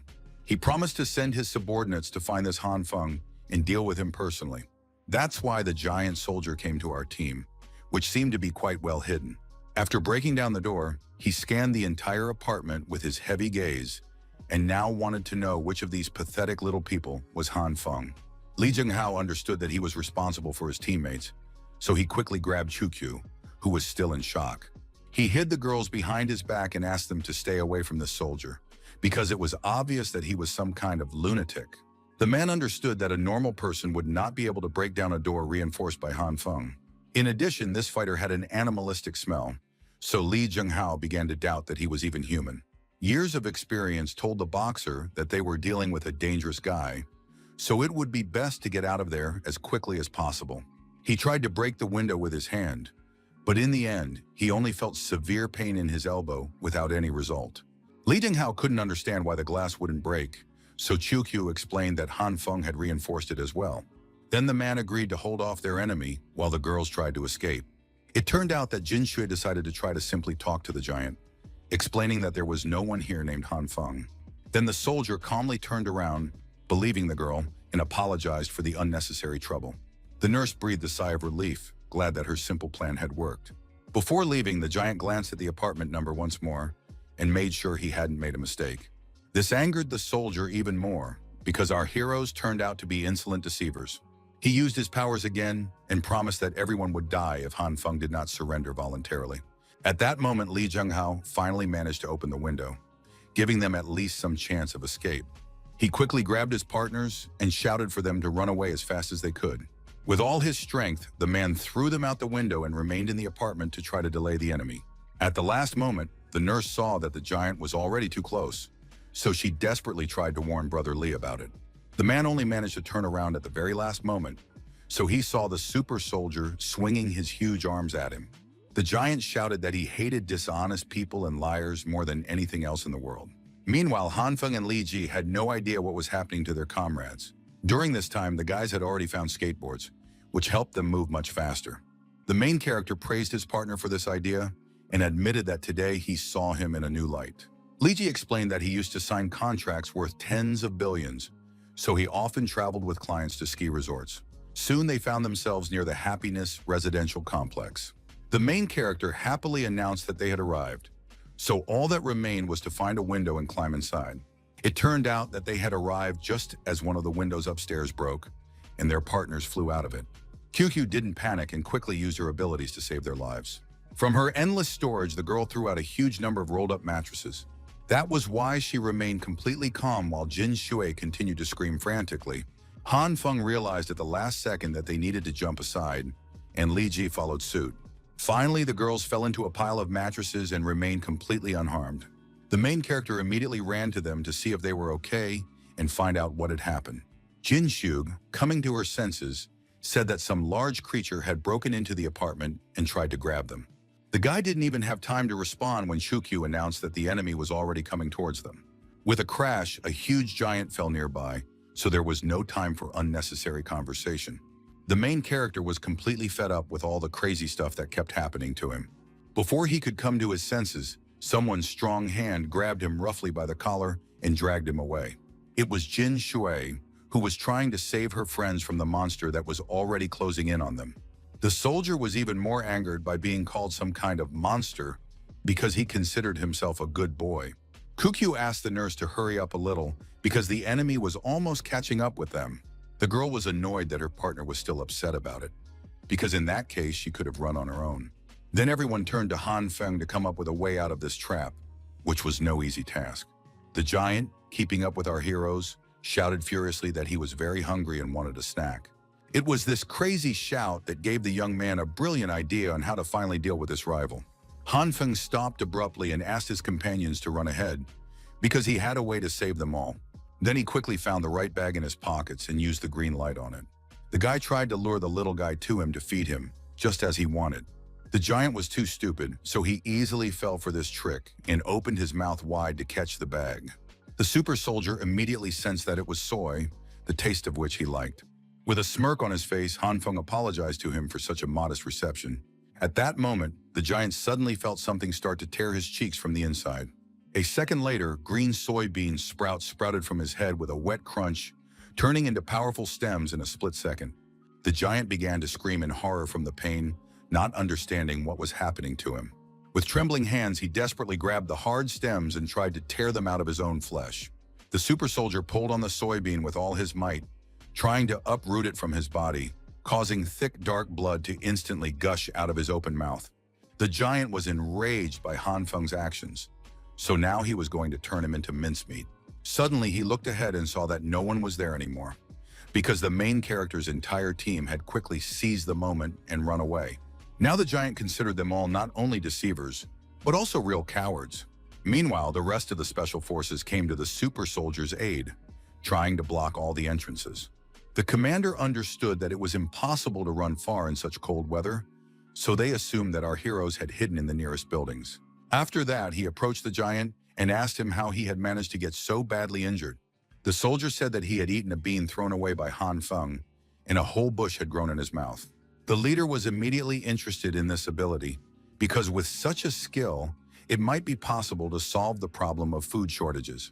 He then contacted the rest of the team and asked them to bring the prisoners they had captured on the upper floor. Meanwhile, the whole team had already hidden in one of the buildings and was now trying to warm up. Han Feng was still trying to find out what had happened and where Li Junghao had gone, and Jin Shui told him everything that had happened after the boys left. The girl assumed that the soldiers had learned about the main character from Zhang Shuiyu, after which they decided to send that monster. Then the bruiser found the girls and Li Junghao and smashed the reinforced door in two, causing it to collapse like cardboard. The guy could believe it because, until the very end, he was sure that even an explosion couldn't break it. The nurse continued her story with tears in her eyes because she remembered how Brother Li stayed behind to cover their retreat, and now it was unknown whether he was alive or not. The main character understood that the dead could not be brought back, but in order for their comrade's sacrifice not to be in vain, they had to get out of there at all costs. The girls immediately began to protest against this decision because they couldn't just abandon Li, who had saved their lives. Li Ji also supported his teammates because he believed that friends should cover for each other. Han Feng sighed and explained that it wasn't that he didn't want to go back for their comrade. The young man believed that surviving an encounter with such a monster was already a miracle, so they couldn't take any more risks. Meanwhile, the special forces had already brought their captive to try to lure out the main character. The commander addressed Mr. Han Feng through a loudspeaker and informed him that they had found a wounded man who was his friend. He also emphasized that they knew our hero was hiding somewhere nearby, explaining that there had simply been a big misunderstanding between them. At that moment, the guys tried not to let Jin Shui, who was already rushing to help Li Junghao, despite the unequal forces, get too excited. QQ, who was standing calmly by the window, was still worried about their savior, who was in the hands of the enemies. The commander continued her speech to Han Feng, explaining that their organization really needed specialists like him. He also promised that his wife, children, and brothers would be given special high status if he agreed to cooperate, which surprised everyone because they had no idea that our hero had a family. The young man himself was also confused, because everything this man said did not correspond to reality at all. The commander finished his speech and waited for Han Feng to give his answer. She immediately noted that it seemed like Li Jinghao's good friend didn't care about his friend's life at all. Then the man admitted with a smirk on his face that he had only known this young man for a couple of days. The leader immediately hit him because he thought he was lying to them, since in that case, Li Jinghao would definitely risk his life for his woman and children. The prisoner was not afraid of the military at all, so he also said that they were not Han Feng's wife and children, but just people he had also just met. This made the commander even angrier, so he threw him forcefully into the snow because they had wasted their energy on this whole operation. Then he turned to the main character again and suggested that he should not risk his life for people he barely knew, offering him the other girls instead, of whom there were plenty at their base. Now it was necessary to restrain the main character, who had become too carried away with the women and now thought that surrendering was not such a bad idea. QQ, who had been watching the whole scene from the sidelines, resigned herself to the fact that no one here could be trusted. Then the girl said that she did have a plan to save Li and asked if the others would join her. At that moment, everyone calmed down and asked in surprise what she had come up with. Meanwhile, the commander continued to mock Li Jinghao, who was now completely defenseless due to his injuries. He asked if it was normal that the young man was not responding to any of his commands. The man suggested that the soldier simply looked like a scoundrel and asked what they were up to, since they were recruiting new people when it was impossible to feed so many people in such a situation.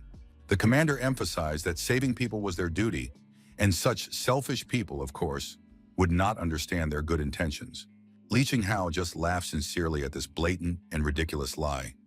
Then, without hiding his contempt, boldly sent the scoundrel away. Then the soldier grabbed him by the hair and realized that the man would die soon anyway, so he might as well share the truth with him. With a crazed look in his eyes, he began to talk about how there were more people in the modern city than could ever be eaten. Li Jinghao was shocked when he learned such a terrible truth about their entire criminal organization. The commander didn't say another word, shoving a gun into his mouth and emphasizing that the living eat grain and the dead become that grain. After that, he slowly bent his index finger to pull the trigger and put an end to this protracted conversation with one precise shot. At the last moment, he was distracted by soldiers who began shouting that something was falling from the sky. In the whole pile of stuff, they saw bottles of alcohol, cigarettes, and food. There were even vegetables and meat, which they hadn't seen since the global cooling. The giant ran forward first, believing that there were real treasures in front of him, while the others stumbled, trying to be the first to reach them and grab such useful things. Then the commander simply fired a shot into the air, trying to get the attention of his subordinates, who seemed to be completely ignoring him. He warned them that if they let their guard down now, their rivals could attack unexpectedly at any moment. At that moment, he saw something strange happening on the upper floors of the building. The windows began to shake strangely and rhythmically in their frames, and behind them, a loud rumbling sound could be heard growing louder. A moment later, a huge bulldozer flew out of the building, smashing everything in its path. At the wheel was the main character, who had decided to put his partner's plan into action. QQ explained to her team that first they had to scatter bait for the cold lambs from the air. The main character translated her explanations into normal language and explained to the others that she planned to throw all kinds of tasty treats and supplies at the soldiers from above so that they would fight among themselves. Then the girl planned for Han Feng, in his steel monster armor, to break through the flock of lambs, rescue the poor guy, and take them to their new home. The guy explained that all he needed to do was break through the crowd in his car, pull Li Jinghao out, and then pick up the rest. Li Ji agreed that it was a great plan, and the nurse couldn't understand how he managed to figure out their strange partner. QQ couldn't wait any longer, so she announced that, on the king's orders, they had to begin the operation. The main character didn't want to rush, because there were already many holes in the plan, but he also wasn't sure that the soldiers would be fooled by the scattered supplies. In addition, he wondered where he could even get a vehicle, but as it turned out, QQ had managed to find an iron beast. Han Feng was shocked when he saw a whole bulldozer, because he was expecting something smaller. In any case, he thought it was even cooler, so he was already looking forward to taking revenge on his enemies. With a roar, the machine landed on the ground, scattering snow in all directions. After that, Han Feng quickly turned around and began scooping all the soldiers into a huge bucket. The soldiers shouted loudly, but still tried to grab a stack of rice or other food. One giant remained, and the commander immediately ordered him in a rage to catch this insolent scoundrel. The super soldier spread his arms wide and, tensing every muscle, prepared himself for this difficult confrontation. He was sure that there was no one stronger than him in this world, and he clung to the bulldozer's bucket with all his might. The main character thought that his opponent was completely insane since he had decided to compete with such huge machinery. Despite the size of the machine, it had to work hard, spewing black smoke from its exhaust pipes to counteract his strength. Finally, Han Feng managed to push the super soldier aside, completely clearing the way to their main goal. The giant rolled over a couple of times in the air, fell into the snow, and now posed no threat to the guy. The commander did not give up until the very end and ordered our hero to stop if he valued his friend's life. The young man continued to pretend that he did not hear his words and simply rode on, straight towards him and Li Jinghao. Then the soldier realized that nothing could stop Han Feng, not even threats from him. Even such a stern man panicked at the young man's confidence, so he didn't know what to do next. In the end, he resigned himself to the fact that Han Feng had won this duel and jumped aside at the last moment. Thus, the main character was able to scoop up a pile of snow and his friend into the bulldozer's bucket without any problems. After that, he sped up to get away from the commander as quickly as possible. Li Jinghao settled comfortably into the bucket, realizing that everything felt strange somehow. Only now did he see the purple light around him and realize that all the metal had suddenly softened. Meanwhile, Han Feng warned his friend to hold on tight because the speed was about to increase. The man began to panic because the main character was driving straight into the building. At the last moment, the guy skillfully turned around so they didn't crash into anything. He did not forget that he had to save the rest of the team, so he invited his friends to jump on board. Li Ji quickly jumped onto the roof, grabbing Chu Q with him, while Jin Shui almost slid down. At that moment, their vehicle came under heavy fire again, and a hail of bullets pounded the metal. Li Ji turned around and reported in alarm that the enemies were catching up with them again. The commander of the soldiers only ordered his men not to stop firing. He had no intention of letting these scoundrels get away. The soldier explained that the snow was deep, causing the wheels to spin, so they couldn't really pick up speed. The man couldn't understand where our hero had dug up such a bulldozer, because even their base didn't have one like it. Then the driver finally noted with surprise that it was one of their vanguard vehicles. In any case, the commander was going to follow the tracks and find our heroes at all costs. At that moment, the soldier turned to his commander in fear to warn him about an unknown obstacle ahead.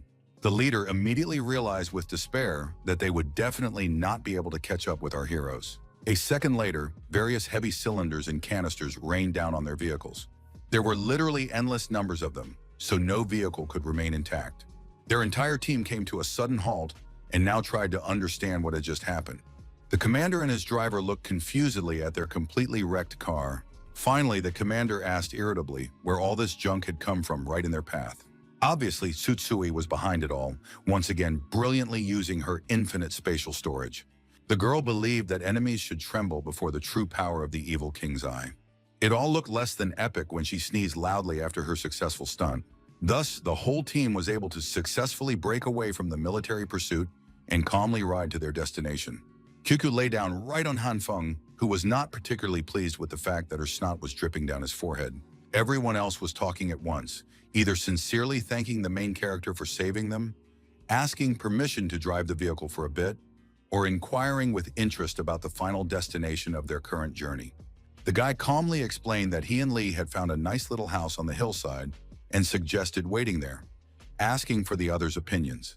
Everyone agreed with Han Feng's decision at once, except for Jin Shui, who noticed that a light on the dashboard was flashing, warning of low fuel. The main character did not expect them to encounter this problem so soon, so he stopped abruptly. Then the young man turned to Chukyu, who was still lying on top of him, to ask if she had any fuel. The girl replied that she did, so everyone watched her hopefully. Then the entire cabin was filled with bottles of thick yellow liquid that did not look like fuel at all. A second later, Han Feng angrily shouted that he didn't mean sunflower oil, but it was too late because the bulldozer had already stalled. With a dissatisfied expression on his face, the main character stared at all the bottles of oil in front of him. Then he turned to the girl again and asked her to get his fuel supplies, not all of this. Everyone watched intently as Chukyu rummaged through her storage, fulfilling the young man's request. Suddenly, her face showed excitement, and the main character couldn't understand what the problem was, because before she had calmly taken anything out of there. Finally, the eccentric girl explained that she had thrown out all the fuel along with the refrigerator and generator. Everyone present was shocked when they heard such terrible news from their partner. Han Feng asked again if the girl had really used up her entire year's supply of fuel. Kyoku showed him that she had a little gas left, but our hero knew it was useless, so he was ready to build her a monument if the car started with it. She also said that all the junk that looked like charcoal was still there. The main character couldn't understand what the hell he needed this bucket of trash for. Picking up one of the coals, the young man realized that maybe it could really help in their situation. Han Feng immediately began to think about how these plant remains could burn. He figured that in that case, the thick black sludge from the meat could also catch fire. The guy quickly turned to his partner and asked her to immediately get the bucket and meat. In a couple of seconds, the main character had all the necessary tools so he could start his experiment. He immediately thought that it would be quite difficult to make something big out of meat, but it was very easy to ruin it, so Han Feng, using the green light, quickly got a whole bucket of black liquid. This once useless garbage was now their last hope for getting transportation. All the other team members huddled in a corner, unable to understand what our hero was doing, because the sludge smelled terrible. Han Feng didn't go into details and simply replied that he was experimenting. After that, the guy didn't waste any time and brought a lighter to the homemade fuel to test it. In the end, the entire liquid ignited with a bright flame, giving our hero hope. He couldn't contain his joy because his risky plan had finally come to fruition. Li Jinghao couldn't believe that the guy would really pour this unknown liquid into the tank and was skeptical about the idea. Han Feng calmly replied that they had no other choice anyway. He explained that they could either drive like this or simply walk, which was too dangerous. Without any hesitation, the main character, confident that their path to safety was finally open, poured the fuel into the tank. The engine started after all, and thick gray smoke poured out of the exhaust pipe, instantly mixing with the frosty winter air.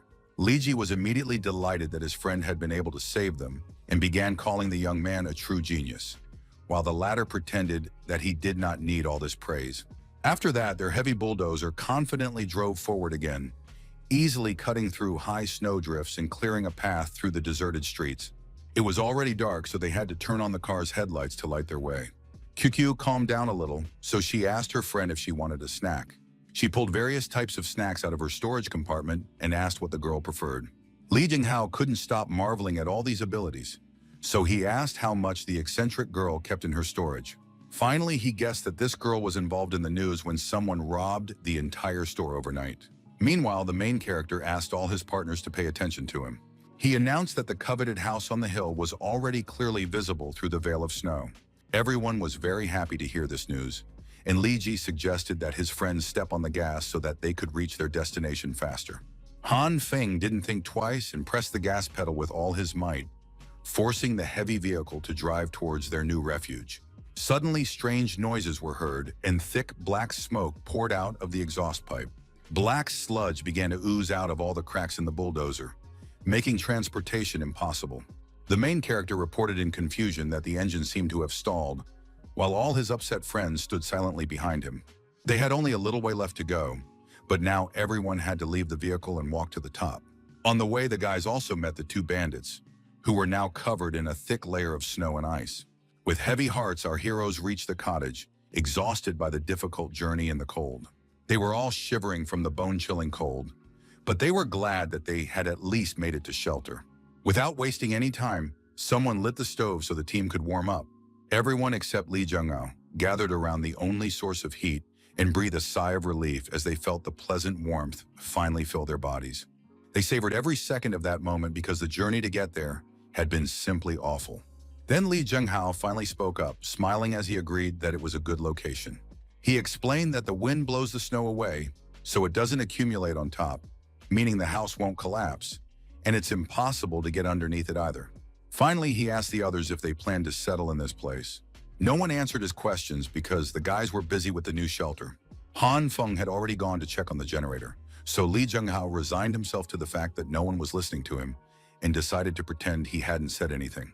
In fact, the young man had not planned for the weirdo to throw out the generator with fuel, but they were lucky because the bandits had left supplies in the house. The main character fiddled with the buttons for a moment, and after a couple of seconds, the machine started working. Meanwhile, the rest of the team had almost finished rearranging the furniture, trying to make the empty cottage look lived in as quickly as possible. Han Feng returned to the guys and asked if any of them were hungry, offering to throw a real feast. QQ immediately said that she wanted to take a shower, so she asked the guy to teach her how to use the boiler again. Jinshu's eyes lit up when she heard about this opportunity. The girl was very embarrassed by her reaction and explained that she had not been able to bathe properly since the disaster began. Various images of the beauty immediately popped into the main character's head, causing him to blush as well. Now Hanfeng had no intention of delaying and wanted to do his best for Jinshui. Together with QQ, they went to another room and saw that the water pipes had frozen and burst, causing the boiler to malfunction. Then the guy quickly turned around and went to see what was happening in the bathroom. The situation here was no better, as absolutely everything was covered with a thick layer of ice. Han Feng noted that the pipes had burst here too, but at least there was a bathtub, which was already pretty good. In any case, our hero already had a plan to take a warm bath, so he turned on the heater to start with. After that, the young man threw some snow into the bathtub and asked Chiyo-Q to get one more thing. The girl quickly found a powerful heater, which was to be the main element in their plan. They quickly threw several such devices into the bathtub, so the water began to heat up little by little.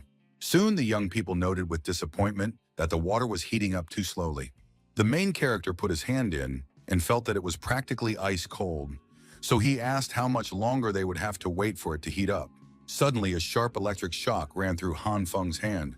The boy's hand immediately burst into red flames as he jerked it out of the water. He looked at his palm in surprise, realizing that some kind of spark had just happened. Then Chukyu announced that the bath had finally heated up, and the protagonist couldn't understand how that was even possible. Han Feng began to suspect that it was the effect of the red light after all. Very soon they had completely furnished the bathroom, so the girls could finally enjoy the warm water. Jinji tried to take off her clothes as quickly as possible so she could take a bath. QQ, on the other hand, was quite calm and couldn't understand why her friend was so excited about it. The girl also said that she had bath salts and asked what scent Jin preferred. In addition, she had shampoos, conditioners, shower gels, cosmetic oils, and moisturizing kits from different brands. Jinja hugged QQ tightly because she certainly did not expect a whole spa treatment to be waiting for her. After that, they immediately plopped down in the bathroom, finally relaxing and enjoying the long-awaited warm water. The nurse noted that Chiyo-Q was very small and cute, but she admitted that she was actually 21. The girl still wanted to say that her friend was just a child. Halfway through her sentence, Jin-Yu finally realized what Chukyu had just told her. She was shocked by this news because the girl definitely did not look her age. Kyugyu calmly explained that the power of the evil king's eye gave her eternal youth, but then admitted that she just had a childish face. It turned out that the main character had been standing at the bathroom door the whole time and now knew the true age of the oddball. At that moment, Lee's brother appeared nearby, so Han Feng had to pretend that he hadn't been eavesdropping on the girls at all.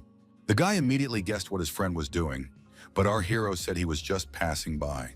Li Ji thought the young man was a complete weakling and now wanted to show him how a real man does it, but Han Feng stopped him in time.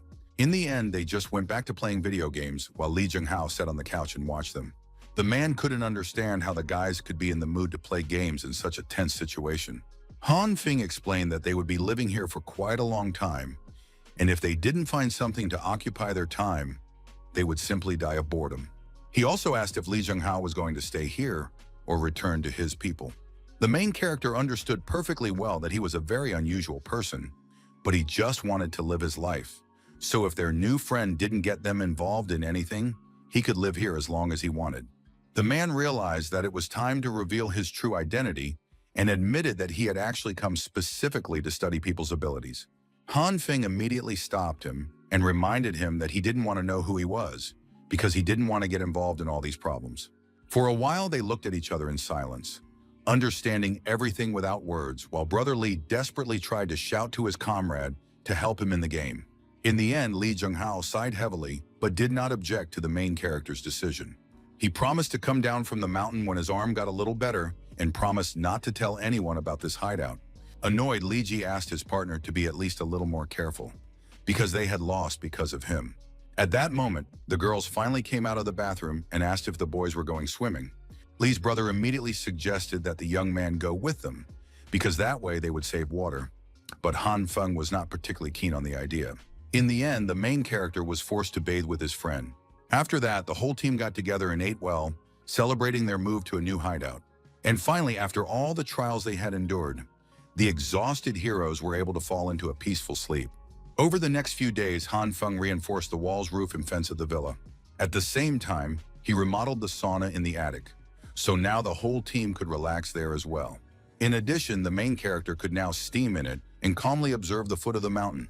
Suddenly, Han Feng saw an unfamiliar silhouette through his binoculars. This mysterious person couldn't get very far and fell right in the middle of the snow. They decided to rescue the poor fellow, and it turned out to be their acquaintance, Li Ji. It turned out that it was Chen, one of Lu's men, the man who had once helped our hero obtain a weapon.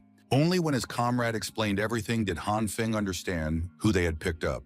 Meanwhile, the man came to his senses and now could not understand whether he was alive or where he had ended up. Li Ji was delighted when his acquaintance came to, and the latter certainly did not expect to see him here.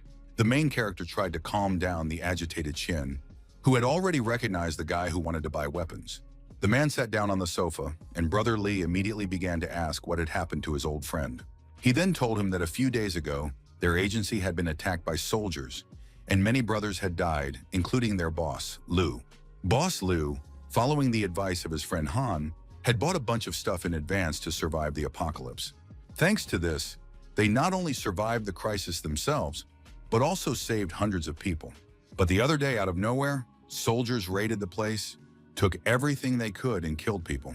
To protect everyone, Director Lu led his people into battle, which resulted in the deaths of many of his men. Lu himself was shot in the leg during the fierce battle and was taken prisoner by the soldiers. As a result, their entire team scattered and agreed to meet at another warehouse. It turned out that he was in one of the houses in the cottage village where our heroes were staying. Now Han Feng understood why this man was at the foot of the mountain. He was just waiting for his comrades. Li Ji immediately tried to find out if Lu was alive, and his comrades suggested that everything was fine because the boss needed the military alive. This news reassured Brother Li because it was the only thing he wanted to hear. Tears welled up in his eyes because this was the very person who had once saved his life. Li Ji could no longer sit still and pulled his friend to go save Lu right away, but his friend thought he had lost his mind. Chen asked if he had any idea how many guns these people had and emphasized that it was literally impossible for the two of them to pull this off. The young man asked the old man not to lose heart because as long as there was even a glimmer of hope, they couldn't give up. Li Zhenghao also realized that they were talking about Liu, the boss of the Unity Hall. It turned out that he was the one who had bought the boxer's freedom when he was involved in underground boxing.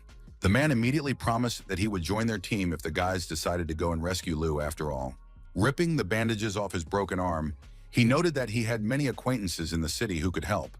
Xian immediately recognized that he was standing in front of the very same mad dog from the ring, the one who had 30 consecutive victories.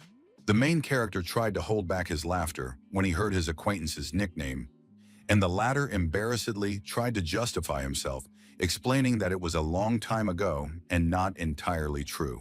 Li Zhenghao introduced himself to the man and asked him to do without nicknames, and Li Ji was glad that he had decided to join them because they would definitely save Liu with such a strong team. Han Feng couldn't believe that this man was such a good person, that everyone would follow him through fire and water, so now he suspected that something bad would happen if he didn't go with his comrades. At the same time, the young man realized that this operation was too dangerous, so he thought it would be better to save his own skin. In the end, he explained that he was already being hunted, so it would be better for him not to go into the enemy's lair.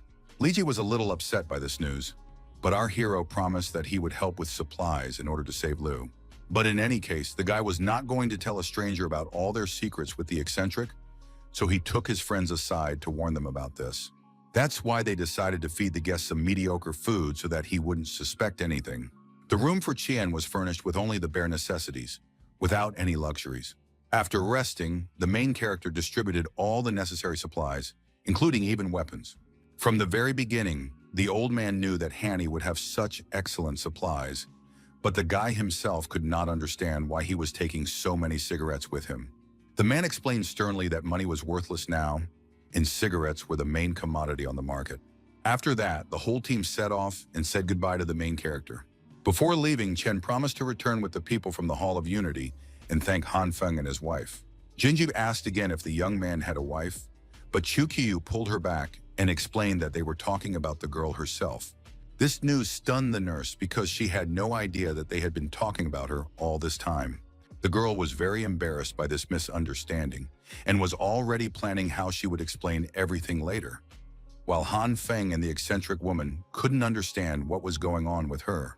After that incident, the main character installed cameras on the road to monitor the entire mountain. There are also cameras around the entire perimeter of the villa to spot anything suspicious in time.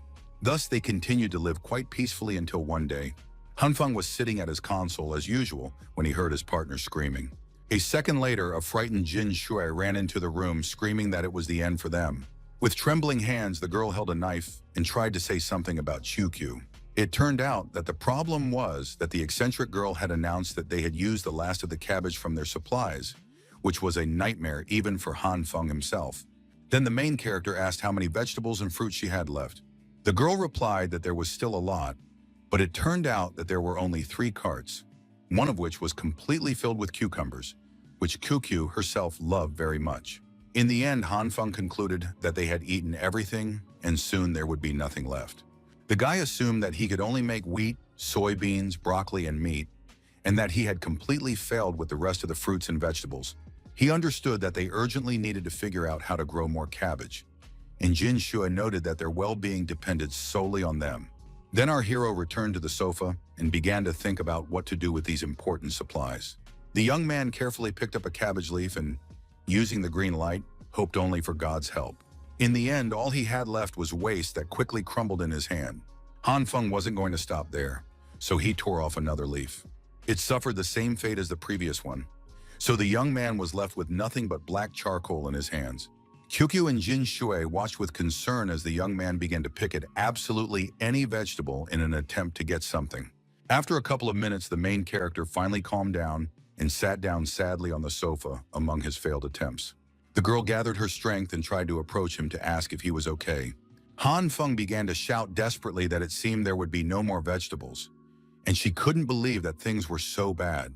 QQ pointed out that there were still plenty of cucumbers and warned that they wouldn't die without vegetables because she had vitamins in her storage. Meanwhile, the nurse suggested growing vegetables themselves, but the guy couldn't understand how they would do that because it was too cold outside. Then she said that she grows vegetables on her balcony all year round, so if they could provide the right temperature and light, they could do something similar at home. Genius explained that this would require a balcony garden rack, soil, nutrient mix, and LED lamps for lighting. QQ agreed with all of this, but wondered where they could get all these materials. Her partner and our hero didn't even seem to consider that the girl might not have such things. Because of this, the guys had to go outside and try to dig up some soil from under the snow. Han Feng reported that the ground was completely frozen, so it was impossible to dig it up. Jinju firmly grabbed the shovel and prepared to test her strength. In the end, part of the tool flew off at full speed and almost hit the main character right in the head. The girl now didn't know what to do in this situation, and Han Feng suggested going inside because it was too cold outside and thinking about their next move. Once inside, the guy immediately asked how many seedling containers the eccentric girl had made. Cut plastic bottles which QQ had worked so hard on were scattered all over the room. The girl holding scissors in her hands replied that there were already enough containers. The main character praised her for her efforts because they didn't have any pots, so the plastic bottles should be enough. Jinji began to talk sweetly to her friend, but she didn't like it because she hadn't been a child for a long time.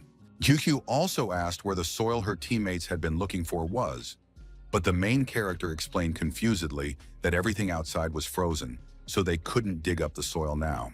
She immediately thought of heating the ground with a heater, but Han Feng knew that the effect would be weak. Jinju hoped that they would still be able to find a way to melt all the ice instantly. Suddenly, Qiu jumped up from her seat and pretended to ask the messenger, who controlled the hot water for the shower, to show his true power. Only now did the main character finally understand what his partner was talking about.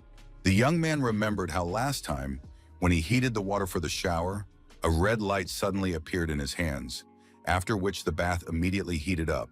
Now he needed to find a way to use the red light to warm up the frozen ground. After 20 minutes of experimentation, Han Feng realized that he couldn't find any pattern. Now the main character tried to understand how this time was different from the last. The young man began to analyze the situation and realized that he had been electrocuted. He immediately turned to the eccentric girl and asked if she had anything electrical that could shock him. The girl immediately showed him a powerful outlet that could cause instant death, so our hero had to explain that he wasn't actually going to die.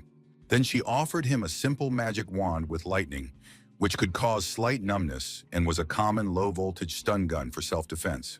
The main character was apprehensive because he knew that stun guns are usually very powerful, but Chukyu assured him that beginner-level lightning magic is very weak and completely safe. Han Feng decided to believe his partner and trust her this time, so he turned on the stun gun. He quickly used the red light and added electric current to test his theory. Within a second, the main character felt the water in the bucket warm up pleasantly, gradually filling the room with thick steam. Now the guy understood that this plan was viable, so he immediately went outside to put it into action. Han Feng didn't understand how, but it definitely worked, so he didn't waste any more time. With a heavy sigh, the protagonist electrocuted himself, activating his new ability. Then all the snow around the guy instantly melted, and bare ground appeared before him. His fingers accidentally touched the icy water that remained after the snow. The main character happily grabbed the soil in his hands and began to shout triumphantly about his success. Thus, they finally prepared the containers for seedlings and all the soil. Cuckoo had already brought a lot of seeds and asked what they would plant with them, but Jin Shui warned that the house was not very warm, so most of the vegetables simply would not sprout.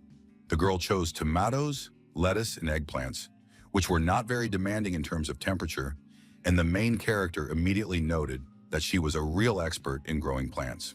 The guys prepared an entire room to provide the vegetables with the necessary temperature and light. Han Feng explained that the basement was the best place to keep the heat, so now they would use this space specifically for their homemade greenhouse. Jinga noted that she was not sure if the temperature was high enough, and if there was not enough heat, the seeds simply would not sprout. The main character planned that his green light could affect these sprouts, and they would immediately produce a harvest. He got down to business and tried to carefully control the rate of energy release so as not to spoil anything. After a moment, he noticed that the cabbage had indeed grown without turning into another piece of trash. Then Han Feng didn't stop there and tried the green light on different vegetable seeds. Although there were failures, by constantly adding new seeds, the guy ended up growing dozens of seedlings. But as it turned out, after a few days, all these sprouts, as Jin Shui had predicted, froze. The girl explained that even with 4 heaters, the temperature in the room was only about 10 degrees. She emphasized that the temperature in the room needed to be raised to 20 degrees somehow. So the main character asked what she thought about the idea of adding another heater. Jin Shagun understood that if they did not improve the insulation of the house, it would not make much difference. The main character immediately explained that the basement was the best place in the house to retain heat, so the deeper they were, the higher the temperature would be. Then he jokingly suggested digging an even deeper basement, but his partner seemed to be serious about it. Han Feng understood that this was too much work, so he suggested that they first study how his light affects the stones at Tinar, and if nothing works, then they would dig by hand. He had known for a long time that green light, like red, had no effect on stones, while purple light softened them. Soft stones resemble mud, but they are still closer in condition to ordinary stones. That is why the main character tried to combine the 3 beams, changing the speed of energy emission, but it was all in vain. As a result, the stones remained unchanged, so Han Feng began to suspect that this was the difference between organic and inorganic objects. Finally, after several days of countless failures, a real miracle happened. The main character did not expect that if the intensity of the red light exceeded a certain threshold, he would be able to break the stone. Now the guy decided to apply his power to a much larger area. He was going to release the red light at full power and expand the area of destruction as much as possible to see what would happen. In the end, the young man succeeded, and the slab under his hands was covered with cracks. A few seconds later, it finally broke into small pieces as Han Feng clung to the stone with all his might. The effect was quite good, but the main problem was that the guy was exhausted after just one try. The protagonist didn't even know how many times a day he would be able to perform this trick. Despite all these difficulties, Han Feng continued his persistent excavation. The nurse also did her part and carried the excavated soil outside. After 7 days at a depth of more than 10 meters, they dug a basement with an area of more than 20 square meters.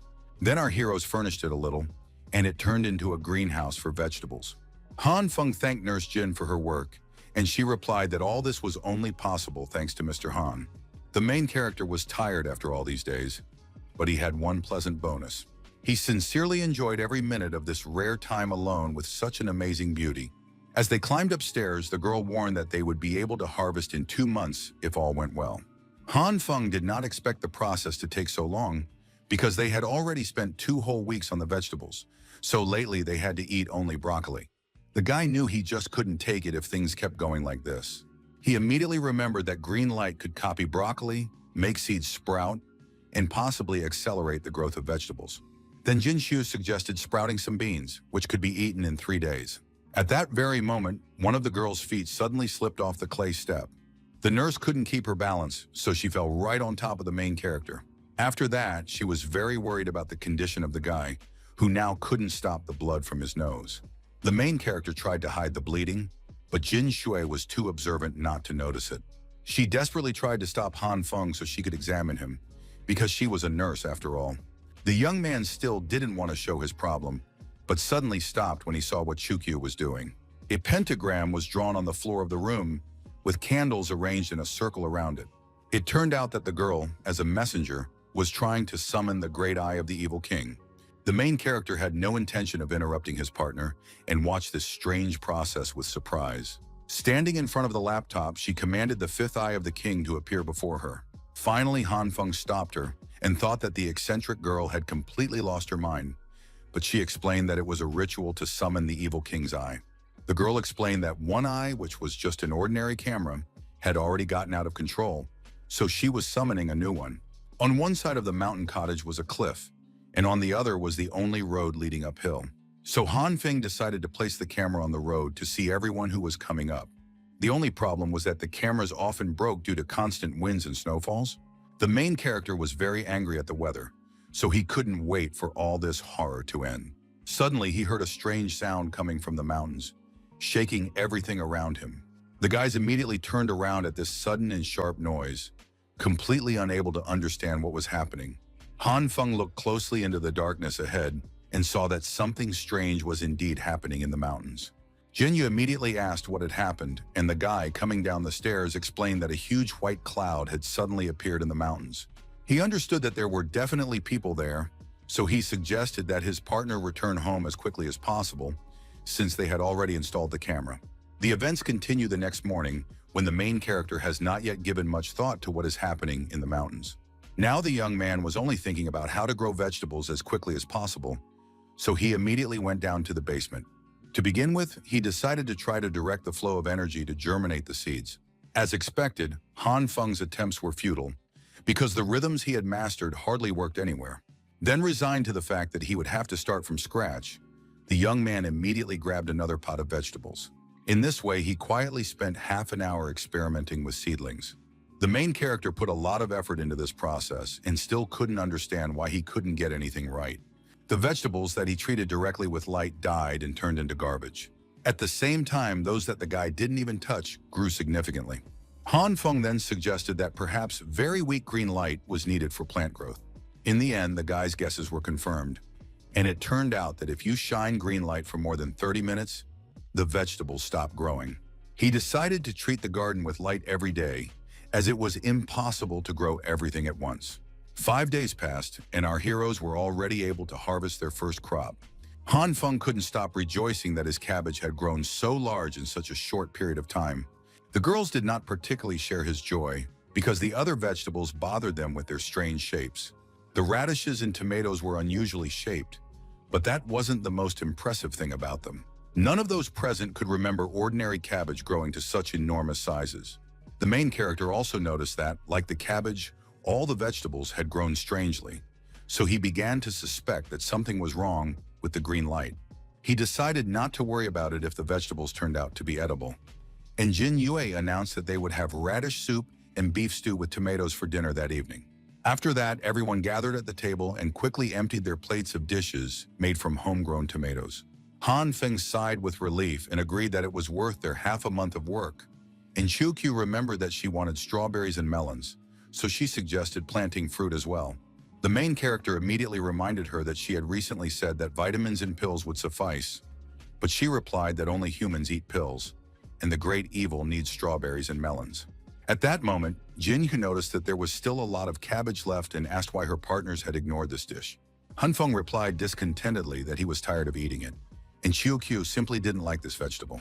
The guy immediately remembered Li, who would surely be happy to devour the entire plate. He remembered that their friends had left the mountain more than 2 weeks ago, and now he wondered how they were doing. The main character understood that the guys had probably already run out of biscuits, and now he just hoped that they were safe. At that moment, another explosion sounded in the mountains, raising a cloud of thick smoke. Jinja noted that this had been happening for 6 days in a row, which was starting to worry her a little. Han Feng believed that it didn't affect them, no matter what was happening outside, and that they could put up with the noise. 3 days later, the powerful explosions only intensified and began to rumble almost continuously, filling almost the entire space of the mountains. The main character was now not so indifferent to what was happening near their home. Today, these explosions roared for the umpteenth time in a row, and all this was happening without stopping. The young man quickly grabbed a ladder and went outside to check out the situation. Now he felt that he simply had to find out what was going on there. Han Feng deftly climbed onto the roof of the cottage and pointed his binoculars at the distant mountain ranges. Then he saw multiple columns of smoke rising one after another above the mountain peaks. A second later, another powerful explosion occurred on one of the peaks, but the main character still couldn't understand what was happening there. The main character stayed on the roof for a while, watching this amazing phenomenon.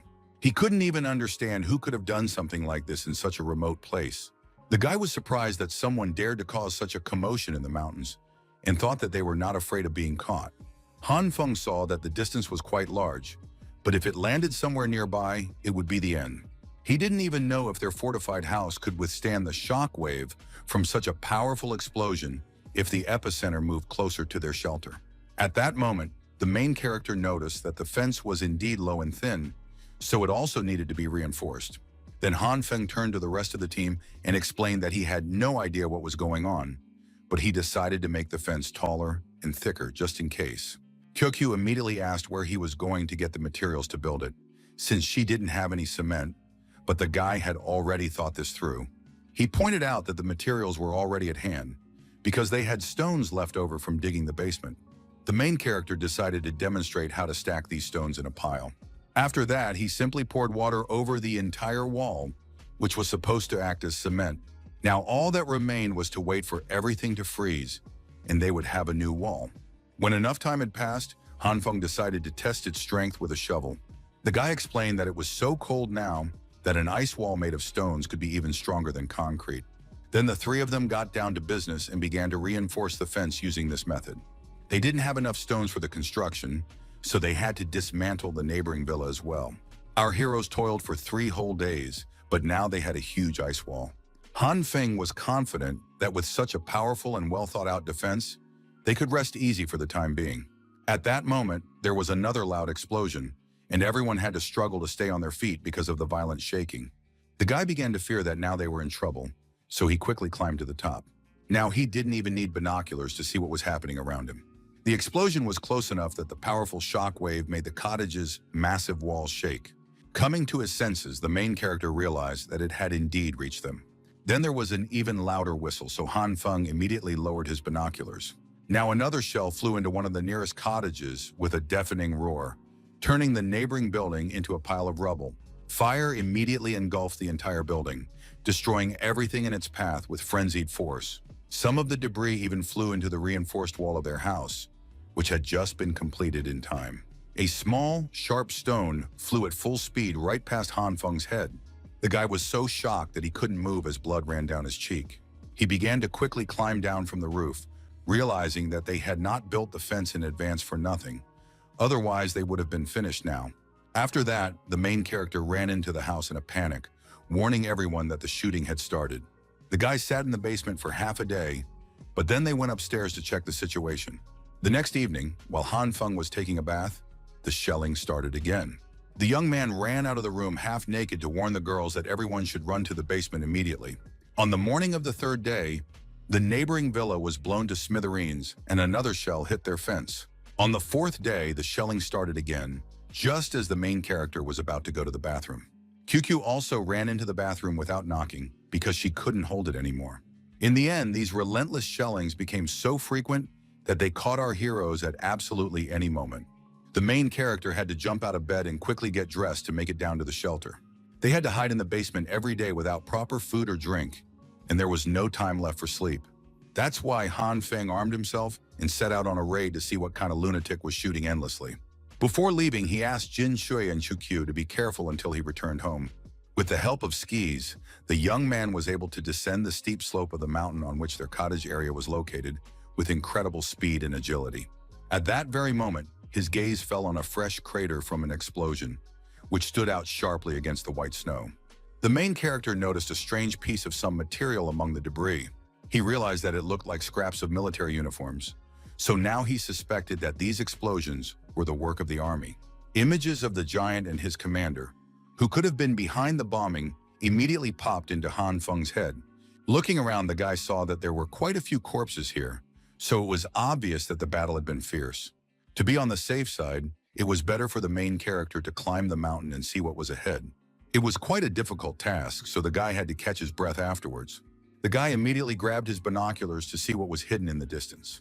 It turned out that there was a huge cave here that resembled a military base. Under the snow, he noticed the very cannons that had most likely been firing at their area. In fact, it all looked rather strange, and the soldiers were somewhat suspicious. Soon, all the soldiers ran inside on command, opening fire with their machine guns. Then a powerful energy blast burst out of the tunnel, scattering the soldiers in different directions. One of them flew at full speed toward the main character with a loud cry. Han Feng had to try hard not to get hit by the soldier's body. Just in case, the guy pointed his gun at him, even though he realized that it seemed like all the soldiers had been killed. Then the main character quickly returned to his observation point and saw that his guesses were correct. At that moment, he suddenly saw someone else coming out of the mysterious tunnel. The guy was very surprised when he saw these people, who looked like some kind of strange family.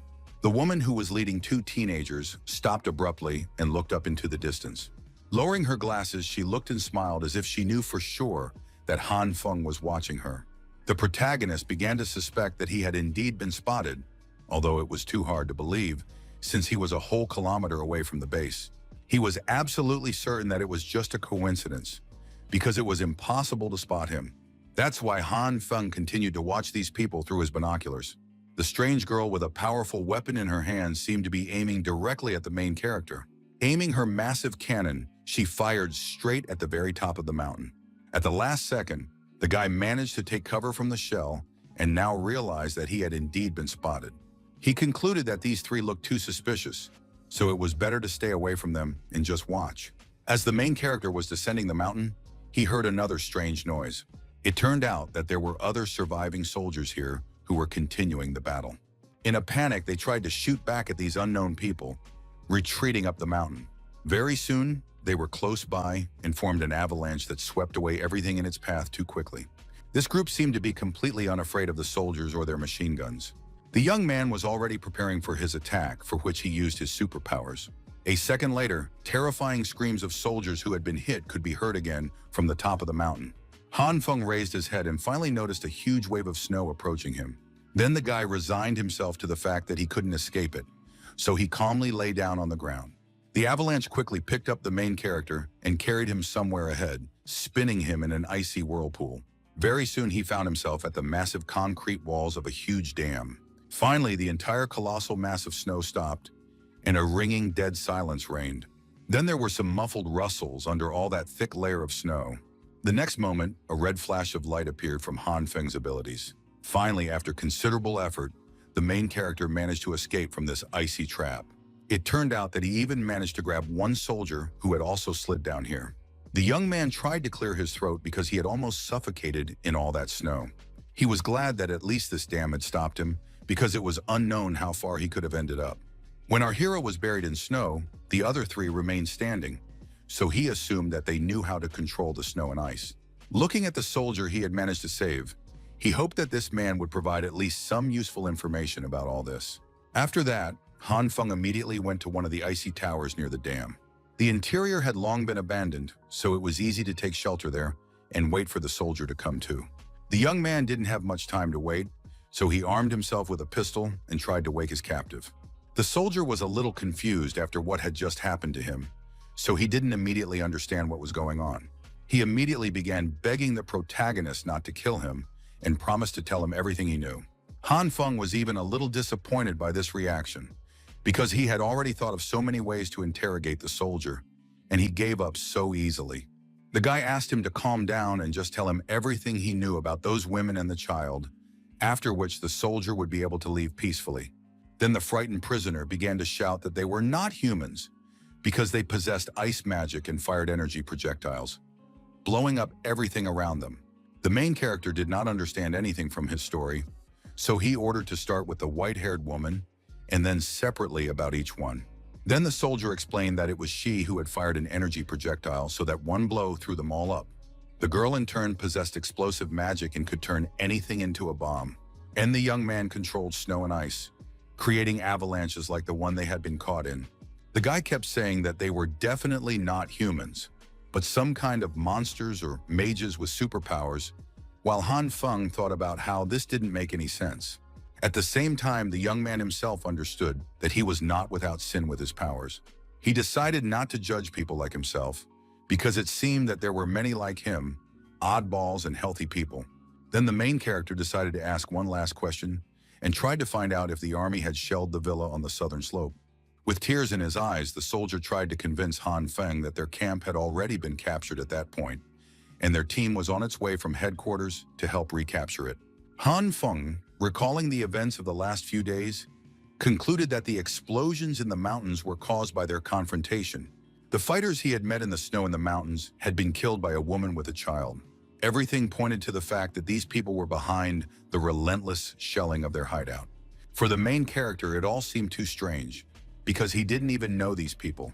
So putting a gun to the soldier's forehead, he asked harshly why some strangers would destroy their home. The soldier had no idea why all this was happening, so Han Feng resigned himself to the fact that he would not be able to learn anything else from him. In the end, he let his hostage go, and the soldier happily thanked him for his kindness and for saving him from the avalanche. For a while, the young man simply watched as the soldier left the shelter.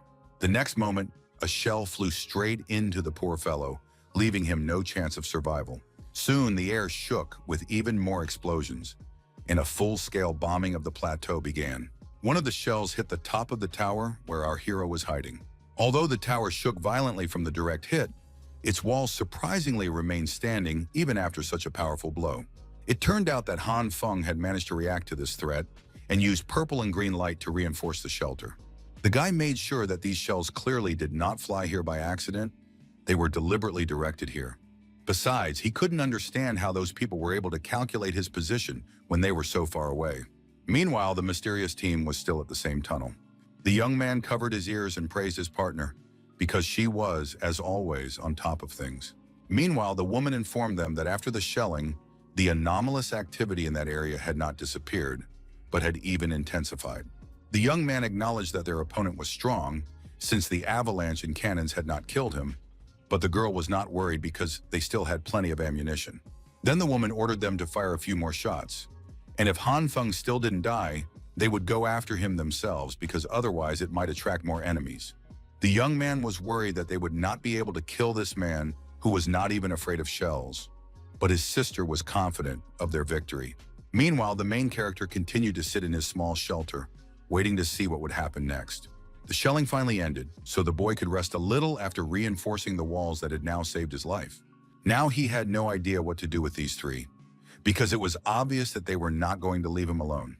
In the end, Han Feng came to the conclusion that he would have to destroy these three in order to continue living peacefully. The main character didn't waste any time and immediately decided to draw up a simple plan. He already knew that there was a snowy desert in front of the dam, surrounded by mountains on both sides. The young man also took into account that he had three enemies, each of whom possessed some kind of superpower. The girl turns everything she touches into a bomb, but his fortified buildings should withstand these attacks. The woman shoots powerful energy charges at long distances, which is very dangerous. But the worst was the boy who could cause snowstorms and huge avalanches. The main character feared that if he triggered an avalanche from a distance, the entire dam would simply be buried in snow. Then Han Feng remembered his weapon and thought it would be a good idea to shoot at them with his rifle. The guy knew perfectly well that he was not a professional sniper, so he would definitely miss at a long distance. If they decided to hide somewhere in the mountains, then he wouldn't be able to see them at all. Leaning back in his chair, our hero sighed heavily because he had no idea how to get rid of these nimble enemies. Han Feng thought about setting traps along their path, but he didn't know where they would be passing. Then he had an idea to lure them downstream and open the floodgates on the dam, which was quite a good plan. The problem was that the main character didn't know how to lure his enemies into a trap, because if he also went down, there would be no one left to open the floodgates. After inspecting the dam, Han Feng saw that these mechanisms were huge, at least 7 meters high. He had heard that the ice in the Arctic was only 2 meters thick, and the water beneath it should be higher than the floodgates, just in case the main character decided to go down and test his theory himself.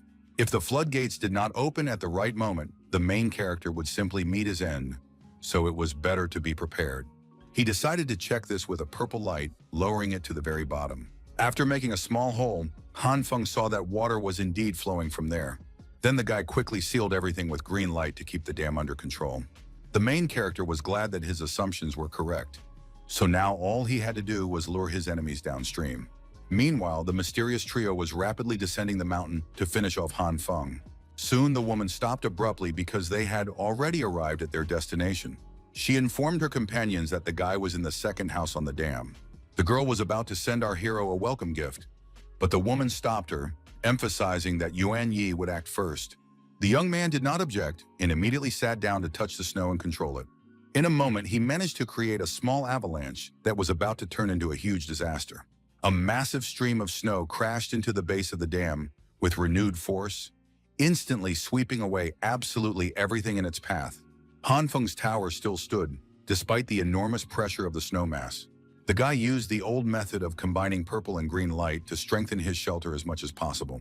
It took a lot of effort, but he didn't lose heart because he now knew that his rivals were somewhere nearby. Eventually, the snow subsided, completely covering the surrounding landscape and bearing the towers almost to the top. The main character wasted no time and immediately tried to clear the exit using his abilities. Very soon, Han Feng had a clear view, so he immediately grabbed his rifle. Looking through the scope, the guy was going to find out where his enemies were hiding now. He looked at the pile of snow up the mountain, but so far it had yielded no results. It didn't take our hero long to find the trio, so very soon his sights were set directly on the woman's head. Han Feng didn't think twice and immediately pulled the trigger of his rifle. Amidst the silence, a loud, deafening shot rang out, tearing through the frosty air with a sharp bang. The bullet flew forward at full speed, leaving a barely noticeable trail behind it. The main character managed to shoot accurately at the target, so the projectile rapidly approached the enemies. They didn't seem to be afraid of it at all, so the woman just adjusted her glasses. As a result, the bullet hit the energy barrier and ricocheted off somewhere to the side. The next shots followed, but none of them hit their target. The trio decided to descend even lower, because it was now clear that the avalanche had not destroyed the building. So now it was up to Zixi. All this time, the main character was carefully watching the approaching enemies through his binoculars. With a smirk on his face, the guy admitted that he had been waiting for them after his planned provocation. Han Feng was already prepared, so he quickly moved on to the next step in the plan. Turning the table over, he deftly climbed up with all his supplies. The main character used red light to destroy the ceiling, which was the only place that had not yet been covered by snow. This allowed him to climb to the very top of the tower, from where he could now successfully escape. He had to work hard to come up with exquisite insults for his enemies, so he hoped that his masterpieces of foul language would please the trio. Filling his lungs with air, Han Feng blurted out all the insults he had so carefully prepared. The team of superhumans was shocked when they heard what our hero was saying. Zixi couldn't believe that this loser dared to open his mouth at them, so her fury grew even stronger. Suddenly, the girl noticed that her gun had disappeared, so she couldn't take revenge on Han Feng right now. Their leader was trembling all over from the emotions overwhelming her, so she asked her teammates if they knew what she hated most in this life. The woman couldn't take it anymore and shot the main character herself, responding with the same curse. The shell hit the tower directly, but the enemies did not yet suspect that the guy himself had long since left. Han Feng escaped from there with a parachute and was now trying to lure his rivals behind the dam. Zixi shouted angrily that their main target was trying to escape, so they definitely couldn't fall behind him.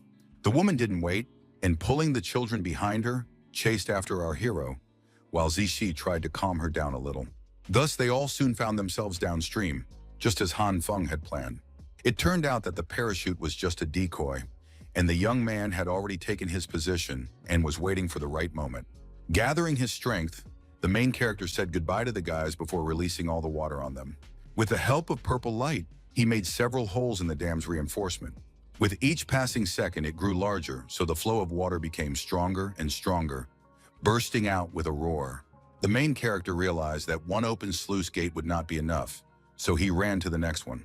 In this way, he created 4 powerful streams that quickly began to fill everything with water.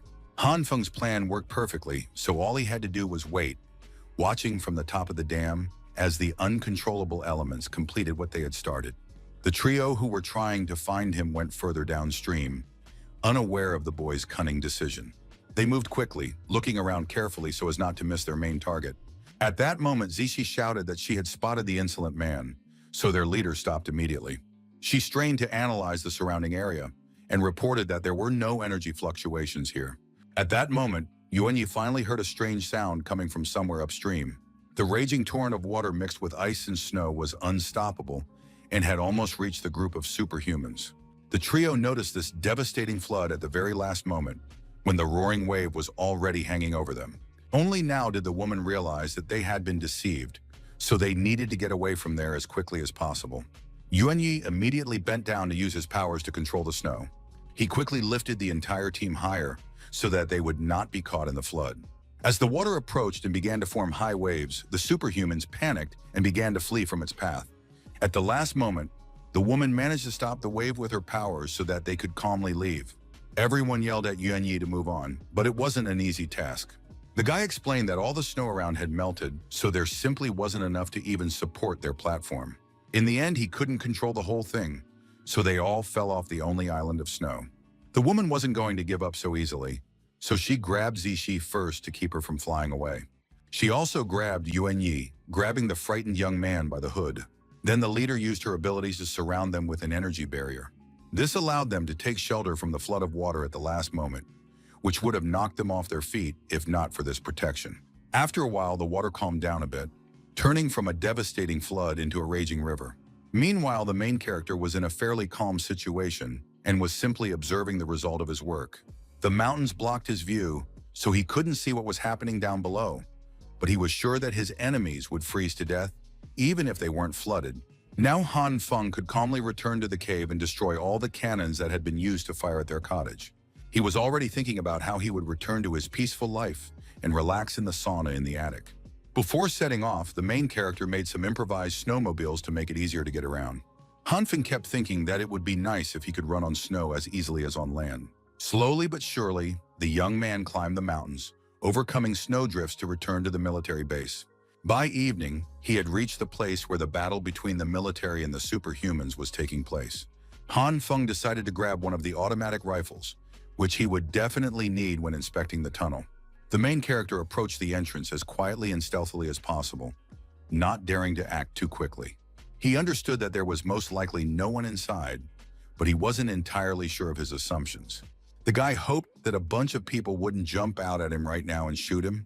In the end, Han Feng didn't hesitate and crouched down to carefully use the purple light. To begin with, he decided to deal with the 2 cannons that stood in front of him.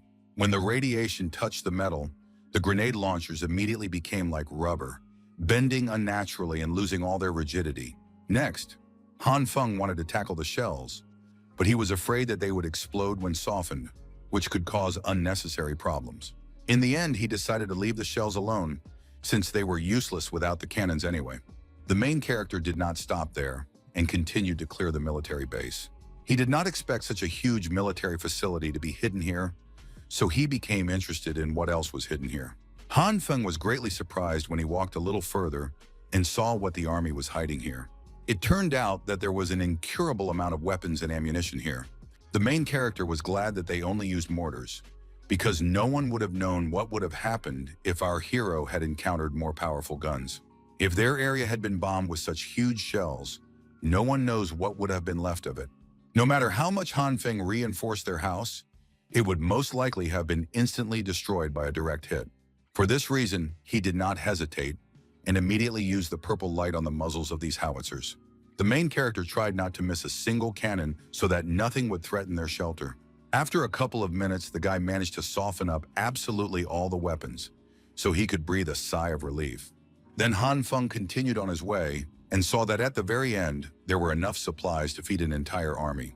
Now he understood perfectly why the soldiers wanted to recapture their base so badly. In any case, Our hero understood that he couldn't take everything with him, and it would be a shame to leave such goodies behind.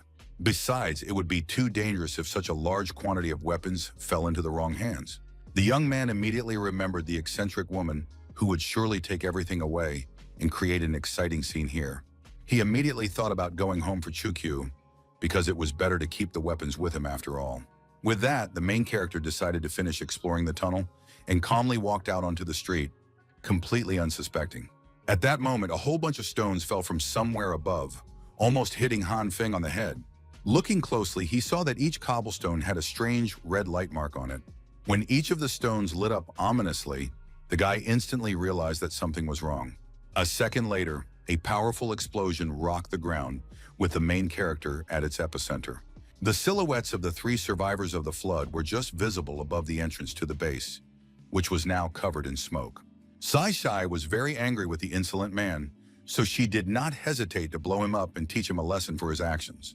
After that, she immediately turned to her partner to see if he was finally dead. The leader was shocked when she felt that the abnormal activity had not subsided at all. All this time, fragments were flying in different directions and were bound to hit Han Feng. But it wasn't that simple, because the main character managed to block the blow in time. When the smoke finally cleared, his silhouette could be seen, shrouded in purple and green light. The guy combined the glows and was able to apply reinforcement to his body, which was able to withstand such an attack. Coming to his senses, the main character realized what had just happened to the stones, which filled him with fear. Han Feng was glad that he had thought to strengthen his clothes because otherwise, he would surely have been dead. He immediately thought that these homemade projectiles were falling from above, which meant that the enemies were in the cave. The main character understood that he needed to act as quickly and calmly as possible to save his life. Even though his opponents had hidden, the young man had no intention of letting them go so easily, so he prepared to use his abilities. Leaning against the wall, Han Feng used the red light to cover almost the entire surface of the tunnel to reach his enemies. Because of this, the walls began to crumble little by little, just as the young man had planned. The woman with superpowers, seeing what was happening right under their feet, immediately realized that things were bad. When their shelter began to collapse completely, she immediately grabbed the children to try to protect them from the heavy fall. With a deafening crash, the entire mass of cobblestones fell straight into the tunnel. They were followed by a squad of superhumans who could do nothing against the force of gravity.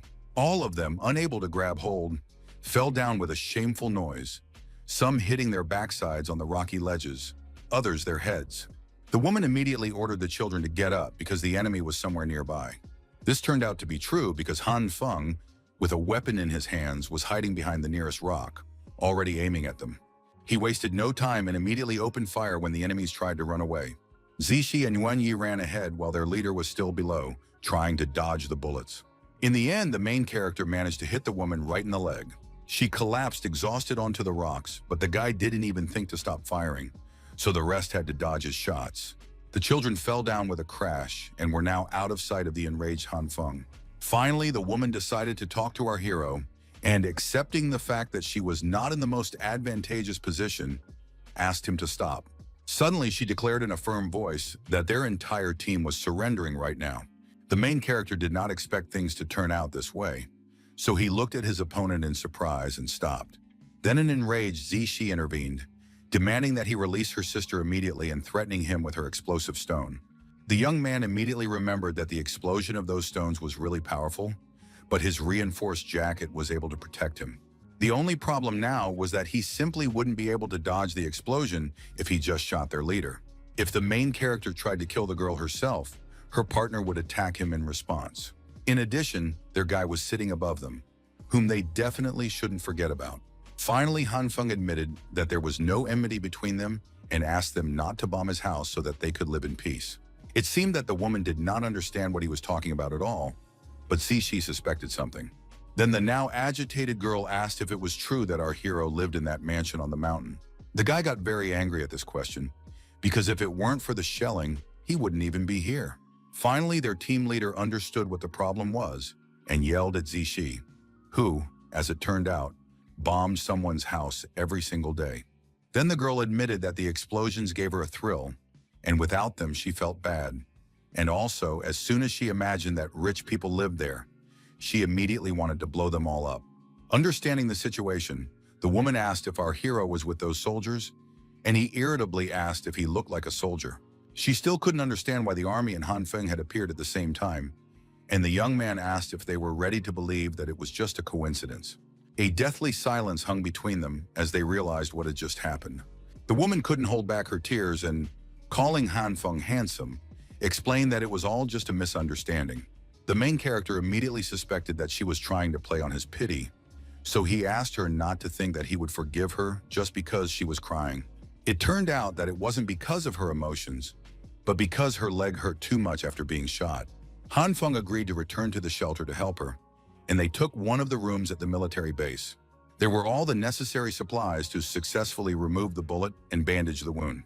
Han Feng did not let go of his machine gun, as he did not trust their calmness, because the woman did not even cry out when she removed the bullet, although anyone in her place would have screamed at the top of their lungs from the intense pain.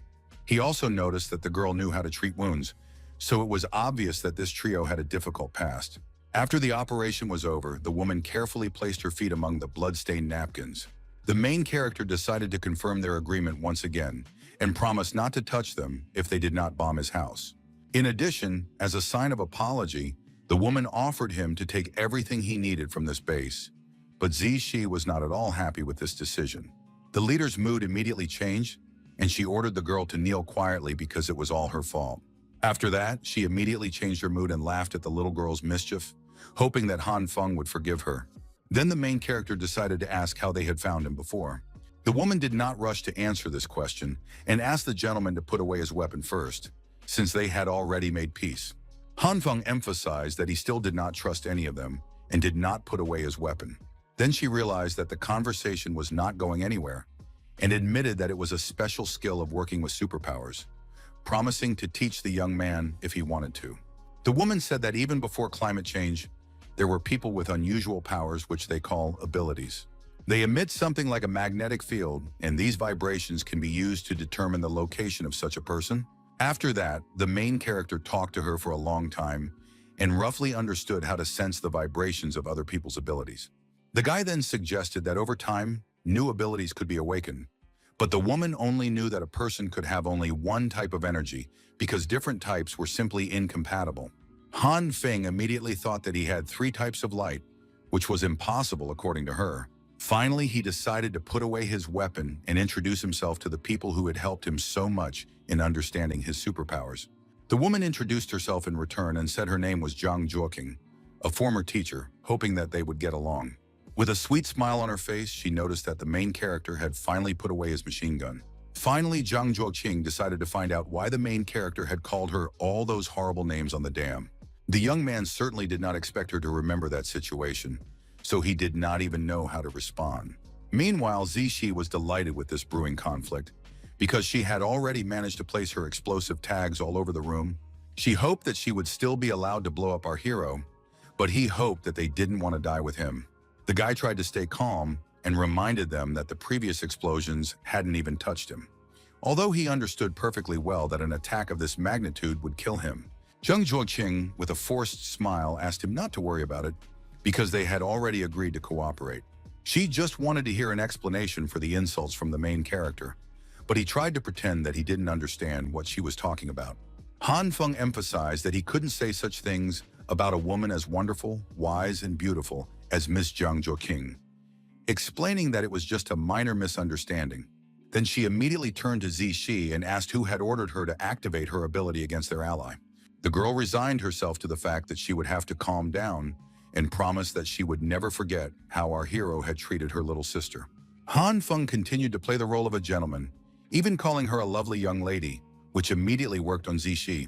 Despite this, she tried to pretend that she wasn't so easily fooled by sweet talk, but the main character already seemed like a good guy to her. Meanwhile, Yuanyi paid no attention to their conversation and continued to sleep peacefully.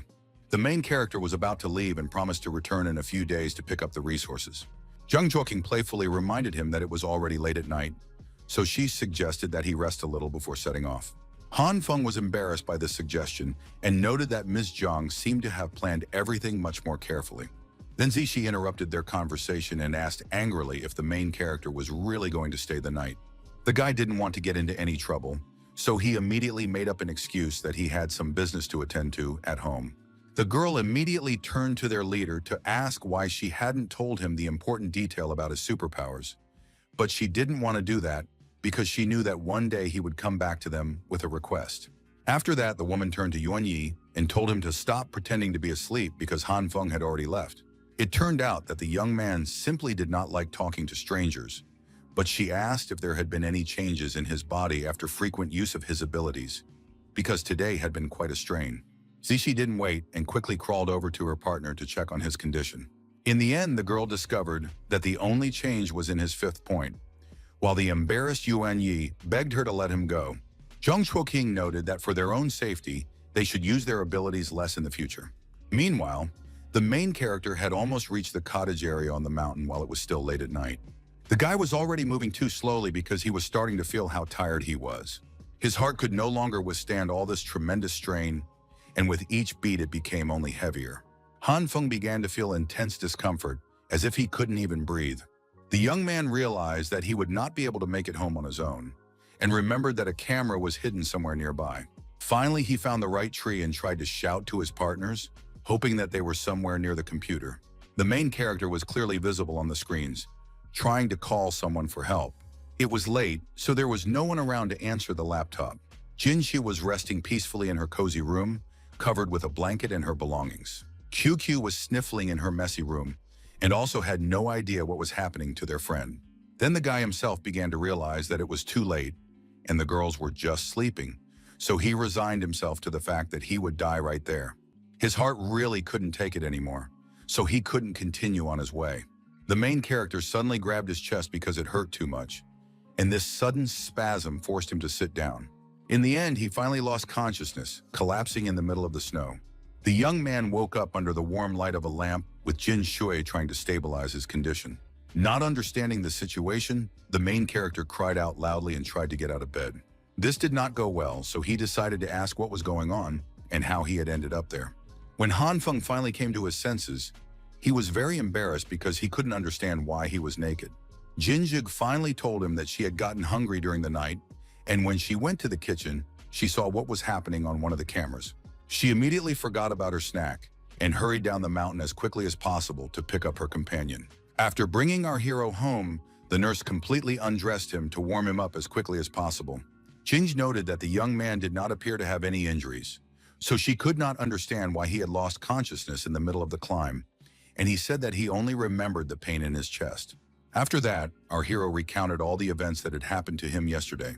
The girl immediately began to suspect that it could have been due to overexertion, but Q was not at all concerned about her partner's health and was happy that he had been able to fight off 3 people at once. Han Feng also emphasized that now those 3 were waiting for him to take some resources, which immediately excited the girl. Jinju immediately stopped them both, because now the guy definitely needed a quiet rest and no strain on his heart. Our hero spent the next 5 days under the care of a nurse, which helped him recover his strength much faster. Once, when they were sitting with Chugu in the sauna, he tried to test the skill that Zhang Zhuoqing had told him about, although it was too difficult for him. Finally, the guy felt Jin Shui, but he couldn't understand why she was sitting in such a strange position. It turned out that the girl was in the bathroom at that moment, and now couldn't understand where the feeling came from, that someone was watching her. Seeing these details, the main character agreed that it was simply a divine technique. Meanwhile, Zhang Zhuoqing's team was still waiting for Han Feng to return. The woman thought he would return sooner, but it had already been 8 days since their last meeting. Suddenly, she felt that the guy was already somewhere nearby and had brought 2 other people with abilities with him. Soon, the young man himself appeared on the horizon, accompanied by his partners. The young man greeted Miss Zhang cheerfully and reminded her that they had come here for resources. Then he introduced the 3 superhumans to the girls he had told them about earlier, emphasizing that they were now their allies. Jinju greeted them respectfully, while QQ just waved her hand briefly in greeting. At that moment, the eccentric and Zhang Zhuoqing exchanged glances, which made it look as if they knew each other. The girl immediately turned away and said discontentedly that she shouldn't have come here. It turned out that the woman did indeed know her, so she immediately jumped out of her wheelchair, unable to believe her eyes. Everyone else was shocked by this reaction because they had no idea that the 2 were acquainted. Xiuqiu tried to be nice and suggested that the woman was mistaken because she was only 12 years old. In turn, Zhang Zhuoqing completely forgot about her injury and jumped up to the girl in one leap, thinking that she simply did not recognize her. She immediately grabbed Chu because she was worried that she had suddenly disappeared from the institute, but Chu explained that she was pursuing her new dream. The woman asked what the eccentric girl meant, and she explained that now she wanted to sit at home all her life, do nothing, and eat. Finally, the girl turned to her friends for help in escaping the situation. Our heroes asked Zixi and Yuanyi what kind of relationship the two had, but they had no idea either. After that, everyone went inside the base to discuss all the details of the situation. It turned out that Chu and Zhang Zhuoqing were real sisters, which surprised everyone even more. In fact, the woman didn't know how to explain it all, so she said that Aku was her stepsister. The guys definitely did not expect this answer, so they all cried out in surprise at the same time. Zhang Zhuoqing admitted that she was an orphan who had been adopted at the age of 11, and that was how they became sisters. Then the others began to suspect that something was wrong and hoped that she was at least the older of the two. The woman laughed and admitted that they had misunderstood her because Aku was too small and cute. She said that the girl was actually a year older than her and showed a childhood photo as proof. Zixi was very touched by the couple, and the main character noticed that the eccentric woman hadn't changed at all since then. The guy began to think that this woman must be only 20, but she looked as if she had aged prematurely. In turn, the girl laughed at the fact that her partner and Aku now looked like mother and daughter, not sisters. Seeing Zhang Zhuoqing's scorching gaze, she realized it was better to pretend she had just made an unfortunate joke. In the end, the woman returned to her sister because a lot had happened since she left the institute. Before that, she gave Han Feng a meaningful look, hinting that he was getting in their way. At first, the main character didn't understand what it was all about, but then he realized that she was deliberately not letting him hear these details. Then he turned around and left, calling Nurse Jin to come with him to look for something useful in the cave. QQ could no longer sit quietly in her sister's arms and intervened in the conversation to make our heroes stay. She explained that as companions chosen by the evil King's Eye, the boys needed to know all this. Han Feng was very happy that the eccentric girl was on their side, and Jin Shui apologized for causing unnecessary trouble. Zhang Zhuoqing accepted her sister's request and took a deep breath before speaking directly. After Aku left, their research was successful, but the professor was brutally murdered and the institute was completely destroyed. In fact, this information meant nothing to the main character, because he didn't even understand what it was about. The eccentric woman herself was not at all surprised by this news, as she had known about it for a long time. The woman was surprised by this and then decided to tell him that some powerful people in the city were hunting people with superpowers, but even that did not surprise Chu. Then she went on to explain that when abilities are overused, energy begins to crystallize in the body. That is why they had developed a way to remove these crystals. But Chu remained calm. Then the girl said that a few days ago, such a crystal had grown on Han Feng's heart, and she had successfully removed it. The main character certainly did not expect to hear something like this, so he immediately asked his partners why they had not said anything until now. Zhang Zhuoqing thought that she would not surprise her little sister with anything, because she suspected that she had even learned to determine the energy of other people with abilities. But this was the only thing that Qiu did not know. She asked Aku not to comfort her because she was sure that she knew such simple things. But the eccentric girl comforted little Zhuoqing and asked her to teach her this skill. The main character finally joined their conversation and asked them to explain everything from the beginning, rather than talking in such strange code. Qiu said sternly that everything had been terrible before, and Zhang Zhuoqing asked if the young man really wanted to know everything from the beginning. Han Feng replied confusedly that he was sure, wondering why the eccentric woman was acting so serious for the first time. Then the woman said that she and her sister had graduated from university that year and were known as brilliant beauties and scientists. 2 years ago, their institute accidentally discovered a woman with superpowers, and her own powers froze her. Last year, she and Aitsu suddenly developed the same powers, but her sister suddenly disappeared. At the beginning of this year, the institute managed to artificially create a person with superpowers. But a few months ago, their professor, who was in charge of research in this field, was killed in a women's restroom. The rest of the institute's researchers also either disappeared without a trace or were killed. Then the institute building itself was blown up, but the 3 of them managed to escape using their abilities. The main character suggested that someone might have taken a liking to the technology and, in order to get their hands on it, killed everyone involved and destroyed the institute. As far as Zhang Zhuoqing knew, There was indeed an organization in the city called the Base, and it was they who had gathered many people with abilities. Hearing this name, the guy immediately remembered the giant and the commander, whom he had already suspected in many cases. The main character immediately asked if it was so difficult to take one prisoner from the soldiers they were fighting, and as it turned out, there was one. But he insisted that he was not from the base, but from an organization called the Union. Han Feng was even more shocked when he heard the news about the man from this group. Zishi said that this prisoner had once helped an entire neighborhood survive hardship, but then he was captured by people from the unions and turned into cannon fodder, and Yuan Yi confirmed that he was intelligent and pleasant. The guy was a little confused when he heard all this, because he understood that the Union was definitely not the kind of people who took people hostage and turned them into cannon fodder. Besides, he couldn't understand where such a gentle and intelligent person could have come from in this group. In the end, our hero asked where the prisoner was now and if he could meet him. Zizishai immediately led him to another part of the base where the prisoners were held. She approached the prisoner, who looked all too familiar, and said that they needed to ask him a few more questions, but he only wanted to know when he would finally be released. It was Zhang Shuiyu, who kept repeating that the Union had captured him and his comrades, and that in order to survive they had to obey, so he was also a victim. Then the main character spoke up, unable to believe that his acquaintance had already become a platoon commander. The exhausted Zhang Shuiyu also immediately recognized the voice of Han Feng, with whom they had never gotten along. The guy started laughing at how the kindest gentleman had been captured when he and his brothers had gone out for a delicious meal and drinks. With a tired smile, Zhang Shuiyu admitted that he also did not expect to meet anyone he knew here. He tried to explain that at the time, he only wanted to get Han Feng's supplies to help a large number of people, and that he had acted solely out of good intentions. The main character thought that this guy was implying that it was his own fault for not giving them the supplies, but Zhang Shuiyu immediately emphasized that this was not what he meant, understanding that everyone considers their own personal safety a priority. Han Feng did not believe his words at all and thought that he was just taking him for a fool. Pointing his gun at the committee chairman, he asked directly why he was pretending to be a member of the Union if he had originally left with the people from the base. Sai Shi, hearing all this talk, became very angry because she understood how despicably they had been deceived.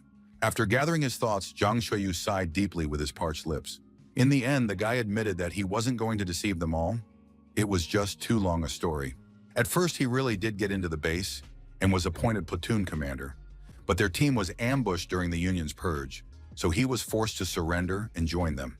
Recently, people from the Union, disguised as soldiers, tried to capture this underground warehouse, and Zhang Shuiyu was also there, but they were quickly defeated. The main character didn't seem to believe any of these stories because the guy himself was too slippery. The captive himself understood that there was nothing he could do about the fact that no one believed him here. Han Feng was no longer going to put up with all this, so he suddenly grabbed Zhang Shuiyu by the hair. Hitting the guy hard against the bars, our hero ordered him to stop all this deception, because he was not standing in front of one of those idiots who had already been easily fooled. The prisoner, clutching the iron bars as if they were his last hope, desperately tried to prove that he was not deceiving them. The young man didn't really believe his words, so he didn't stand on ceremony and punched Zhang Shuiyu right in the face. From such a powerful blow, the guy flew helplessly into the depths of his cell. He fell right next to the bed, hitting the cold concrete floor painfully. Wiping the blood from his nose, Zhang Shuiyu continued to insist that he was not deceiving Mr. Han and was telling the truth. The guy got up, holding onto the wall, and emphasized that he was already a prisoner, and the main character knew everything about his past, so lying would put his life in danger. Han Feng still found it too difficult to trust such a despicable person, so he clicked his tongue in dissatisfaction. Then he decided to use serious weapons to influence the prisoner. Pointing his gun at Zhang Shuiyu, the main character emphasized that he was giving him one last chance to reveal all the information about the base group. The guy confusedly adjusted his broken glasses and explained that he hadn't been with base for very long before the Union captured him, so he didn't know much. Han Feng was not satisfied with this answer, so he immediately shot him in the ear as a warning. The main character sternly explained that the shot had not blown Zhang Shui's head off, only because he might be useful in the future. If he still didn't tell the truth, the prisoner would no longer be of any use, so death awaited him. Zhang Shuiyu, clutching his shot ear, looked at the young man with an exhausted gaze and realized that he was not to be trifled with. Having dealt with the prisoner, the main character left, while the girl continued to admire how coolly he had dealt with the deceiver. Entering the room with the others, Zishi happily announced that they had returned. It turned out that everyone here was just relaxing and playing board games or reading books. The main character approached his companions and cleared his throat before telling them the shocking news about the prisoner. He informed them that Zhang Shuiyu was currently behind bars, which greatly surprised the girls. Zhang Zhuoxing immediately asked if they really knew their prisoner, and the girl confirmed that this was indeed the case. In fact, she did not expect them to be so brazenly deceived, and Yuan Yi had guessed from the beginning that handsome men were usually bad people. Sitting down on the bed, Han Feng explained that Zhang Shuiyu was now a member of the base, and that this underground warehouse also belonged to them. It was also said that the base's patrols were often attacked by the Union, so they were gathering forces to destroy them. When Kukyu and Jin Kui heard about the Union, they immediately thought that it was Uncle Li's doing. It turns out that Zhang Shuiyu said that Li Ji is now the head of the Union, which was even more shocking news. The main character admitted that he didn't believe it from the start and thought the prisoner was lying, so he beat him up again. Then Zhang Zhuoqing, still amazed by her sister's connections, asked if they were familiar with the Union and admitted that the guys had had quite an adventure. Han Feng went on to say that, according to Zhang Shuiyu, the base now occupies the international airport and has about 1,000 soldiers. They searched the entire city for supplies and residents, took young people into the army and provided them with normal food, and secretly processed ugly women, old people, and all kinds of corpses into food for the rest. Cixi and Yuan Yi were outraged by how disgusting this was, while Zhang Zhuoqing couldn't say a word about such shocking things. Han Feng, in turn, couldn't understand why his partners weren't surprised at all, and as it turned out, Uncle Li had already told them all about it. The young man became angry when he realized that this bastard hadn't even said a word to him about it. He quickly forgot about it, because the problem was that if the base destroyed the Union, it would be able to attack this underground warehouse as well. The villa where they were hiding was also nearby, so it could be discovered as well. That's why Han Feng thought he could take weapons from here and help the Union, and asked his friends what they thought about it. QQ replied confidently that the evil king's messengers supported his proposal. Then they went together to the cannons, which now stood with their barrels hanging down after Han Feng's recent manipulations. The eccentric girl did not hesitate and immediately used her ability to place everything in her storage space in a matter of moments. Zizi was delighted with her older sister, while Yuan Yi couldn't even find the words to describe his shock. After that, Han Feng began dragging his partner around the warehouse because he wanted to grab as much fuel and food as possible. For a few seconds, the guy thought about what else he could grab, while Chukyu desperately held on so she wouldn't throw up. At that moment, Zhang Zhuoqing arrived with army radios that had a 30-kilometer signal range, so they would have a means of communication. The main character immediately tried to stuff the last box into Chukyu's storage, but it was already full. Meanwhile, Li Ji's squad had already been surrounded by people from the base, and Zheng Hao's brother was nowhere to be found, so he realized that he simply could not be the head of the Union. Their comrade burst into the room and reported that these scumbags had tied their people to an armored personnel carrier as a human shield and were already driving towards them. The enemies were indeed already at the walls of the building and were shouting that they would open fire on the Union if they did not surrender. They admitted that they were armed with thermal imaging devices, so they had spotted everyone long ago. Meanwhile, the Union detainees hung silently on the armored personnel carrier, waiting to see what would become of them. In the end, they decided not to wait and fired again at the building where the Union members might be.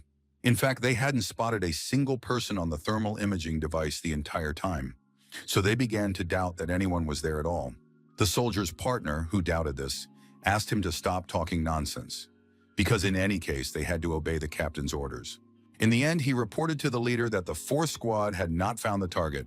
He immediately replied that they should proceed according to plan and continue the search on the next street.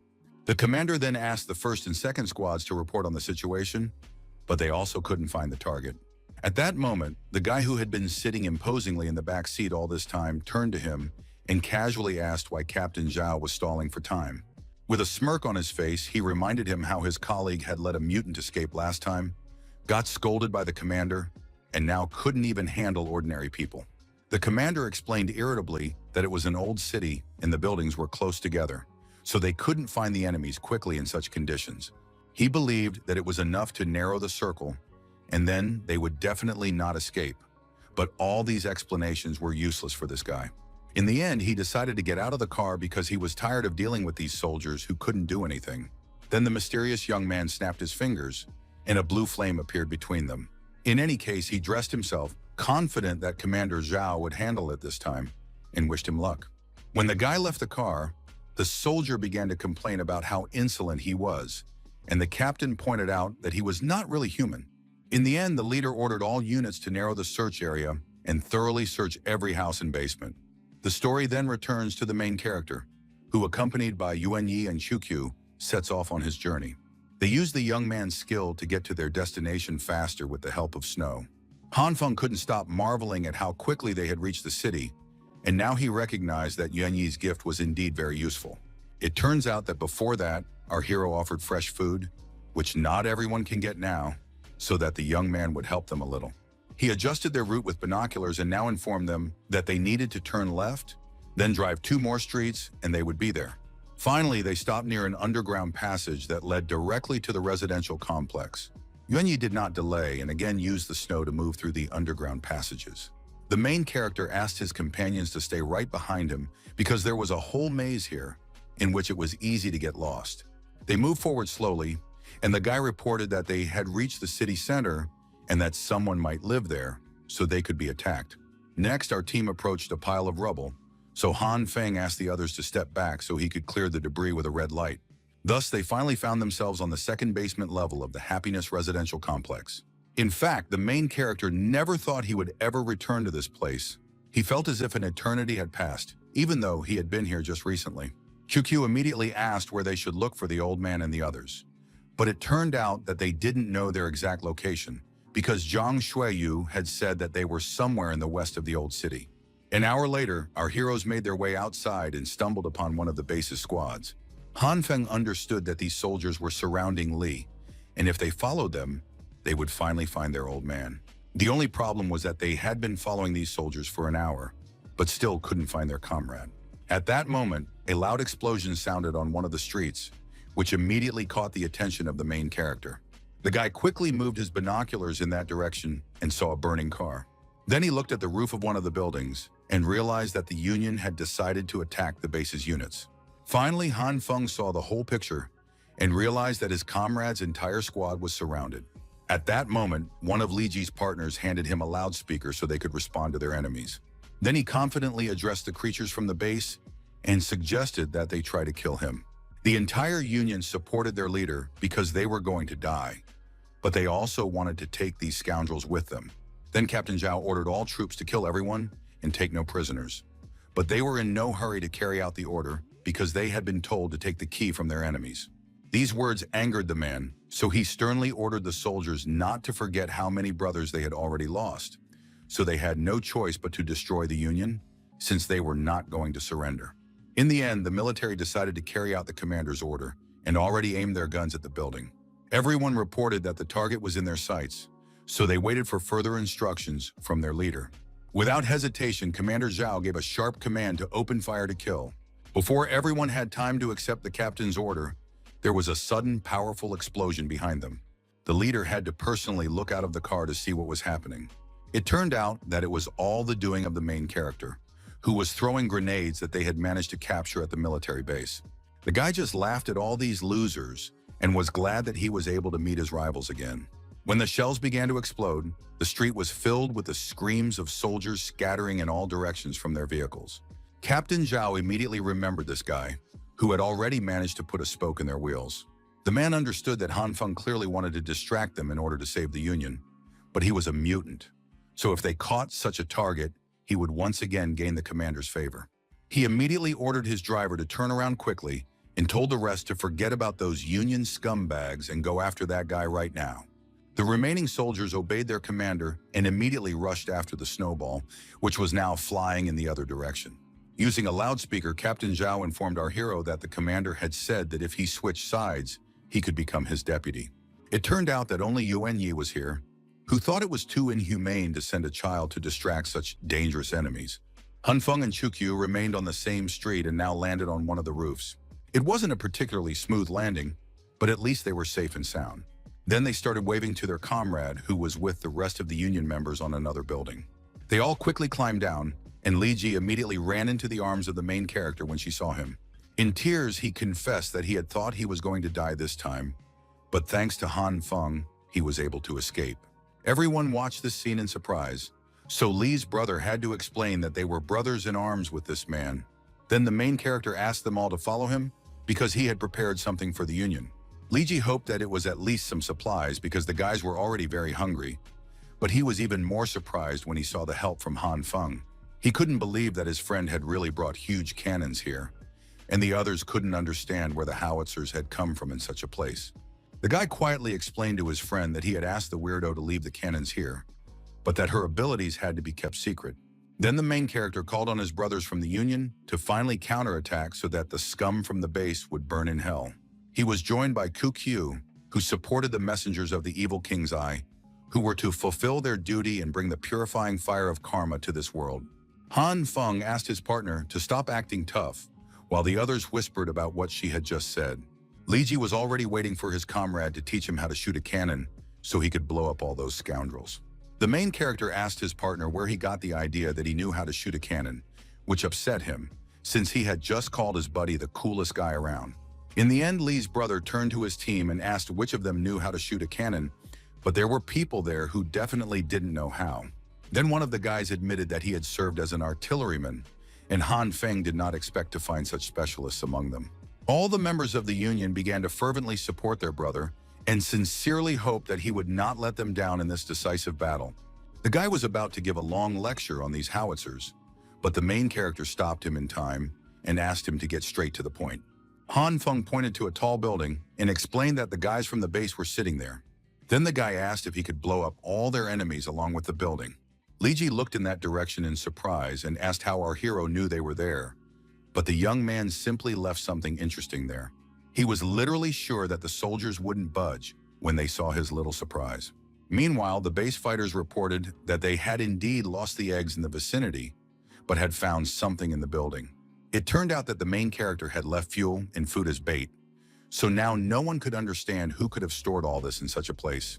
Captain Zhao suggested that they had stumbled upon the Union headquarters, while the soldiers wondered what to do with these resources. The commander explained that first they had to check if there were any traps, and if everything was clear, the soldiers would simply take everything to their transport. He emphasized that their organization was currently lacking absolutely everything.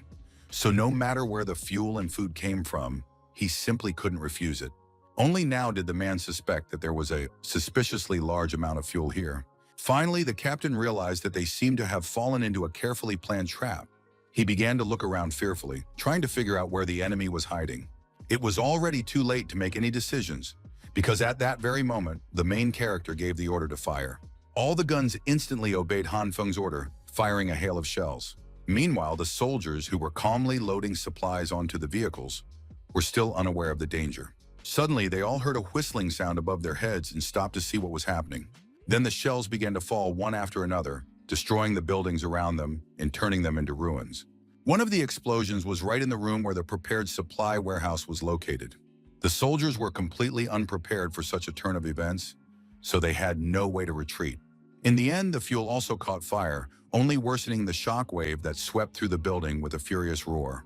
Captain Zhao managed to move away a little, so he was a little luckier than the others and was simply thrown against the wall.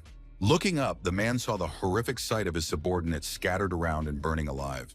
He decided to simply accept his fate because it was definitely over for their squad. The tall building above them began to collapse little by little from the first hits. They were followed by a new wave of merciless shells that tried to wipe this area off the face of the earth.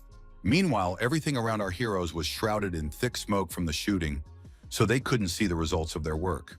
Li Ji admitted that his comrade's gun was simply amazing, but the latter could not hear his praise at all because of the loud explosions. Then the main character tried to shout to his friend himself, because after the shot, their location would be revealed, so they would have to leave as quickly as possible. 10 minutes later, they finally completely destroyed the tallest building. Everyone was very happy to see that their efforts had not been in vain, and some began to consider Han Feng a true idol.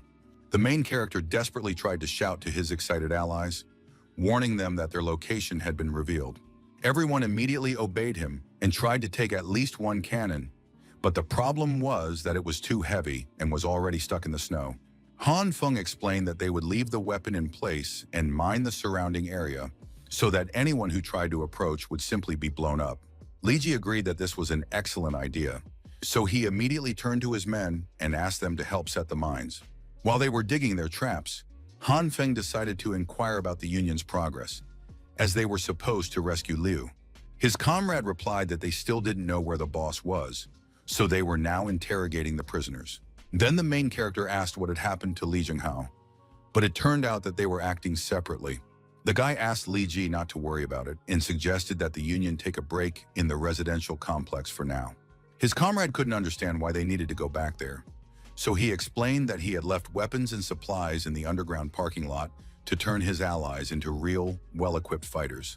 Brother Li was so happy that he immediately grabbed the young man and thanked him profusely for his help. After that, a cold silence fell over the city. All fighting ceased, and only white snowflakes flew between the houses. Soon, the soldiers found the abandoned cannons that their opponents had been firing. The commander, who was now bandaged all over and unable to move without assistance, asked with a smile on his face how many weapons his subordinates had found. Literally a second later, his mood changed dramatically, and he shouted, asking why they had found only the cannons and not the scoundrels themselves. At that moment, he heard a suspicious clicking sound under the wheels of his chair. Captain Zhao quickly realized that they had fallen into a trap again, only this time it was even more serious. He resigned himself to his fate and, cursing, took the cigar out of his mouth. Then the mines went off, finishing off Captain Base, leaving him no chance of survival. The main character was on the roof of one of the buildings, watching everything through binoculars. The guy realized that their mines had detonated very quickly and now wondered who was so lucky. Li Ji came up to him, already in a very good mood, and called his brother to come back to the table. Han Feng had already seen everything he wanted to see, so he did not resist his friend's invitation. The entire Union, and even Chukyu, drank and ate merrily, raising their glasses for another toast every now and then. Meanwhile, other members of the base had already arrived at the site of the explosion to see what had happened to their partners. The same guy who had recently spoken to Captain Zhao was also present and now ordered the soldiers to collect all the bodies, even in pieces, because food was important to them now. He used a radio to contact the commander to report the ambush in which the captain had been tragically killed. The commander did not even sympathize with the death of his subordinate and now simply transferred the unit under the command of this guy.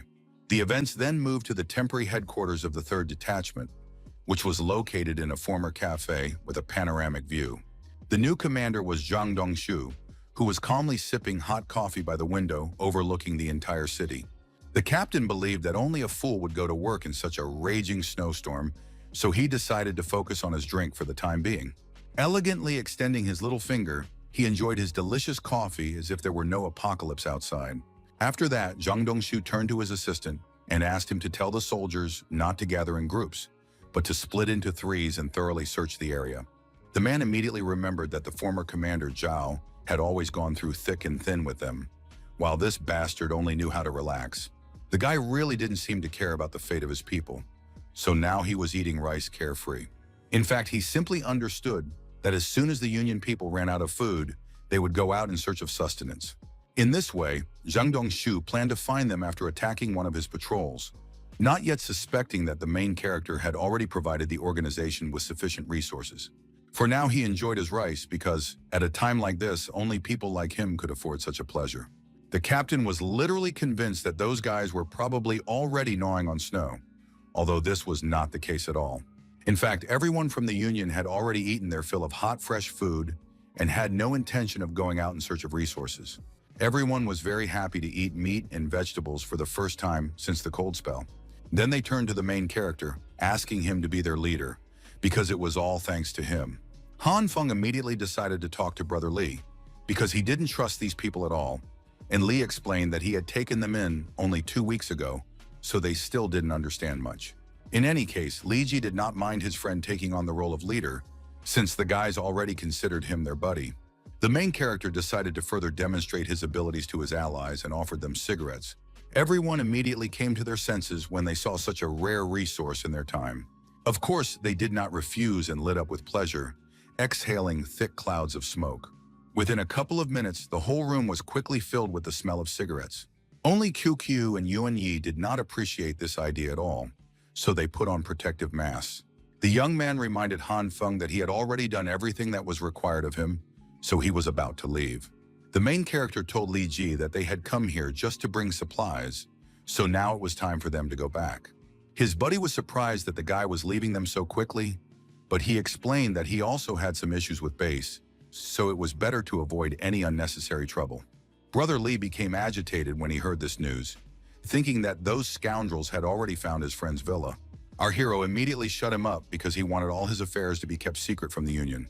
The young man told Li Ji a made-up story that after he repelled the attack, he supposedly found a warehouse with supplies and equipment, which he then transported to his allies. Brother Li thanked Han Feng for all his help, but also asked him for a couple of packs of cigarettes because they had pawned a couple of brothers who now needed to be redeemed. At first, the main character didn't even understand what his partner was talking about because it all sounded strange. After that, they gathered in another room to discuss the situation because the guy didn't even think that there were places in the city where even living people were sold. Li Ji admitted that they were desperate at the time and couldn't find any other way out, so they sold their brothers. But Han Feng thought that it was still outrageous because they could only be ransomed for 4 times the price. In addition, the main character was not sure that their comrades had not yet been killed. These words deeply hurt Brother Li, so he immediately promised to wipe those scumbags off the face of the earth if they dared to kill their people. His partner said that now one man was worth 10 kilograms of grain, and a pack of cigarettes was worth 50 kilograms.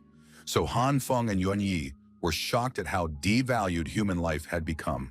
That was just grain, and the prices of vegetables and fruits were simply astronomical, because Li Ji had heard about someone trading 3 beautiful women for 3 tomatoes. The main character was immediately interested in this story because he could get a lot of girls using his supplies. QQ and Yuan Yi looked in surprise at the embarrassed guy, who was now trying to clear his throat and pull himself together. Suddenly, Han Feng became serious again and asked if it was true that the base did not control the entire city.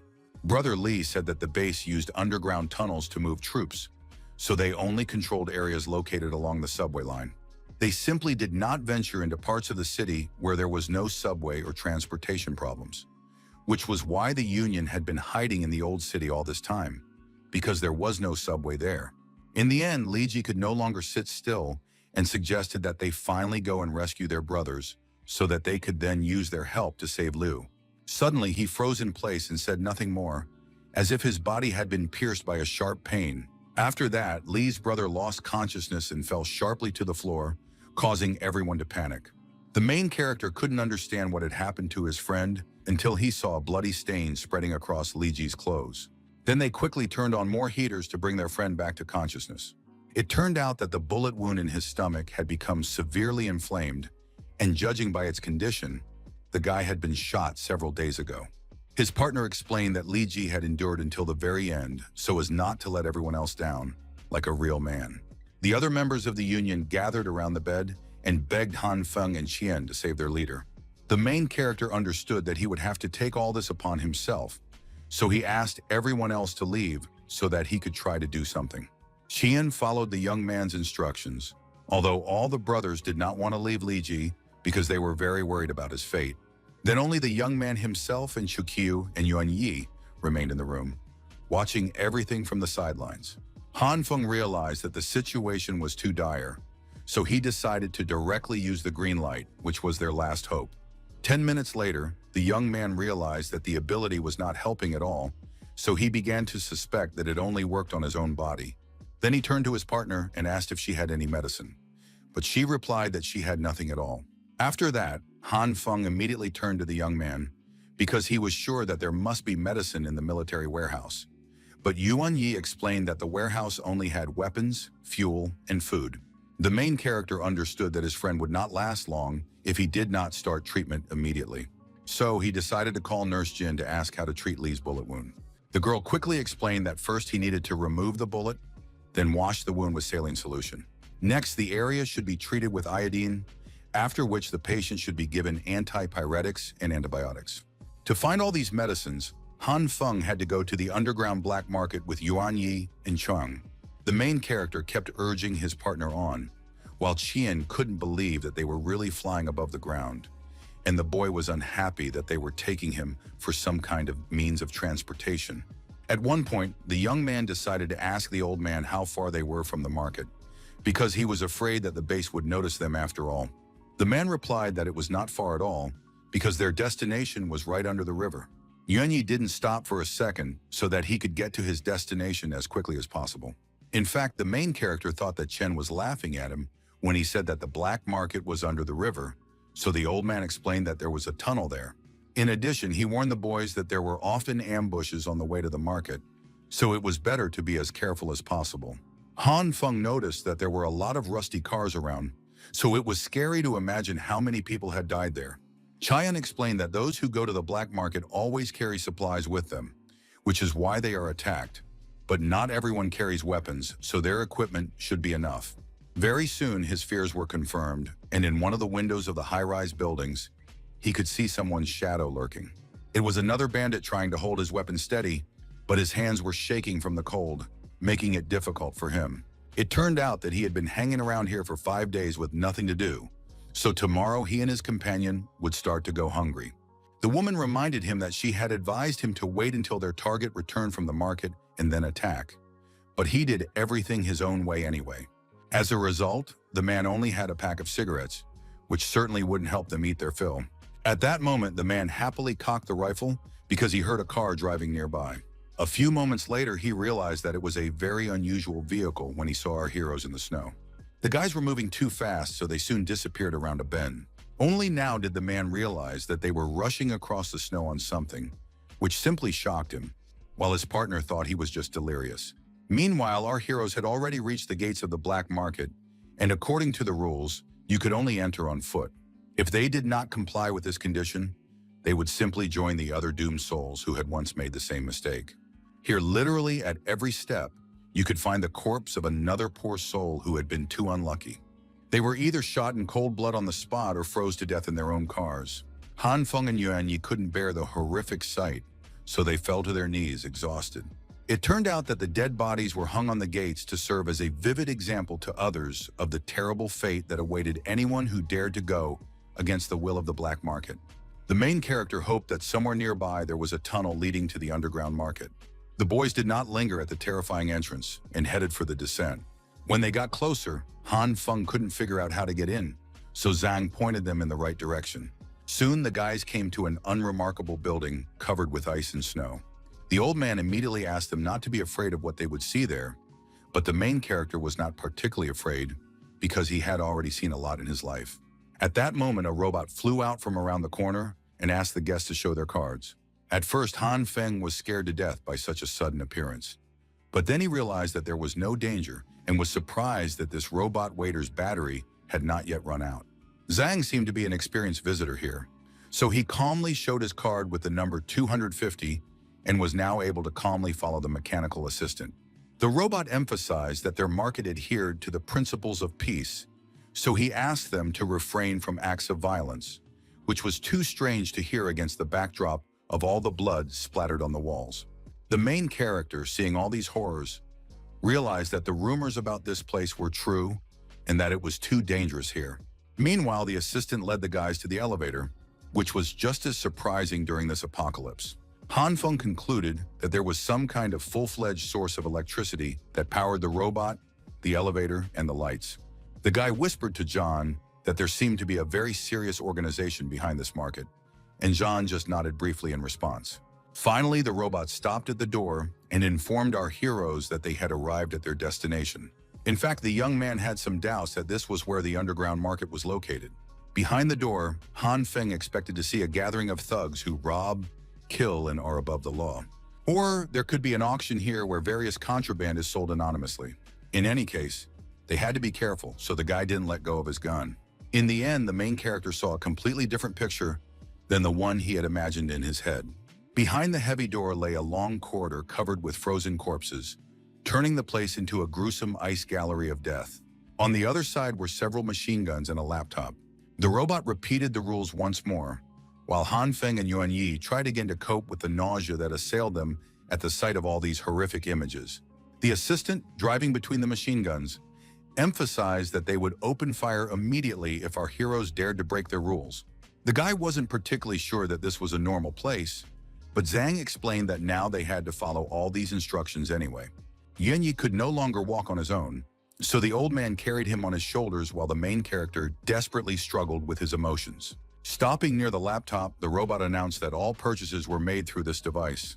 Then the laptop finally turned on, presenting our team with all possible goods.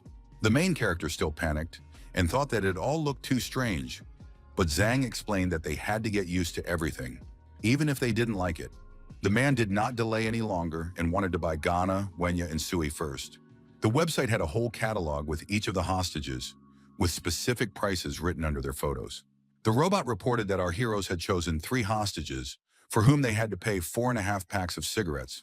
Then Han Feng got down to business, not forgetting that they also needed medicine for Brother Li.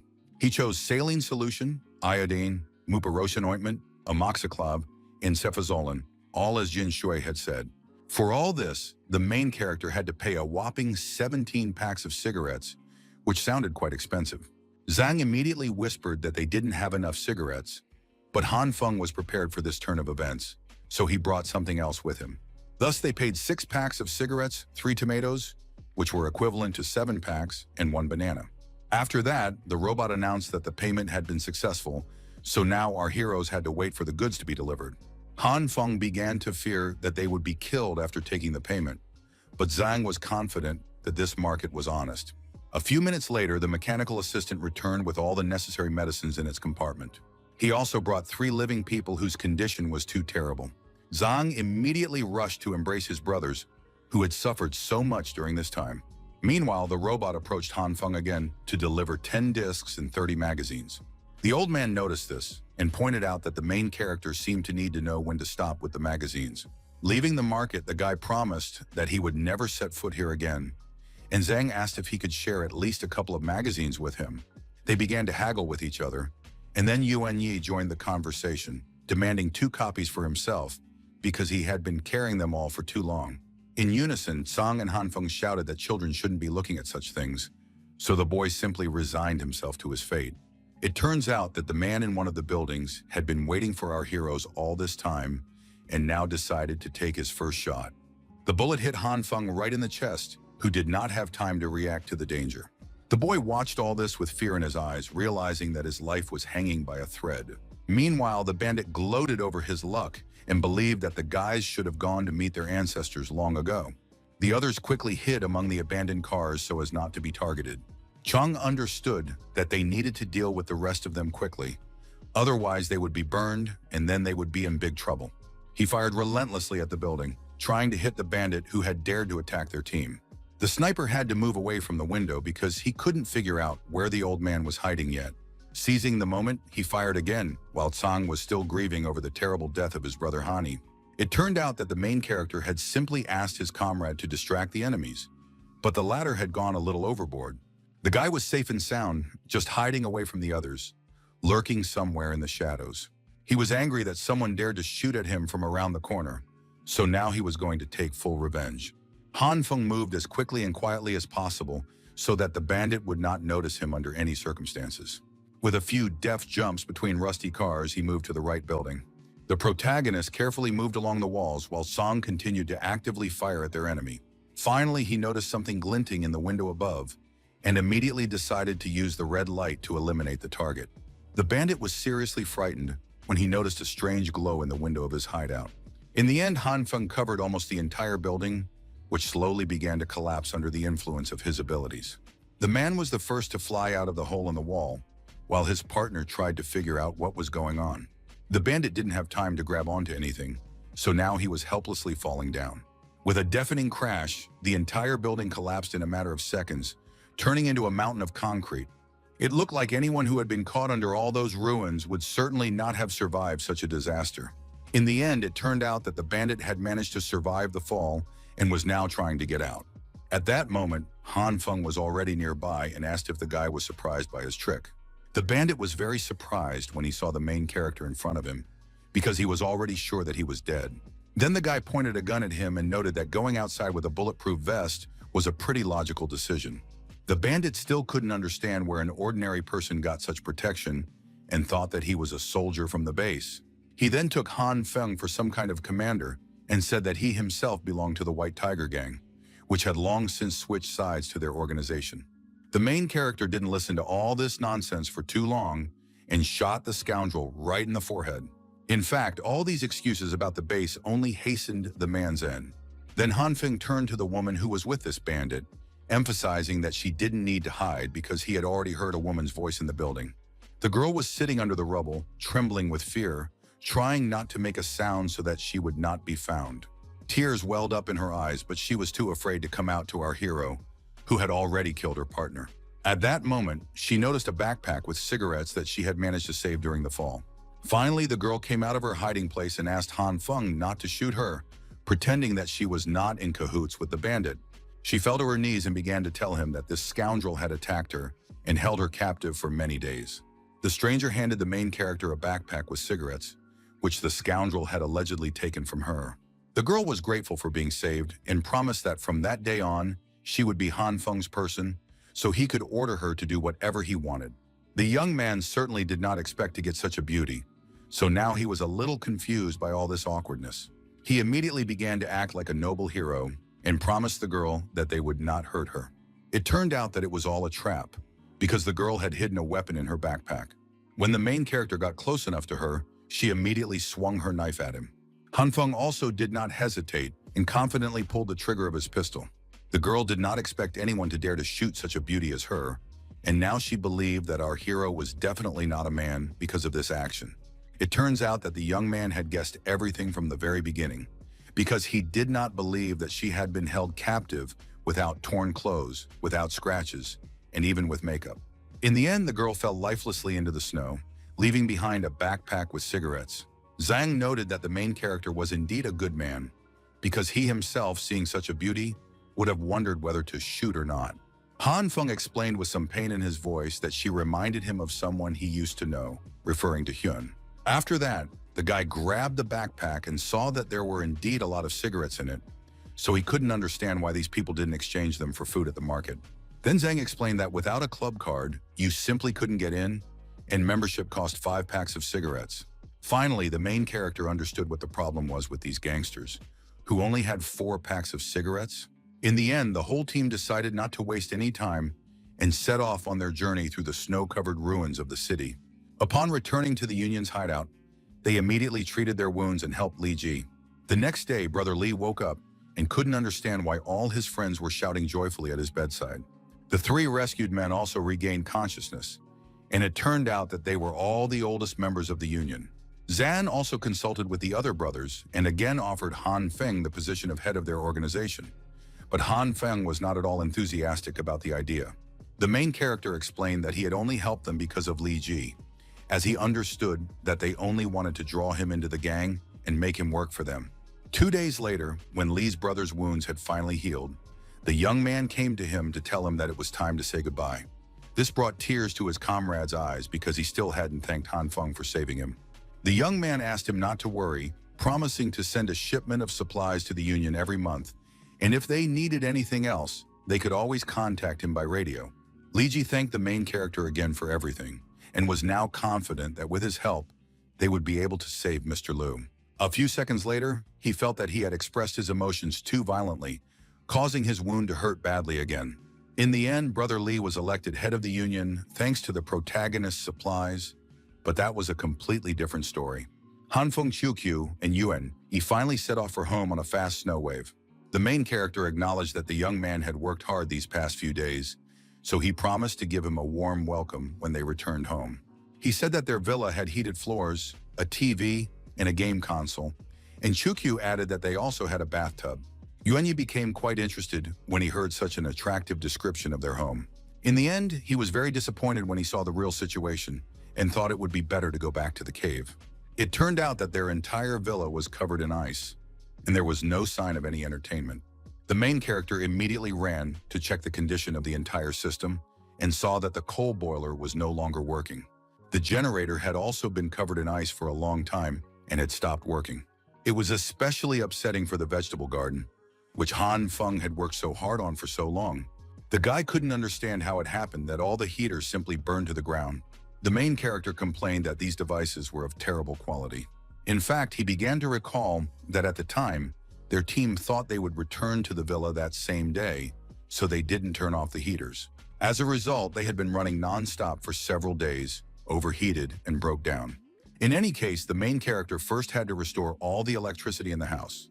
Then he saw that the fuel had run out, even though there was still some left in reserve. Finally, Han Feng realized that the diesel fuel had simply frozen, although last time they started the generator, there were no such problems. Now the problem was that they needed to raise the temperature in the building to melt the fuel, and to raise the temperature, they needed electricity and a heater. To have electricity, they needed to start the generator, so our hero was at a complete dead end. In addition, the guy understood that you couldn't light the fuel with a torch. He realized that he would probably have to use his superpower in stun gun. The main character already knew that he needed to control the energy and only melt the fuel without setting it on fire under any circumstances. After a while, Han Feng noticed that the temperature was gradually rising and the frost was melting. Finally, a spark from the stun gun accidentally reached the already melted fuel. Then everything inside caught fire, burning the frightened Han Feng, who immediately jumped aside. The entire generator caught fire in an instant, which did not bode well. Thick smoke began to fill the room, while the main character choked and coughed from all the smoke.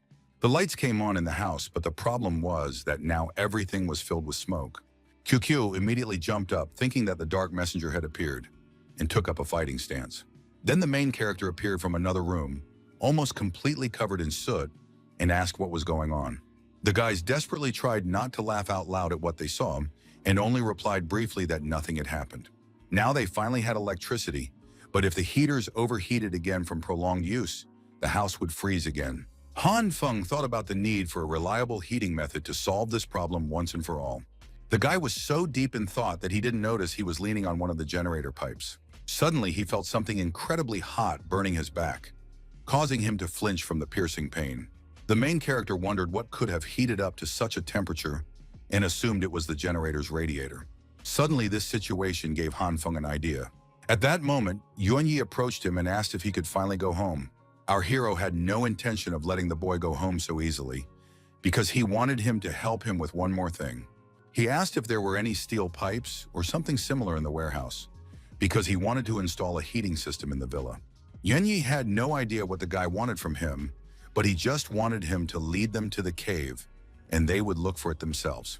It turned out that QQ had already contacted their partners, and her wayward little sister had told them that there was a whole warehouse full of steel pipes there. The main character understood that now was not the time to delay, and Yuanyi was already tired of all these requests from him. At that moment, the eccentric girl suddenly announced that it was time to reveal her new magic to the world.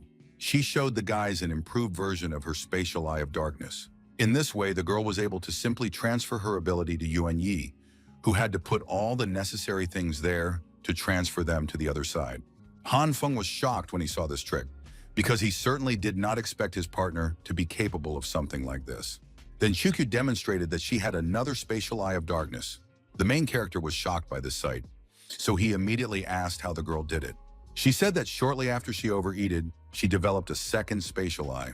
The guy agreed that it sounded quite logical, because his abilities were gradually increasing, so the powers of the weirdo should not stand still either.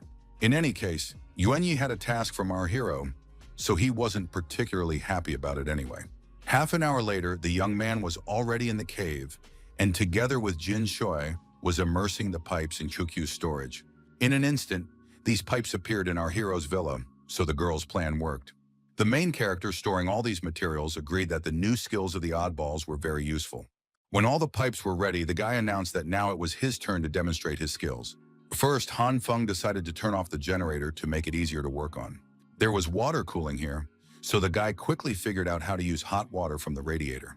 To do this, he needed to connect the radiator outlet to a steel pipe. This way, hot water would flow through the pipes and circulate throughout the house. If he softened and bent the steel pipes, he would have the simplest battery system. Now, all the main character had to do was install these improvised batteries everywhere. Then he had to use a pump to pump the water back into the radiator, reheat it, and use it in a cycle. After finishing all the preparations, Han Feng confidently pressed the button to start the generator and the heating system. The entire system hummed successfully and began to work again, accelerating its speed. QQ immediately began to touch the walls where the pipes were hidden and reported that she still did not feel any heat. The main character sat down on the sofa to rest and asked his partner not to worry about it and just wait a little. Half an hour later, their entire house was filled with the long-awaited warmth, and all the ice began to melt little by little, turning into steam. In the end, it got so hot that Hanfeng and Chukyu had to take off their extra clothes. The guy calmed down a little when they solved this problem, but he still couldn't get rid of the obsessive thought that they had forgotten something. Finally, he remembered with horror that the vegetable garden was still frozen. The main character quickly ran to deal with this problem, and soon all the plants thawed. He worked hard to get the basement heating working again. After that, Hanfeng sat down on a chair in the middle of the room and used the green light to see if the vegetables would survive. Half an hour later, the guy realized that his efforts had been completely ineffective. The radish had grown so small that it was unlikely that anything could be cooked with it. The tomatoes were also green, but they were so large that it seemed a shame to throw them away. Hanfeng carefully brought the fresh fruit grown in underground greenhouses to his mouth and took his first bite. In the end, he felt that it was just bitter and sour, definitely inedible. The main character resigned himself to the fact that he had failed and was now going to plant everything again. He went to the eccentric woman and asked for new seeds because all the vegetables in the basement had rotted. The girl emphasized that the Eye of Evil had said that, in addition to vegetables, offerings of fruit and berries were needed, ideally strawberries. She also said that she wanted steak, and Hanfeng noticed that at first it was only about offerings for the evil eye, but now it turned out that she herself wanted to eat. At that moment, the main character suddenly remembered an important detail. The guy thought that if he mixed beans, meat, and green and red light, he would get more meat. Then he returned to the basement and took one of the frozen cabbages. It turns out that Hanfeng thought about trying to mix the beans and the head of cabbage to get a huge cabbage. Now the main character felt stronger energy than before, so if he could catch the rhythm of the energy fluctuations, everything would work out. He lost his concentration for just a second, and the cabbage immediately turned into a pile of black coals. Now it turned out that it wasn't as easy as growing meat. Since nothing worked out with beans and cabbage, Hanfeng didn't give up and tried to combine lettuce and cabbage. In the end, the protagonist failed completely, and all his efforts went to waste.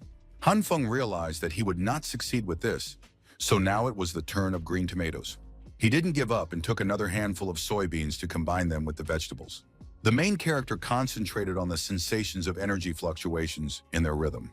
The guy did not take his eyes off the process and was completely involved in it, watching every change in power. In the end, he saw that the tomato in his hands had grown several times larger. The only problem was that the tomato was still green, so it was definitely not ready to eat. In any case, the protagonist decided to try the vegetable, hoping that the taste had improved. Hanfeng again tasted only bitter sourness, so nothing had changed at all. In the end, he successfully grew a giant radish, which was at least some kind of success. The guy immediately tasted the vegetable, and it turned out to be quite normal without that strange taste. He concluded that the tomatoes were simply not ripe yet, which is why they were sour and bitter, while the enlarged radish tasted the same as usual. In other words, fruits and meat retain their original taste when enlarged. QQ immediately noted that all they had to do was grow ripe strawberries and increase their size so that they could eat their fill. The guy was startled when he saw the eccentric girl because he didn't expect her to be in the basement too. She wanted to tell him that her sister Jin had said she was already back, so there was no need to pick her up. Their partner had also brought some kind of pet with her, which was quite surprising. Very soon, Zhang Shuiyu returned to their shelter with an animal she had picked up along the way. The main character was shocked when he saw that the stray was a huge white bear. The girl assumed that Belyash was a polar bear that had escaped from the zoo, which turned out to be very cute and obedient, so she wanted to help him. Hanfeng couldn't believe that she really thought that about a huge predator. Then the nurse said that she rushed home immediately after leaving Miss Zhang. But on the way, the little guy suddenly ran past her and tried to attack her. Frightened, Zhang Shuiyu instinctively struck out, accidentally injuring the animal. The nurse immediately felt ashamed of her cruel act, so she took the bear with her to treat it. Now the main character understood where the predator's wound on its face came from and why it looked so frightened. Anyway, our heroes decided to take the bear home with them, probably because there was always enough food. After a few days, the animal got used to them, although it was still afraid of Zhang Shuiyu. It is also worth mentioning that the bear sled proved to be a very fast mode of transportation, and the bear was satisfied with artificial meat, so it would not touch the precious vegetables, which made it seem quite economical. After a short walk with the main character, Their new pet collapsed tiredly on the doorstep. Zhang Shuiyu immediately noticed that Belyash was tired, so she went over to cheer him up. He immediately hid behind Han Feng's back, so she couldn't understand why the animal was so afraid of her, even though she was his savior.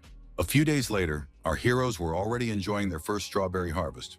The boy didn't waste any time and immediately used his abilities in soybeans to make the strawberries bigger.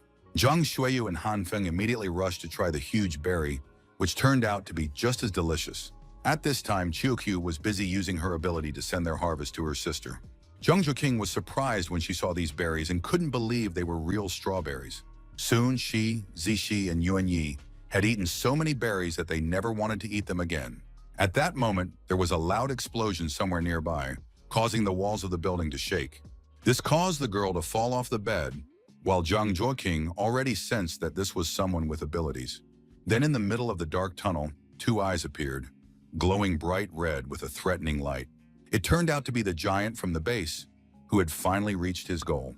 He was followed by the distinct and heavy footsteps of a large number of soldiers, which echoed through the corridor and quickly approached the room. The squad of soldiers ran in clearly and in unison immediately after the giant appeared. It turned out that all this was the work of Zhang Dongshu and his new partner.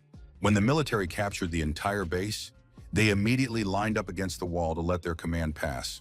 Then the captain waved his finger and announced that the reserve group should now come out. These were ordinary people without any special training, who were supposed to search everything thoroughly so as not to let anyone get away. He promised that if they completed the task successfully, they would all be promoted and each man would get a beautiful woman. The fighters did not doubt his words for a second and immediately rushed forward to carry out the order.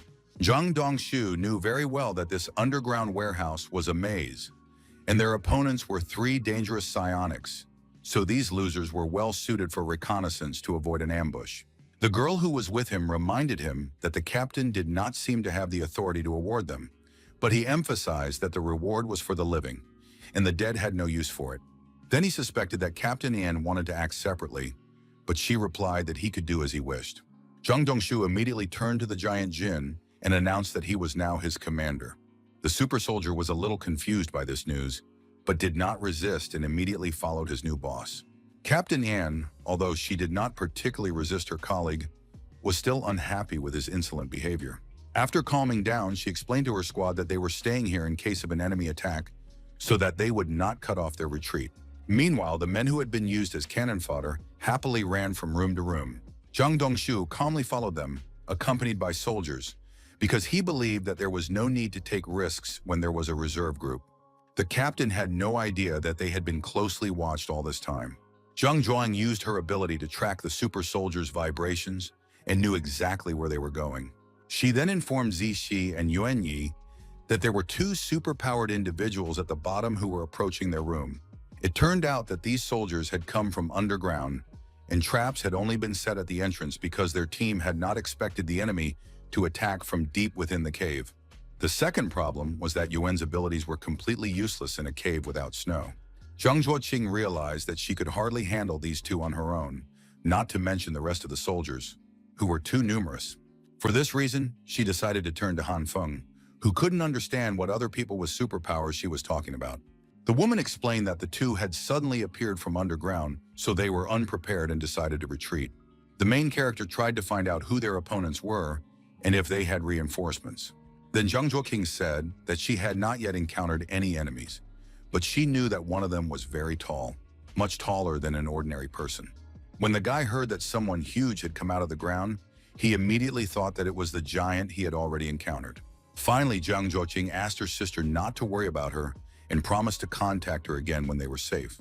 She hung up while all our heroes stared at the radio, wondering what to do next. Finally, Han Feng realized that the situation had become critical and there was no time left to think. The guy was worried that if their allies did retreat, the weapons and ammunition from the cave would fall into the hands of the base. Then Brother Li and the other residents of the city would be in danger, because a real war would begin. In addition, Han Feng himself lived not far from the cave, and if the base captured it, he could easily be discovered. It was obvious that once our hero's location was revealed, the enemies would surely attack. That is why the young man decided to return these supplies, and if that did not work, then simply destroy them. Then he jumped up from his seat and confidently declared that they could not abandon their ally. Han Feng also added that Miss Zhang was Chu Q's sister, but the girl herself was not worried about it at all, because in case of anything, the guys could easily escape. The main character was surprised that his partner wasn't worried about her sister at all, but she had already noticed that the guy was acting a little strange. After thinking for a moment, Chu Q figured out what was going on, and a guess flashed in her eyes explaining Han Feng's excitement. It turned out that she thought the guy had fallen in love with Zhang Zhuqing and promised to bless their union only if he started calling her sister. The girl was literally sure of her guesses, while Jin Shui couldn't even understand what they were talking about. Then Xiuqiu whispered that the wisdom of the evil eye told her that Mr. Han Feng was in love with her sister and now wanted to do something heroic. In the end, our heroes decided not to waste any more time and harnessed the bear to get to the military base as quickly as possible. The guy wasn't particularly happy with his company because he could have handled it alone.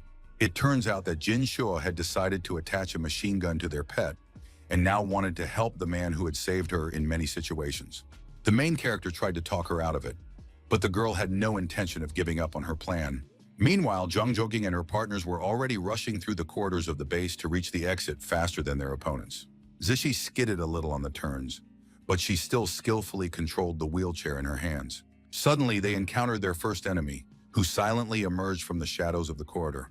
It turned out to be the very same fighters from the reserve unit who were not averse to capturing such pretty girls. The guys quickly reacted to the threat and turned to Zhang Zhuqing, who was armed with an automatic rifle. Without wasting any time, the woman immediately opened fire on the enemies, catching these losers off guard. Due to their inexperience, the fighters were unable to do anything about it, so they fell to the ground again.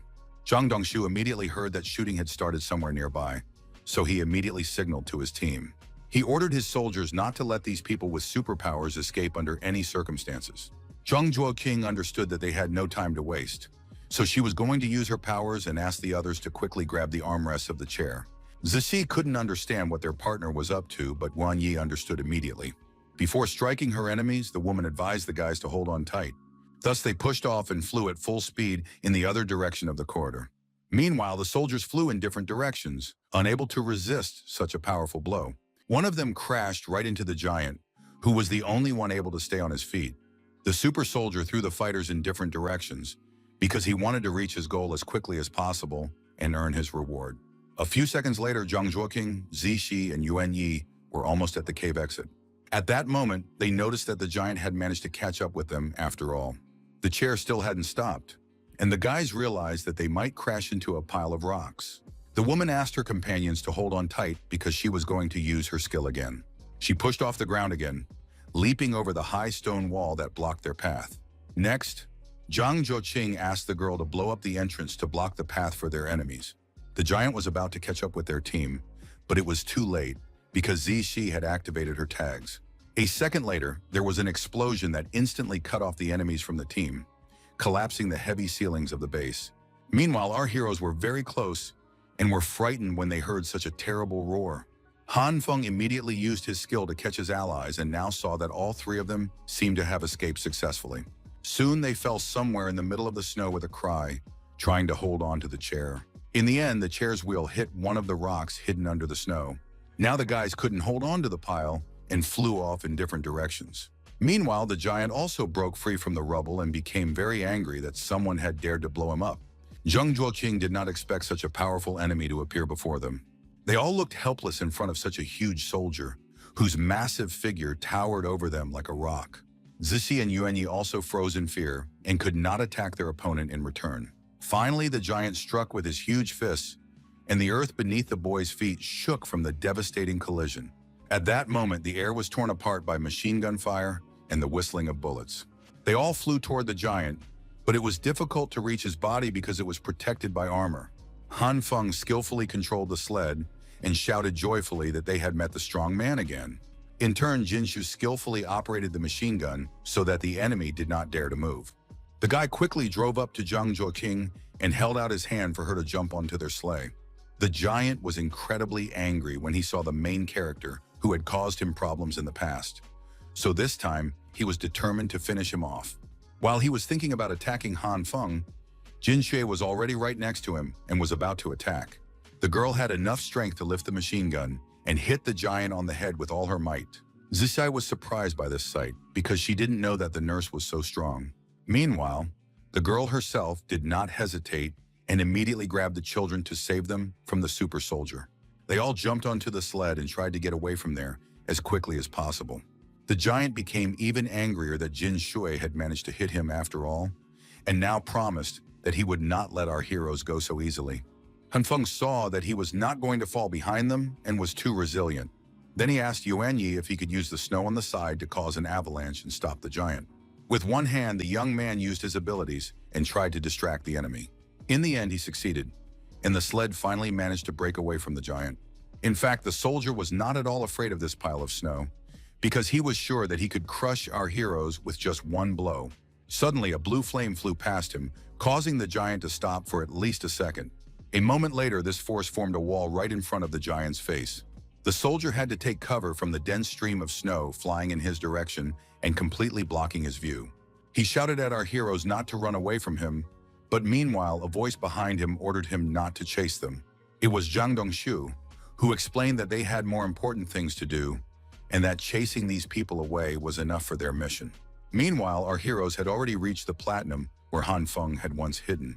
When everyone stopped at the shelter, Cece began to talk about how cool Jin was, while Yuan Yi admired the white bear. Then the main character turned to his partner and asked her to take Miss Zhang and the others away while he covered them. The guy promised to just open the floodgates if the soldiers did chase after them. Zhang Zhuoqing, Zixi, and Yuan Yi froze when they heard this and remembered how Han Feng had treated them cruelly last time. Soon, Jinshu and the others rushed away, so our hero began to prepare for his fight with Base. He quickly returned to the cave where a powerful explosion had recently rocked the ground. The young man saw that the entrance was completely blocked and there was no one at the guard post. Even if he encountered soldiers with his reinforced clothing, they would pose no threat to him. Only the strong man and the other person with abilities were dangerous, but they were now deep inside the cave, so they shouldn't have crossed paths. Then Han Feng quickly approached the blocked entrance and used softening to get inside. It was too cramped under the rocks, so the guy thought it would be too awkward if he got stuck there. Before that, the main character surveyed the situation and saw that there was no one at the entrance. Then he quickly and deftly squeezed through the small passage and found himself inside the cave. Han Feng gripped his weapon tightly and began to move forward without delay. The young man thought that it all looked a little too strange because there was no one there at all.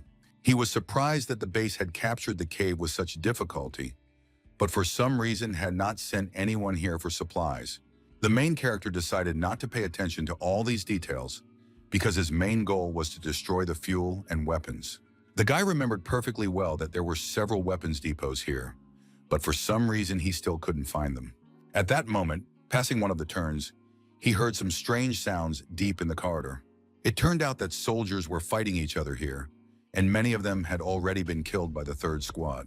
Hiding behind a rock, Captain An, who was now in a hopeless situation, shouted that Zhang Dongshu was a damn traitor.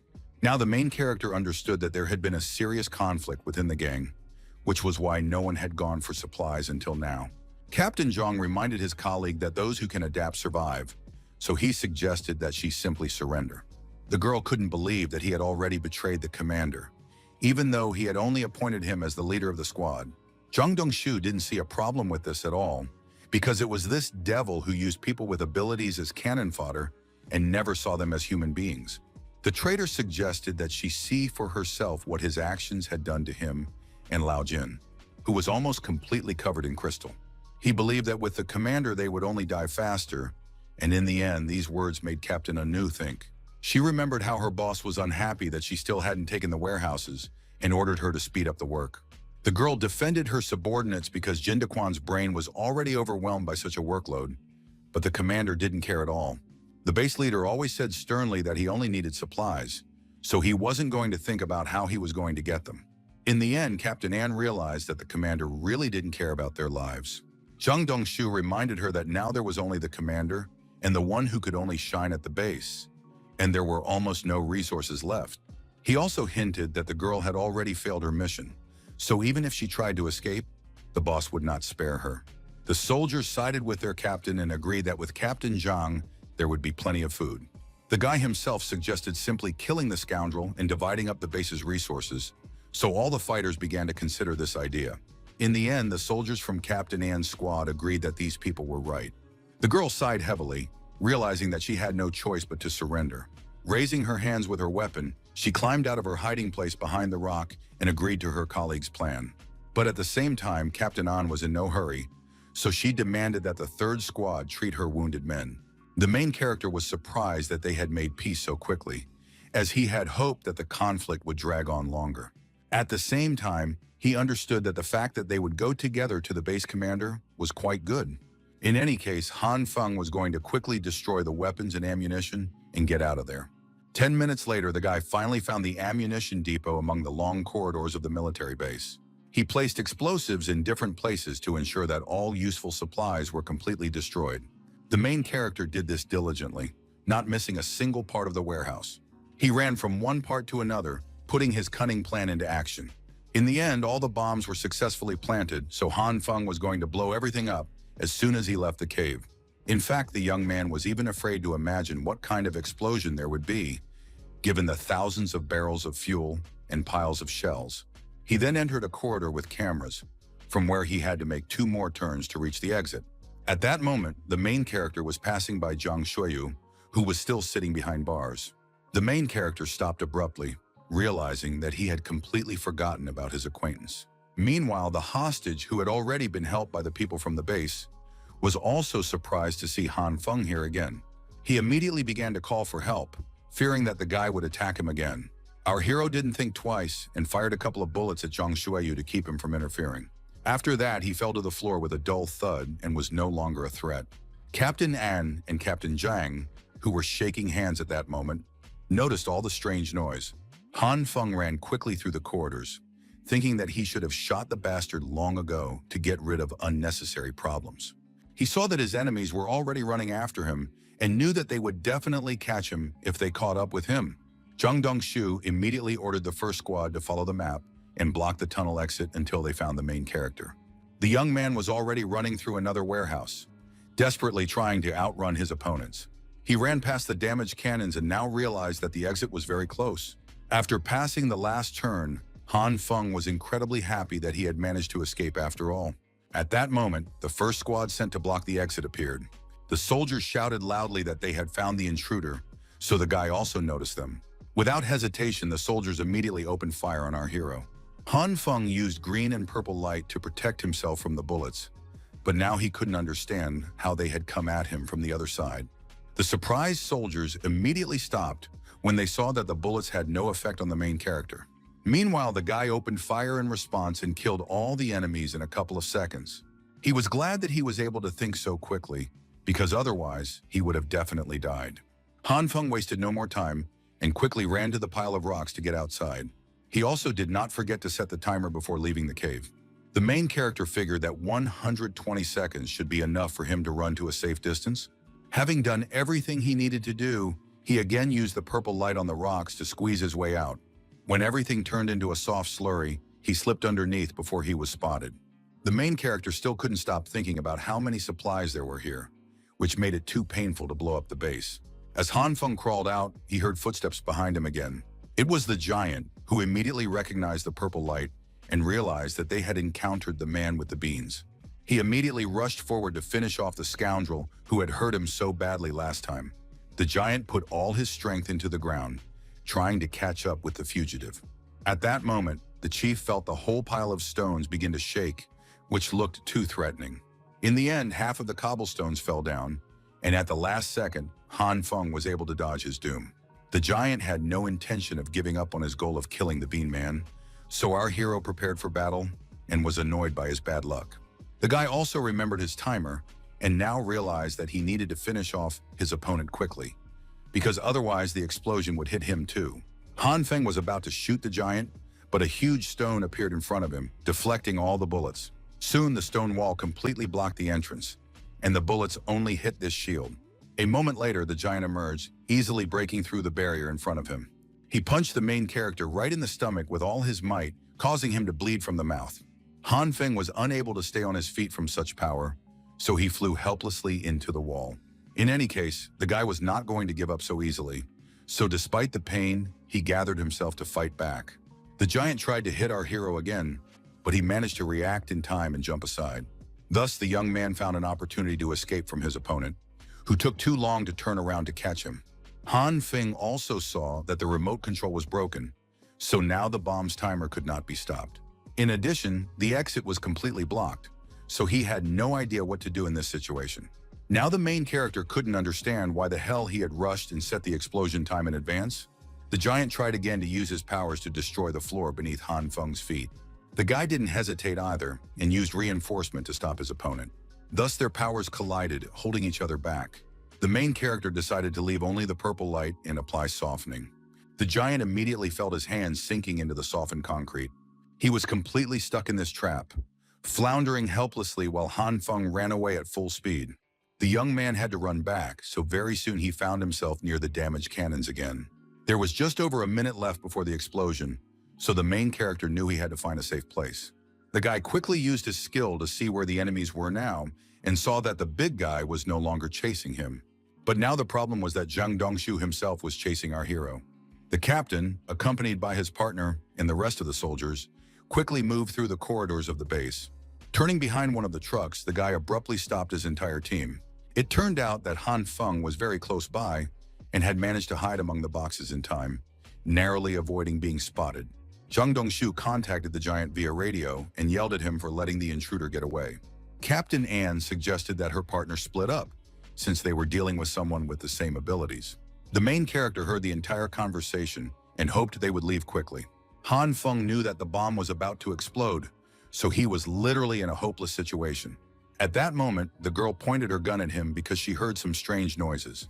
They all followed the captain's example and also pointed their weapons at the boxes of supplies. The guy started to get incredibly nervous, so he couldn't figure out how to act against people with such a huge amount of weapons. Finally, he figured out what to do and shot red light at the walls of the corridor. Everything began to collapse, so the soldiers immediately lost focus on Han Feng. This allowed him to divert their attention away from himself and quickly escape from his temporary refuge. Zhang Dongshu immediately used his powers to stop the destruction above their heads. In the end, a hole formed above their heads that led straight to the street. The captain was too angry at the protagonist's audacity, so he ordered his subordinates in a stern voice to chase after Han Feng. Meanwhile, our hero ran forward at full speed, trying to get out of the base in time. He decided to glance at the timer on one of the explosives and saw that there were only 11 seconds left. Han Feng sped up even more because time was running out, and every moment of delay could lead to the only way to salvation being blocked forever. Zhang Dongshu went all the way to the end, so he promised 50 kilograms of beef to whoever caught that guy. Then a burly man ran up to them and asked the captain to wait and not go without him. The leader was not interested in his help at all because he couldn't do anything right. At that moment, he heard the beeping of a timer on one of the explosives nearby. The guy quickly turned around and saw that the dynamite was tied to one of the fuel barrels. Finally, there was a powerful explosion right in front of the giant, who did not have time to reach his teammates. Captain Anne also managed to react to the threat and ran away with her people from the epicenter of the explosion. A second later, all the explosives began to detonate, turning everything around them into a hell of fire and shrapnel. The main character realized that this was the end because everything began to explode. In addition, enemies who were trying to escape the explosions ran towards the guy. Captain An was incredibly angry at Han Feng, who, like an idiot, had decided to blow up the fuel depot. Hearing her stern tone, the young man immediately sped up so that they would not catch up with him and finish him off. Our hero immediately thought that he needed to try to delay them, and again used the red light on the wall for this purpose. All the supports collapsed, and several cobblestones fell into the corridor, landing right in front of the soldiers from the base. Captain Anne did not stop and made a couple of leaps upward, not intending to let Han Feng go. She shouted that she would simply kill the main character, who now feared this harsh woman even more. Meanwhile, the fire had already engulfed the corridor behind them, so all the soldiers burned alive. The girl paid no attention to all these explosions because Han Feng had become her main target. The main character, whose face was beginning to show signs of a crystal, saw that there was some kind of cave ahead. Captain Anne seemed to know what was there, so she ordered the guy to run ahead. The fire was already very close to their backs, so the girl forgot that she wanted to kill Han Feng. At the last moment, they managed to run into the cave, while another deafening roar sounded behind them. Captain Anne finally stopped and asked the main character to block the passage with his ability, but he was unhappy that someone was telling him what to do. At that moment, the fire had already engulfed the entire military base. The corridors were filled with the piercing screams of soldiers burning alive, tormented by the flames and acrid smoke, unable to escape from the cramped rooms engulfed in fire. As Han Feng had planned, he managed to destroy absolutely all the supplies that were stored here. Between the piles of rubble, bright red flames could be seen, fiercely trying to escape from the cave.